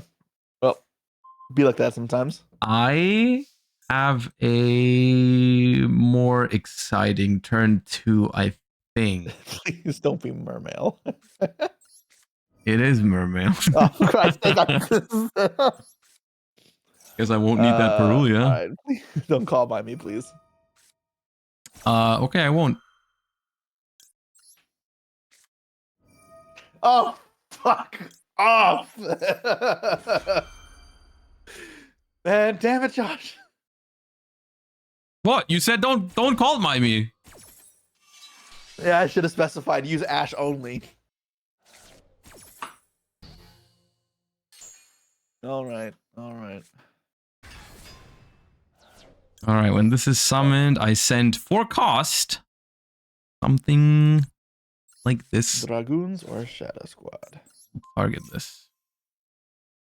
No more Dragoons. Yeah, that's rest what I of the figured. turn That's for why I you. was actually, I thought about letting the Maxi resolve for a second.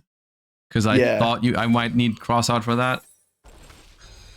Because like, this is rough now. In the TCGs, this doesn't happen as often. Yeah. You can't even like extend with more Dragoons later. I mean, I don't have that problem because I can't get to more Dragoons anyways. I'm just... All right. Please, can I draw engine now? That'd be great. Yeah, did the Fiendsmith just make a sound and hit me? I haven't seen that before. I didn't pay attention to what it did, but I only know it I heard, like, transforms when you access the I heard action. like a grunting sound, and then I saw it slam my side of the field. Oh, that is the worst possible card I could draw. That is insane. I am so happy to hear that. God, Yu-Gi-Oh sucks. Dude, I'm actually so happy on how this game is going right now because I'm not super. This is the first game I'm playing with the Mermail deck. Ooh, I know him. Yep. Okay. So go Shadow Squad. And Dragoons. Yep. Effect of Shadow Squad. Yep. Special summon Pike. That's my OG. I like him. You like the Pike? It's the old. Are there any other old ones in the deck? I miss Teus and Dragoons. Pike, Dragoons, Teus. One infantry usually. Yeah. Let me get a little peek of what you're trying to do over there. I'm guessing it's Fiendsmith control, but I'm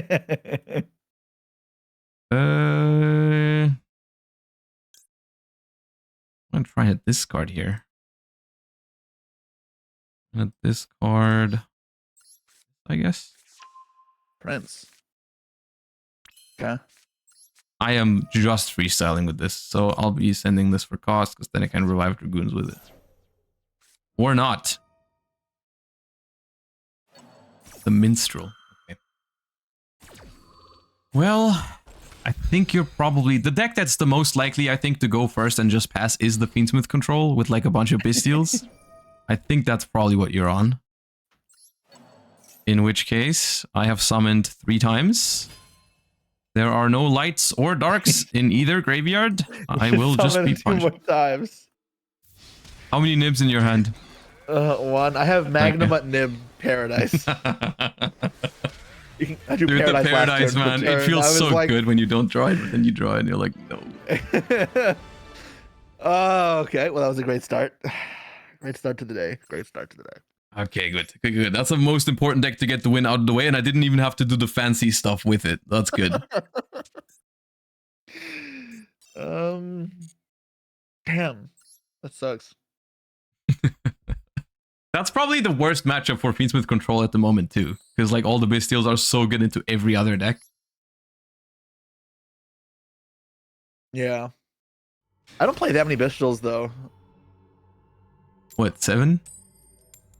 6? No 6? first again. Alright, cool. Argo Stars may have won that. I mean, the hand was just all hand traps. It would have been the same outcome. Maybe the Paradise would have been a good card. Yeah. Okay.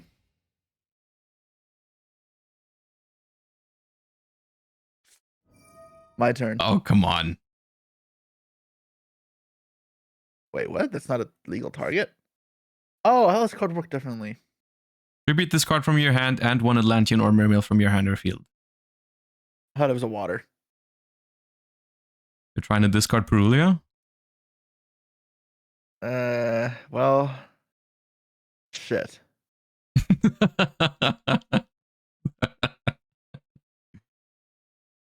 All right, well, I should have done this the other order then. Now this is like super bad into Maxi. Don't worry about that. You always have it when this happens. All right, I'm pretty sure I either pass or I play into Maxi, so it's. Oh, for God's sake. I'm just so sick of this game. I cannot win this.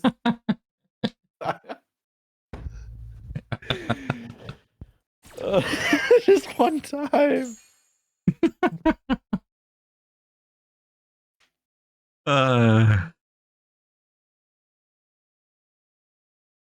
So what am I supposed to do here? I can go.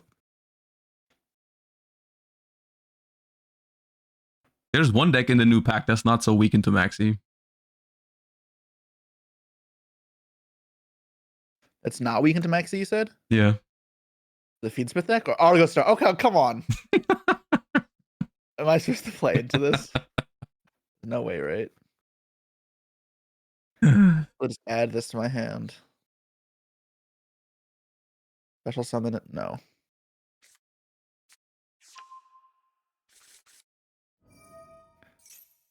Good thing that's mandatory. You just don't even have a choice. Yeah, I wouldn't have used it. That's why Yeah. when I missed, I was gonna. So I don't have Perulia. I have the stupid reptile fin, the Griffiths. Oh, okay. I was trying to discard that, Mm. but the other play to tribute off the Mermail card was terrible. So, Dragoons always right. It's always Dragoons.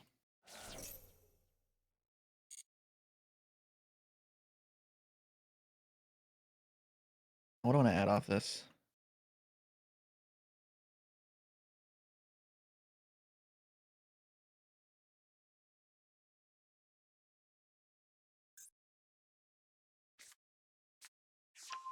Dragoons, I guess.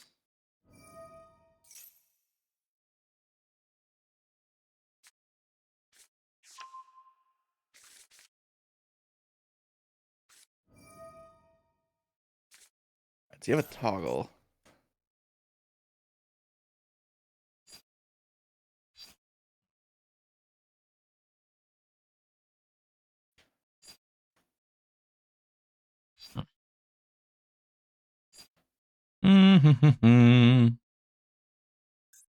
How does this wait? Just okay. I'll do this. I don't think that works. Does Dragoon still activate because an activation was negated? I think it does. Yeah, I'm pretty sure it does. It does, okay. Yeah, I know what you're thinking, but yeah. It's fine either way because you can just take the gamma away if you want to. That way you don't get to see what else I'll I give it have. back to you. Yeah. I thought it might be like when cards say like if this card's used for a synchro summon and then the summon is negated, it doesn't work.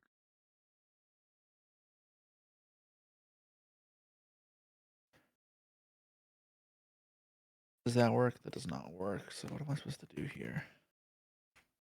Either give you one more draw to rip 2.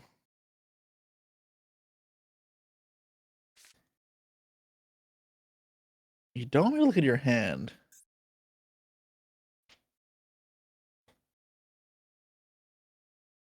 I guess it didn't make a difference either way. This is always what you're going to do if you have another hand traps. What plays Gamma? You playing that in Fiendsmith control? 5 frame. You hate Gamma too. I do hate Gamma. I'm going to give you just less cards. I mean, I don't think it's worth summoning. All right. Kill me. Okay. Goodbye, Gamma. It could be Punk. I mean, I don't know. Gamma's so weird. Cool. I guess it could be in either. I don't know. Oh, sure. Okay. So it's probably my Fiendsmith. Yeah. Mm. I wish it was Blue Eyes and you could use True Light and pop with infantry. That one feels so dirty. I'll get my drill beam ready. And then I am doing...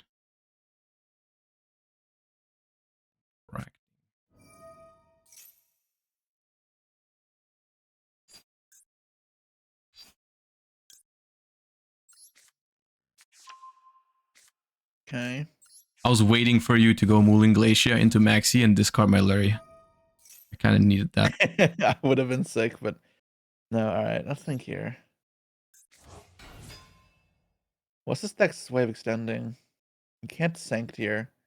If you use Load, I don't care. You can't activate Roar. Unless you can Sanct if you send it off. Then, is that fine? Confused from hand.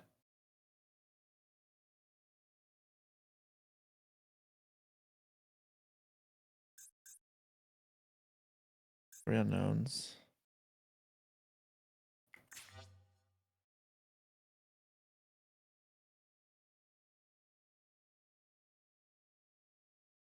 Get to that point. Shuffle back doesn't make a difference. Okay, I have to do this here anyway. I think if you have extenders, it plays through this regardless. That was a fantastic draw. No toggles at any point on your end, so you don't have tunable hand traps. Yeah. Okay.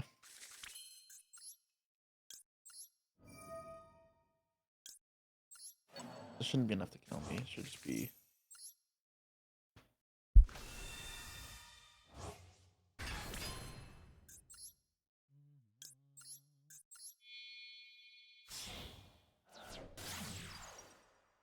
Oh, I'm so... Never mind. I forgot that card exists in this format. Fiendsmith Requiem? No. Magnum Thinking Day? through my play again. No. I'm running I'm running low on time. I spent too long thinking about my wreck this play. But it did not probably consider one of the factors here. I don't know if holding does anything though. Either way. You do that. It requires you to play properly though. Let's just put you on. Yeah.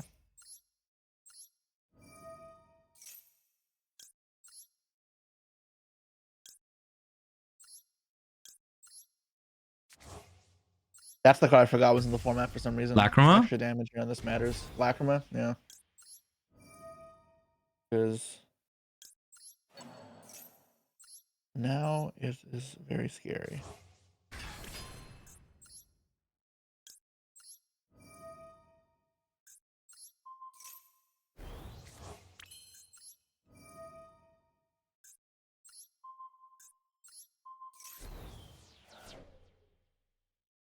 Oh, go ahead. Fuva me. Let's go. Double Fuva me. Okay, sure. Yeah, you can now see why I messed up so bad with the with the Abyss Rind thing. So Yeah, I'm not proud of how I'm playing, to be honest. This is not great. if I go Magnum Day, this is game. I don't know. You can draw Impulse, I guess. You probably play Impulse. If I just attack that 5400, that's nowhere close. I should have made Agnum Day before popping the I don't think you Neptibus. should have popped it in general. Just the 200 attack, right? Like it. I mean, Right. it is 800 attack, but I think it's still game. Because I have to, you have to use the Lacrima for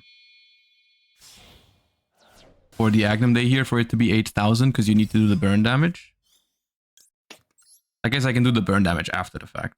Well, if you went like Link with Engraver and Thing Frig Monday and then equip to Lacrima instead, it's just 28 plus 18 plus 18 again. So that's not enough. You need 11 more.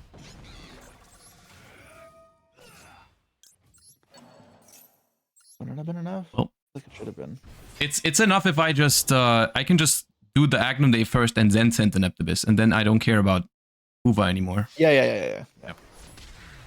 Well, yes, no the impulse. Agnum Day combo is now 8,000 in Master Duel, whereas in TCG it's only 64 because the I this is like the inexperience in Master Duel, the TCG chunk. I'm like, oh, I should be safe here. This is also the first time I've done this, like in Master Duel. I've been playing, I've been doing a lot of Desiree moves out of habit when I had a monster next to it and it was game anyways. But yeah,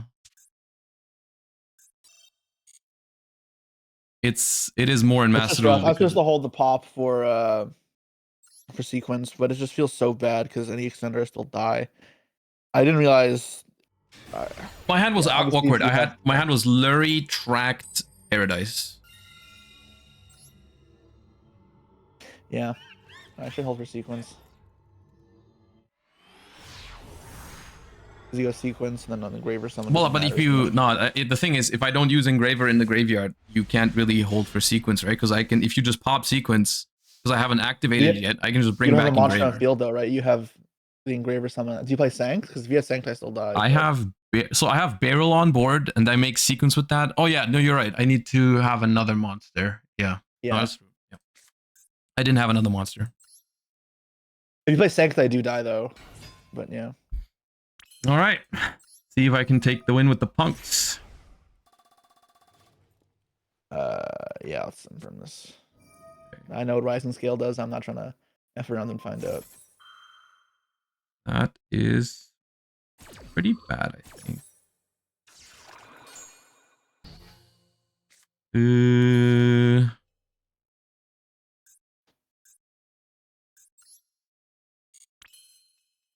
All right, I have to change my deck after, so just put the wrong musket in my deck. I don't think this does anything. That card is so bad. Yeah. I mean, it's not bad. You still, it still searches Xiamen or Deer Note, but Why does it really just exclude level not 8? that good. It'd A be lot of so cards do that. broken. It's so awkward. It'd be so broken if it didn't include level 8 though. Oh. Don't have a punk for Deer Note in hand. Yeah. All right, let's get this on the field before I get max seed again. Uh-oh. You're making it again. I like how I made that Yay. live. Yeah, thank you. This time you helped me up. Ass Blossom. Yeah. You're getting Tempai, bro. So you were okay with the resolve. No, I don't want to.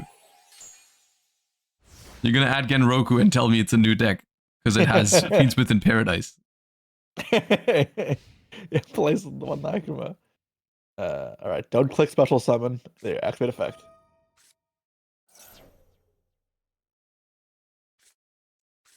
I do think the Bestial Fiendsmith is gonna get a win here. Yeah, I mean, when the Bistrals like start firing off like this, it's kind of nuts.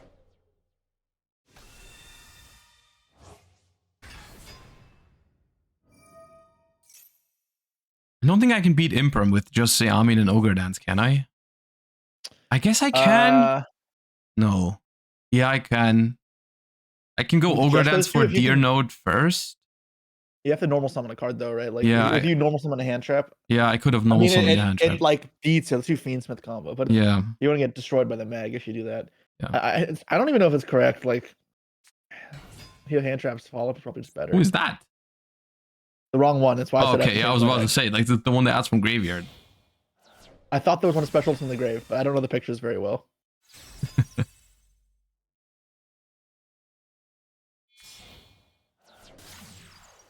Alright, so now I have to do what you just did to me, right?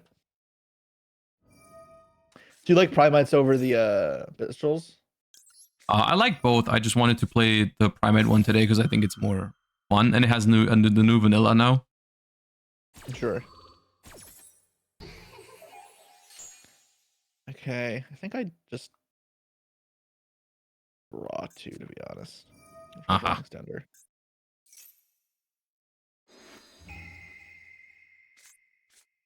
Perfect. Nice royal rare. Looks familiar, doesn't it? Yeah, I'll let you go through the motions, but you will have it. I won't have anything. I have a Fuva. I could have normal summoned the Fuva next to the Yeah, maybe that's part of the P.U.N.K deck feels weird to me because a lot of the cards are really strong, obviously, but you get a lot of awkward hands because even though it is all one deck, because of the random 8 locks, it feels like it's almost 2 different engines kind of working together. And they do pair really well. Like if I had another P.U.N.K in my hand, it would have been no problem at all because I could have just gotten Deer Note, and that extends if you have other names. It's just the combination that I had just didn't work.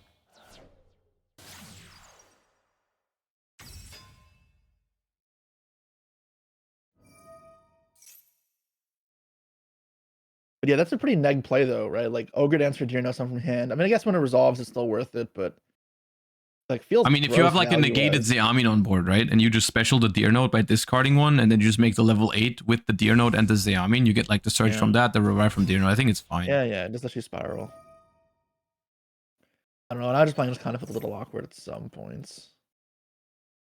Yeah, so here you can also you can do Agnum Day with the Engraver and not with the Lacrima to keep my monster at 0, and then you just win off of the Lacrima burn in main phase 2, I guess. That also works. Yeah, right. I mean, you have a Bestial on top, so it's like it doesn't matter. But if it was just this, Monday, it's either Agnum Day first with the Lacrima and then burn immediately, or you can just do this. Yeah. Play around the Gamma and use like Monday in battle phase to get destroyed.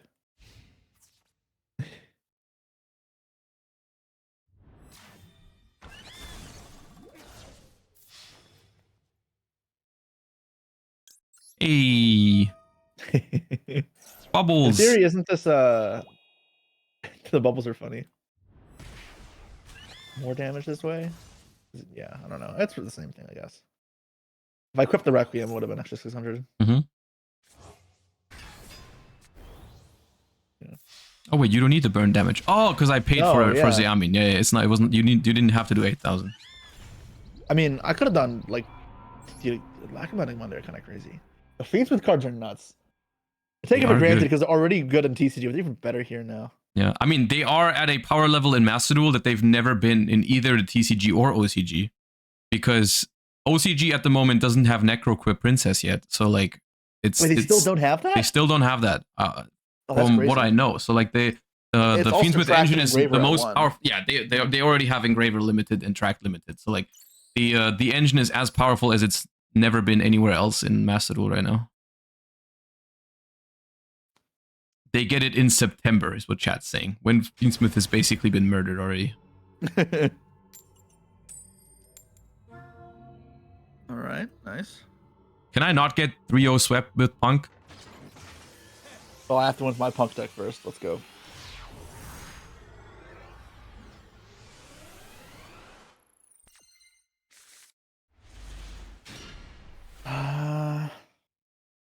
This would have worked out going first.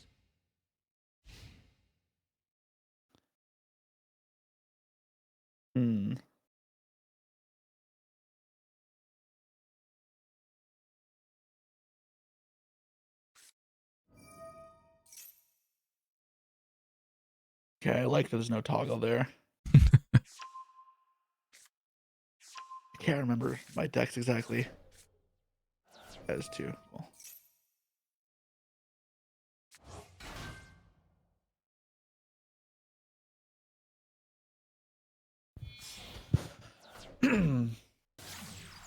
Alright, let's see. At least I didn't lose the coin toss to Mermail, I guess. But the next one is going to be an important coin toss. P.U.N.K is really good when it wins the roll. Yeah. So, like your hand's last game just wasn't very good. Didn't have extenders, no teleport, no There's a lot of That's possible good. extenders, yeah. It's not even if you're playing Fiendsmith cards.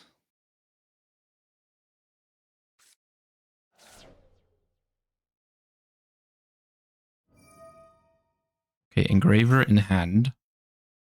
Yeah, make a nice draw The here. Necroquip draw. Love that. I only found out when playing Master that I could fuse from the hand for Necroquip. I don't I know found that why out I too, do yeah. that, It is unless I so have, like, useless though. Shayama in hand is like the only time I think I'd ever do that.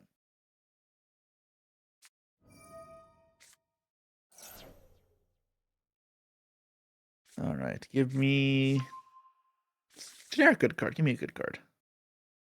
Oh, don't equip. Draw a card. Give him. Oh, equip would be crazy. That goes so hard. Cool.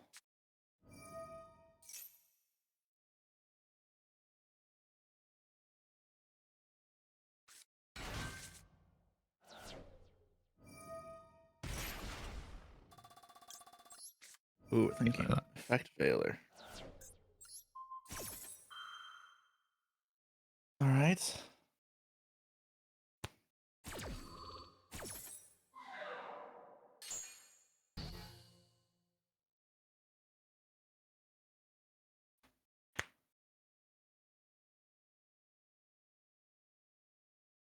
Which is the best one to play around that? Either of these are lights. Can't go sequence here.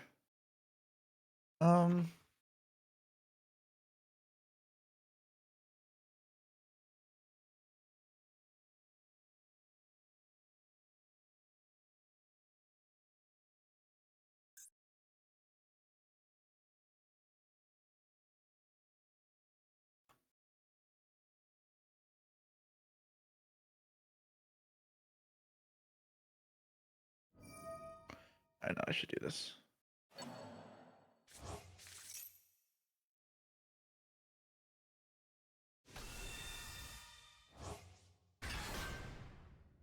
Okay.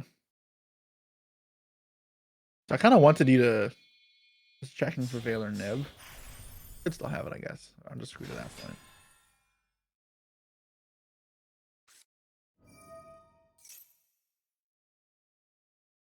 Let's get Shirakusai.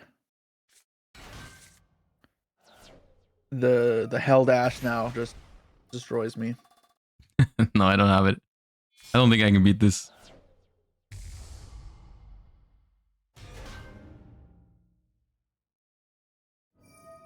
Chat, it's not punished. If I nib there, he obviously has a way to start playing. He was hoping I didn't play I was What's it hoping called? I was hoping the way to play for you was rising scale, in which case you kind of have to get these Zeam into the graveyard. So you can't just make Yeah. Caesar. And that's what I was hoping That's what for. I was kind of like trying to portray, right? To force Yeah. out the Valor early so you couldn't Valor Nib me. Yeah, the problem with the Valor then- Nib, I think, is like it barely works in this instance if you have Fiendsmith and 2 starters. I think there's no way I can get there, because like you threaten 2 monster negates with the level 8 synchro into the Exceed. Very early.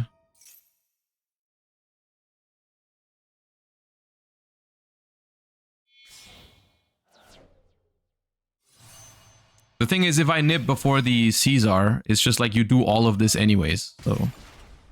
Yeah. The only What thing, a I guess I could have revival. I could have exchanged the Nibiru for the Caesar, but I don't think it's a winning position with 3 cards in hand.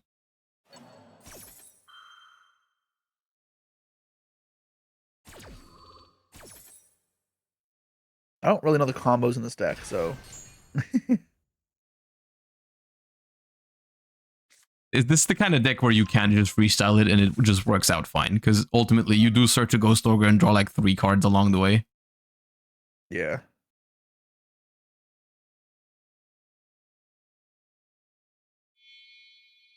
This should be fine.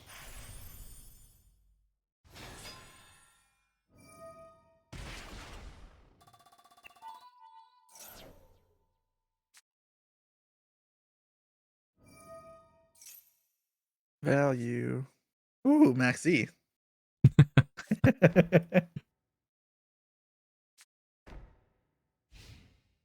God, drawing cards with max illegal is criminal. Like, I guess that was the appeal to the runic deck back then, right? As you just draw to maxi and you just auto win. Sometimes it did that. It feels gross.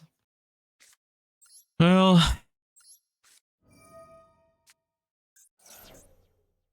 I don't think I'm breaking this. No rising card for you.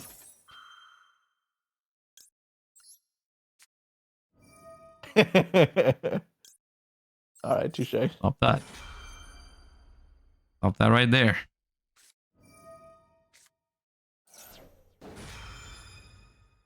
You're chaining it to my crossout that's declaring Cult by the Grave. Okay, well then I'll chain my Cult by the Grave while I still can. I mean, that's fine. I The call by I don't think it matters too.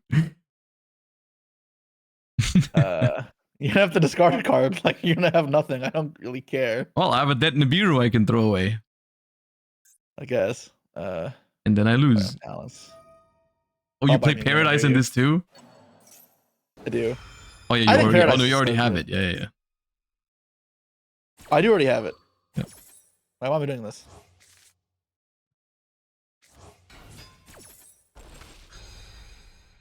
Force a habit. I guess I need to put Molly Fiends in the grave. Anyway. This is the most massive dual chain I've seen today. Master Duel in a nutshell. Yeah.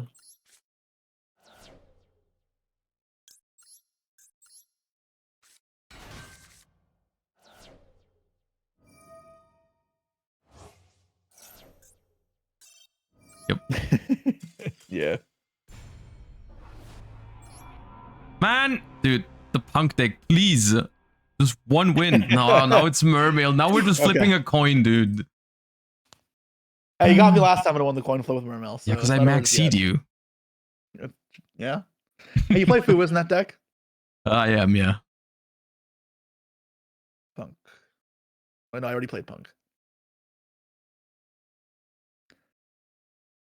All right, I'm not that good with this deck though, so it could go very wrong.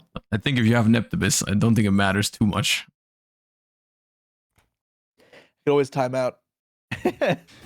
Come on, heads! Yes! Okay, I mean, it's only fair. I won 3 of the last 4.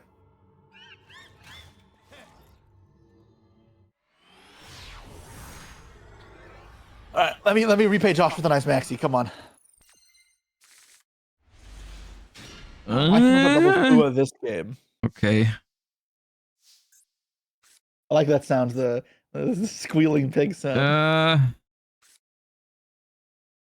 Set 2, pass. Set 2, pass. Nah, it's not that bad. Pass. It's not that bad. Okay.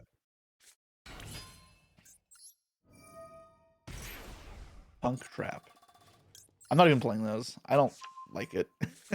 I like trap cards. You know me.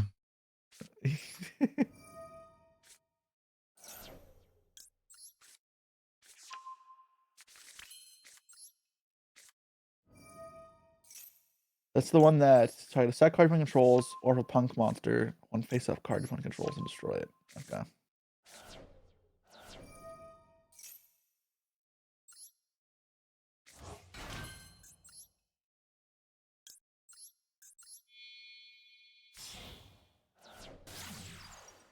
Ian Smith's Requiem. Evolve into Desiree. So does it evolve anytime you summon Requiem? It's any extra summon. Oh. So that'd be like kind of crazy if they coded that in just for Fiendsmith players.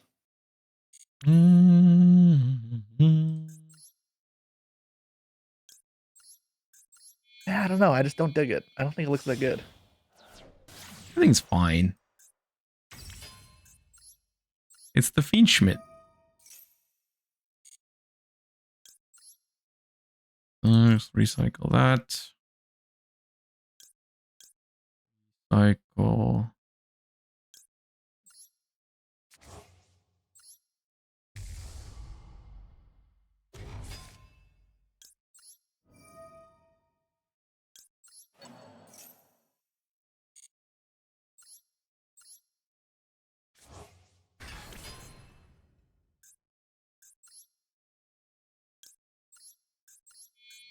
This. Ah, okay. Sure. Uh,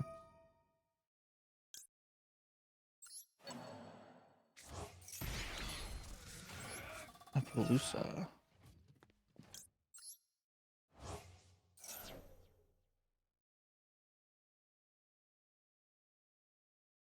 Ooh, impulse? It is. Do I hit it on field or in play? Or in hand? Probably let you summon it, right? I don't know. It does activate in a separate chain, right? Yes. I'm gonna let you summon it. I don't want you using it next turn.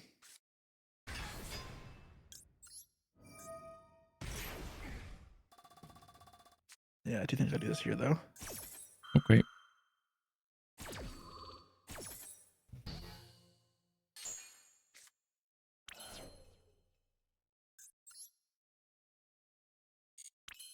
This is where you teleport and I ask you what was wrong with your hand. No, it's not teleport.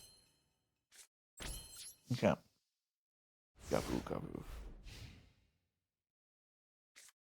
Oh, I should have kept it in hand. I forgot about the trap card. It only pops set cards. I Right? was very quiet for that reason because my trap's now live. I'm very happy about that.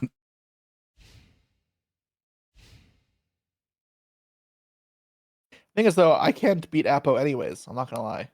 That's fantastic to hear. I That's kinda also wanna why do it's it banned. just- Not even Fiendsmith card engrave. Fuck! What the hell? That was the other reason to not let me summon it, because I actually could have still brought back Engraver and made like SP with it or something with the body. You haven't used engraver yet? No. I don't care about SP. SP does nothing to me. That's the truth, though. Okay. It doesn't Yeah. matter, Okay. but Against Mermail, SP does do nothing. That's true. the Apo is really hard for me to beat, though. I guess I hadn't really considered how bad this was of like a card to go up against, but I don't think surely impulsing sequence I just get destroyed either if I If that's the only thing you have and you assume I have an extender, I guess the way I played it, it also could have been that I had no extender, but if you impulse the sequence, because I opened Engraver, I could have still brought back Engraver and made then fused and made Caesar and Yeah. yeah with tracked which is or putting you on misplaying. This Mm. doesn't do anything. I guess I could have like eaten the Apo and normal summon crashed, but then I'd lose the thing in hand. So I might have been damned if I do, damned if I don't. I'm not gonna lie. How do I do this? It's then? not looking too hot if your hand is mostly monsters. It's Mermail. It's Yep, all the that's life what it I'm is. thinking. There's not much there. I don't know. Does it even play Imperm? No, I'm not playing on Perm. Yeah. Is it just this 6 Charmies, Maxi, Ash, and Impulse, like non-engine wise? Yeah. I think I'll that's call mine. across that. Yeah. Yeah, that's mine too. Which is a fair bit. That's not nothing. Yeah. I'm actually not playing 6 Charmies. I'm only playing the Fuas. I'm not playing Puruleo. Okay. I don't see a play. I'm not gonna lie. You can pass. Nothing bad's gonna happen. Nothing bad is gonna happen except death.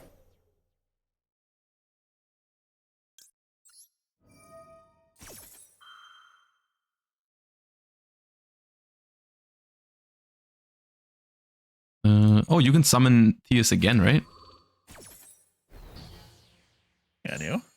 I think so. I think it's just No. the second effect that's once per turn, is it? Oh yeah. That is true. I will negate the Shadow Squad. Yeah, expected.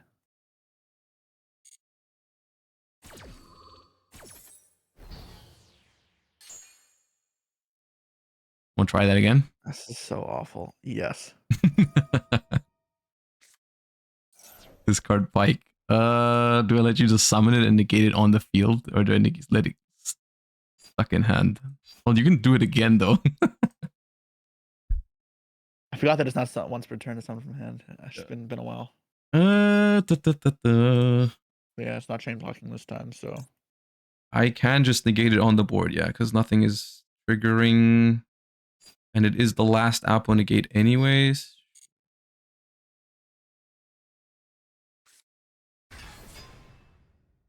Joke's on you. I'm not going to activate the effect. I mean, okay, sure.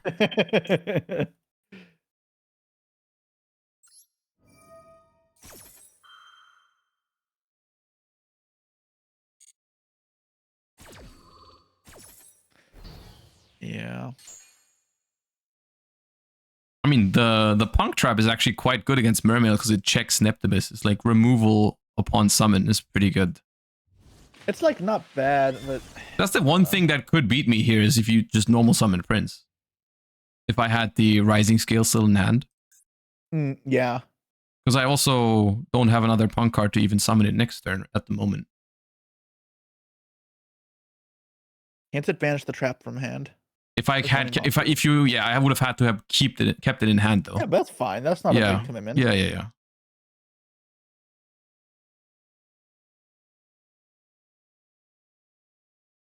That never works, right?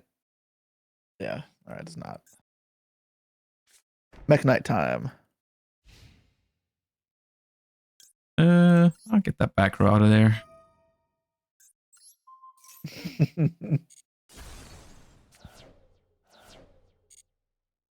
That could have tilted me a lot, potentially. Ooh! Tilted you?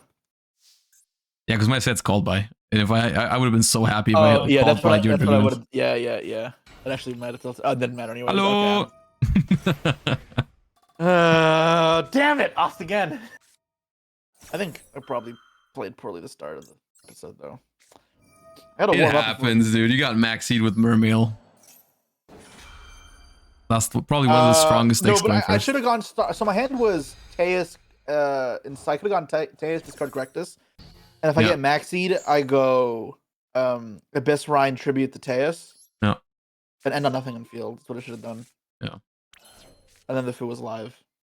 The Fuvas would have been pretty good. Yeah. Alternatively, I go Abyss Rhine, discard the Teus, and I get max seed I can add to hand. But then, if I get ashed on that, all I have left is a Astral or Impulse next. I don't know if you're playing Mermail or not. All I have left is a Shadow Squad in hand, which is awful. But the biggest challenge when you're playing Punk, is not clicking the wrong effect on Ogre Dance and Foxy Tune.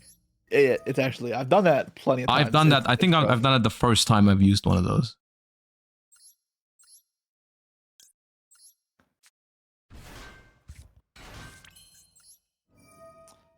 All right, so this is yet another petition to ban Appaloosa from the format.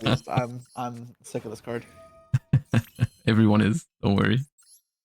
Caesar still would have been good against me too. It's just obviously this is even better. I don't even play Caesar. Actually, space is so tight. It's I took a list from Task and made some changes to it. And that's mine as well. I took the list and changed it a bit. His list has Lars, and I think the reason is that the end board kind of needs Omnis. And you don't really have to play Caesar as a Nibiru answer because you can do that with the Jam Fever. At least that's what I thought the reasoning was. I'm sure. I just think it's idealistic to get to the end board. Caesar's just such a broken card. I'm trying to if I'm forced to scrappy game states where I rely on Fiendsmith cards, then Caesar is just my go-to, and that card is so good. That's fair enough. I think it's only ever bad in Rizal format, and that's just not here yet.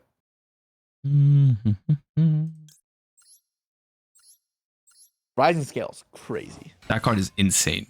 I cannot believe they printed a card like this.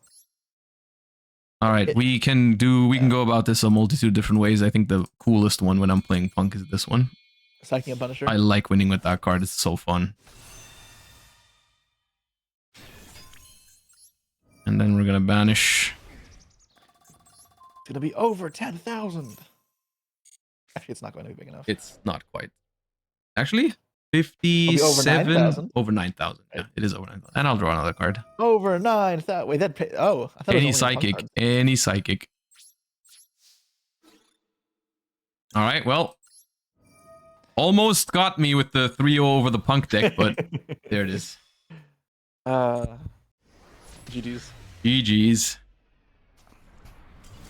I feel like people were saying this pack was bad, but I think this Bro, pack all is three decks very, very good. were played. Yeah, they were good cards. Like, yeah, the Argo Stars kind of suck, but like Yeah. everything else is pretty good. Even the Evil Heroes aren't bad at all. I just didn't want to play an hero. Okay, hero I deck think the because, Evil like, Heroes are almost on the level of Argo Stars. I think Argo Stars are cooler. Nah. I think they're cooler. Okay, you're gonna get a lot of hate for that. That's crazy. I think Argo Stars is a cool concept. It's just kind of...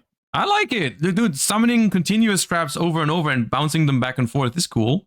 Bro, Paleos are cool. Those aren't. Like, I was with you on Paleos, but I'm not with you on these Argo Stars. These I think they'd be cool if they were good. They're a cool concept. They're just not strong. That's the problem. Maybe. It feels like it's kind of just doing a whole lot of nothing over and over again. That I agree with you, but I like the idea. All right. Well, thank you for kicking my ass again. Yeah, no worries. I'll let you wrap up your stream. Have a good one, Josh's chat. Peace. Bye bye. Whew, dude. The coin flips were not going my way in the beginning, but the Maxi saved my ass against Mermail. That was scary. Oops, what am I doing? And then I got lucky not to get swept 3-0 with the Punk deck, because that was kind of close. All right. You guys, that's going to be it for today. We are going to leave it at that. You should quit while you're ahead. We beat Jesse, so we're going to call it a day here. I wish you guys a pleasant rest of your day. Thank you so much for watching. Thank you everyone for following and subscribing. As always, I appreciate your support. I will see you guys again tomorrow. I haven't quite decided yet what we're doing tomorrow, but we might just keep learning the new decks. Or well, maybe we'll get some TCG in there as well at some point this week, because, you know, nationals are getting closer and closer. So a little bit of both probably for the rest of this week. I will see you guys tomorrow. Hope you have a wonderful rest of your day. Let me see where I can raid with you guys. I'll send you guys over to Joseph, who has just started streaming. Once again, thank you for watching. Hope you had a good time. Hope you enjoyed the stream. I will also have a new YouTube video up later today of the Fiendsmith session in Master Duel that we had the other day. So exclamation mark YouTube. If you haven't subscribed to the YouTube yet, that video is going to release soon. Until then, I'll see you guys tomorrow.